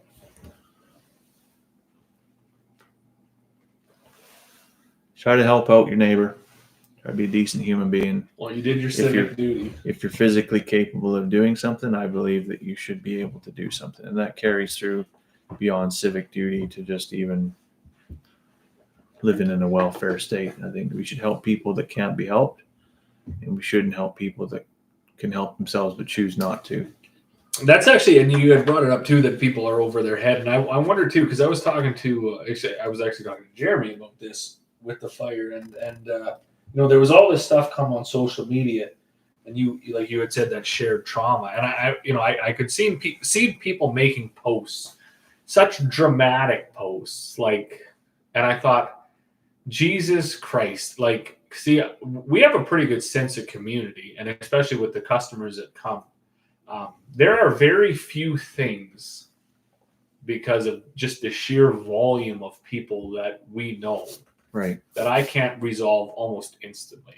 Yeah. Across the entire spectrum of life. Mm-hmm. I mean, there's people that come and get feed that are medical fucking doctors. Right. So there's literally no question that I can't be like, oh shit, scroll through my contacts, bang, find a guy. This person probably knows. Yeah. I don't even have that boundary where I'm like, am I overstepping by asking? I just text them. If they respond, they respond. If they don't, they don't. Yeah. 99% of the times they respond. So what we were talking about was this, the drama around what are we going to do with our animals? And, Jeremy agreed, like, if you don't know that, in an area that you live, that if something bad happens, you can literally just drive to the neighbors no matter what hour it is or what situation it is, and they're most likely going to be accommodating and willing to get up and offer you some advice or some help. There's fucking two things. Either you live in the wrong area or you're a shitty fucking person and you haven't made the attempt to be involved in the community. So my animals alone, I mean, the in-laws, literally any neighbors, fuck, I would have brought them here. Yeah, it'd be more. I wouldn't even have asked. I would have just fucking rolled in and been like, Stan, I need your fucking trailer. I would have drove you the trailer. I would have drove you the trailer. Yeah, exactly. Yeah. Right. I mean, so I guess what I'm kind of getting at indirectly without sounding like a heartless cunt is there was just so much drama and bullshit around this whole thing that I thought none of this is needed.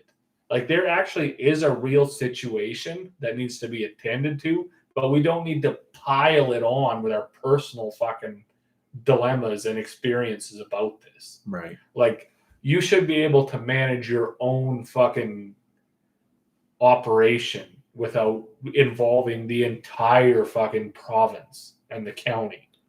You should have neighbors 20 miles down the road. Sure. You know, and like I say, if you don't, I'm thinking you gotta, you know, after the incident is over, is look in the fucking mirror and be like, why did this just about ruin me? But that falls into, you know, conversations we've had in other live streams about, like, if you're even so much as going to buy a chicken, like, you should have to pass some level of aptitude test. Sure, right. You know, if you're going to buy a rural property, you should have a level of competence that says you can, to some degree, take care of yourself. Oh yeah, you have to be able to manage what you're going to be. And not have somebody come and get you, right? Like, it's not Florida. You're not strapping yourself to the hood of your car and letting the hurricane come. Like, we shouldn't be doing that shit, right?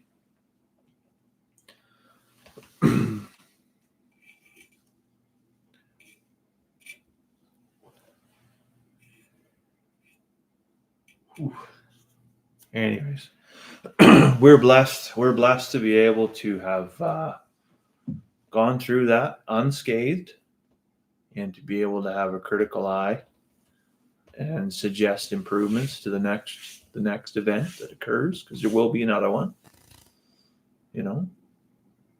There will. And all we can do is two things: be better prepared and continue to be good community members, right? So. 4 hours, 3.5 hours smoke time, and there's still 7 inches left on this bad boy. Still a honking big cigar. Like, unbelievable. Yeah. Actually starting to get a headache. So I wonder, like, if you're a pro and you're able to pull this back in 4 hours, what are they doing? Like, oh my God. They must literally not have anybody in the room to talk to, and literally just sit there, literally hyperventilating on this thing. Right. You'd have to be outside because you'd have to be getting an influx of fresh air, or you're going down. Yeah, you're not smoking this in the back bedroom. I would hope not. With the fan on and the window cracked. I'm gonna have to go online here tomorrow and find out who is just in the woody community here, because I'm gonna have to leave the shop door open all day tomorrow. That's for sure. Yeah, the old suit might have to go to the dry cleaner too. She's gonna be fairly pungent after this. Yeah, hanging out in the. Good thing I got the silk black shirt on that shouldn't absorb too much of it. But yeah, what a monster. I'm going to have to tap out, I think. You think? That's pretty powerful. It's getting the better of you? Right. That's but I've got another. Well, I don't know. They're probably pretty close now. No, don't touch dinks here. But no. Yeah, I know you're definitely ahead of me. But you by trimmed a couple times for sure. I did. I cut most of it off. Yeah. You cut a pretty big chunk off of there? I cut one chunk off because it was burnt all sideways. But interesting. Ooh, I never actually put it together till I brought it up that it was probably you at the art walk. Now that makes it more funny. I'm gonna have to look back and find that post. You should find that post because I want to know, because I was sat there at a booth, and a lot of people would still think, oh, that's the fire chief, right? I think this guy said he was walking around having a beer. Oh, well, I never had a beer. So maybe it was a different. I was in uniform, so I was definitely not having a beer. Maybe it was a different incident commander. Yeah, but it does make me laugh. Now, and that could just you were there. And that also also was really sad about it. That also could be bullshit too, right? That could just be people like. Sometimes people just say that stuff, right? Oh, I know. I've seen that guy that was running that fire, and he's out there drinking beer. Like bullshit. Natural provocateurs. No, you didn't see that, right? Yeah. I'm gonna tell everybody tomorrow. You might have seen me in the beer gardens eating some chicken fingers, right? Getting something to eat after a long night. Make that my mission. And it was you starting fires, drinking beers, yeah, walking around with a jerry can. Like you guys got nothing better to do, hey? Yeah, that's too funny. I think yeah. This thing went out. Well, like anything, you could make a news article out of anything. You could be like, oh, yeah, I was at this guy's yard and he has jerry cans. Right. 100%. You know? Yeah. I might even just say it. Just I know who started the fires. Just put it out there. Get that going, right? The whole, if you haven't heard a rumor by I've never even been to Kiskatna River, so.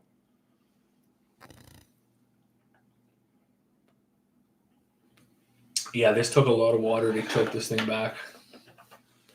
Yeah. I feel like it's just starting to burn good here now. Mine was too, and I think that might have been what gave me the headache, was it was burning too good. Just piled the body full of smoke. That was one thing that I couldn't understand about the guys coming to get feed during that fire when the smoke was hanging so heavy in the yard. First thing they do is when they got out of the truck, light up a cigarette. And I asked several of them, I was like, are you not getting enough out of the air? We've not had enough, yeah. Like, you know, we spent probably 3 days with the littlest one. She's like 2.5 years old. And Corey coughing all day long. Even fucking one day I was coughing. Like, it was uncomfortable. And yet these diehards, between the welders and the chain smokers, they just can handle that. Yeah. You know? I did actually contemplate that a couple of nights out there. I was like, I should take some cigars out and just have a cigar and I could put some fire out. It's going to be awesome. And I'm glad I didn't, because it was thick. It was thick. Yeah. It was. Yeah. Like you could just like taste it. Yeah. Like just 24 hours of no relief for days. Just straight aspen and spruce. Gross. It was gross. Yeah. We actually had our first little fire in our fire pit last night, and I was like, "Oh man, I've already had enough." It still smells like smoke in the air. We had one last night at the cabin, and then I woke up this morning and I was just like, "This is gross. Get me out of here." Trying to find a basin to drown your face in. Yeah. Yeah. The 500 ml water, but these cases of water from Costco. Just dumping that in my hand and trying to wash my face just to freshen up, because of course there's no shower out there, right? Yeah. Freshen up before a guy shows up at work smelling like I don't know what, but yeah. Gross. Oh well. Oof. Well, we're gonna set these aside. I think I'm going to trim the ash off here, and it's about enough. You're gonna put it in a Ziploc bag and take it home? No, I'm not going to do that. I don't have any desire to smoke at home. None at all. Cut her back to there and see if it's burnt inside. Jesus Christ. Here, let's see that. I'll trim the ends here.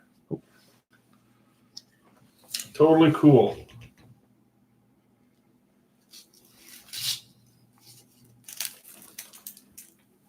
Oh, the rest are there for now. Yeah, cool. That's a full-blown cigar. It is. Even this one is probably a 5-inch ring gauge or 5-inch cigar. You could They could light that up, put it in the bag and with a Bovita pack. We could light that up next time and crush that for 2 hours. Ugh. So, final thoughts? The Woody, too much? It was undeniably too much. Yeah. It was way too much. So it was way too much of a cigar. Would you put that in the category of a challenge, or put that in the category of a gimmick, or just like completely unnecessary? It would go in the unnecessary category. I don't see how you could reasonably enjoy that. Good night, Michael. Glad to have you here this evening. it's definitely not my thing. I can't see making that an annual event. Oh gosh, no. I can't see, I could see having it up on the back counter of your cigar shop. Just one. Just to say you got one. Right, absolutely. Yeah. I think there's that the world's biggest candy cane in that one shop that's on TikTok all the time. Right. I think somebody has the world's biggest gummy bear or gummy worm or something. Right. Yeah. I can see having the world's biggest cigar up in your cigar shop. To actually use it and smoke the thing, I think you're going to get a headache. It was a good smoke. I was surprised it didn't change the profile. On a 7-inch 40 ring gauge. By the time you get to that final third, it's burning your lips, it's burning your throat. Mind you, I guess we made the final third. I did, but it smoked the same all the way through. Did it though? Like, I really feel like the first third was just it was a lot of effort, even just to draw anything through. But it was a lot of work. But I don't think the smoke profile changed at all. Good night, Kristen. It was the same smoke. It was the same. The cigar never got hot. Yeah. I mean, even a wrapper, and I probably got a. I'm impressed fucking with liter that. of saliva on the bastard. You have a habit of like the wrapper coming like. Oh yeah. I got moist lips. We'll say it stayed intact beautifully for that. So, but chalk that one up for a mission accomplished. Mission accomplished. Probably not a mission we're going to fly again. No, I don't think so.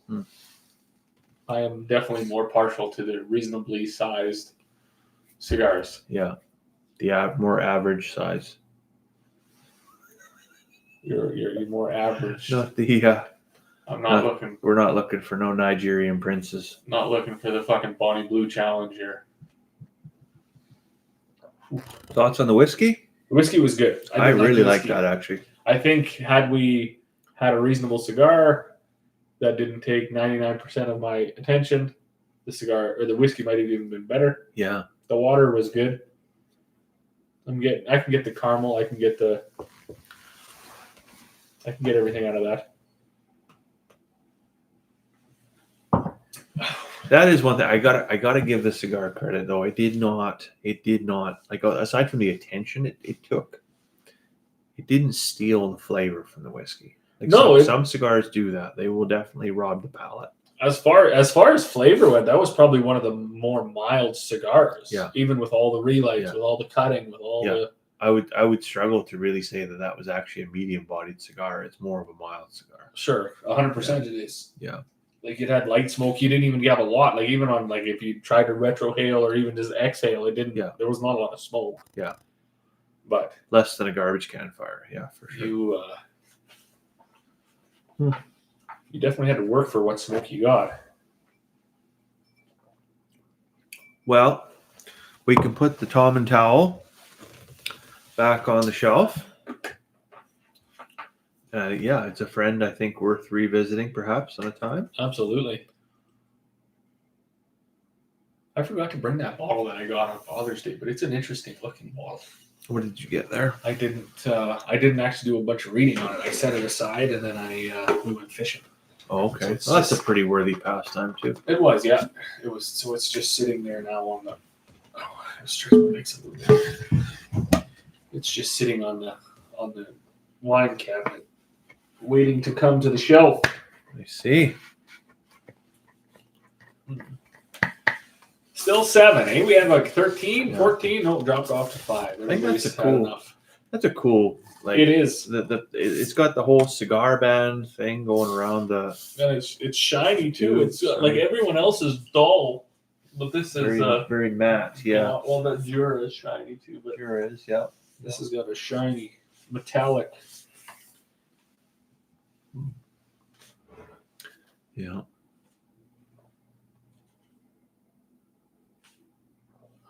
Not a bad dram. Actually, it was what's interesting about Tom. I should have discussed this at the beginning. Tom and Tal is their thing is they are the gentle dram. So they're actually renowned for being a very mild, kind of somewhat degree unimpressive Scotch. Like they're not an overpowering. It's a good one to kind of get into if you're just interested in it. But they do make two specific whiskeys. So they make the cigar malt, and they also make a 15-year they're an anomaly. They're not gentle at all. Like they're very flavorful. They do have a lot of sherry. They do have some kick to them.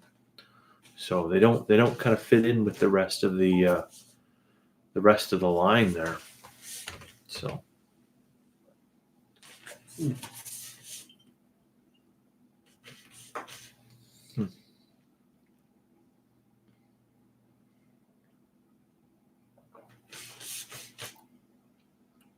Interesting. Yeah.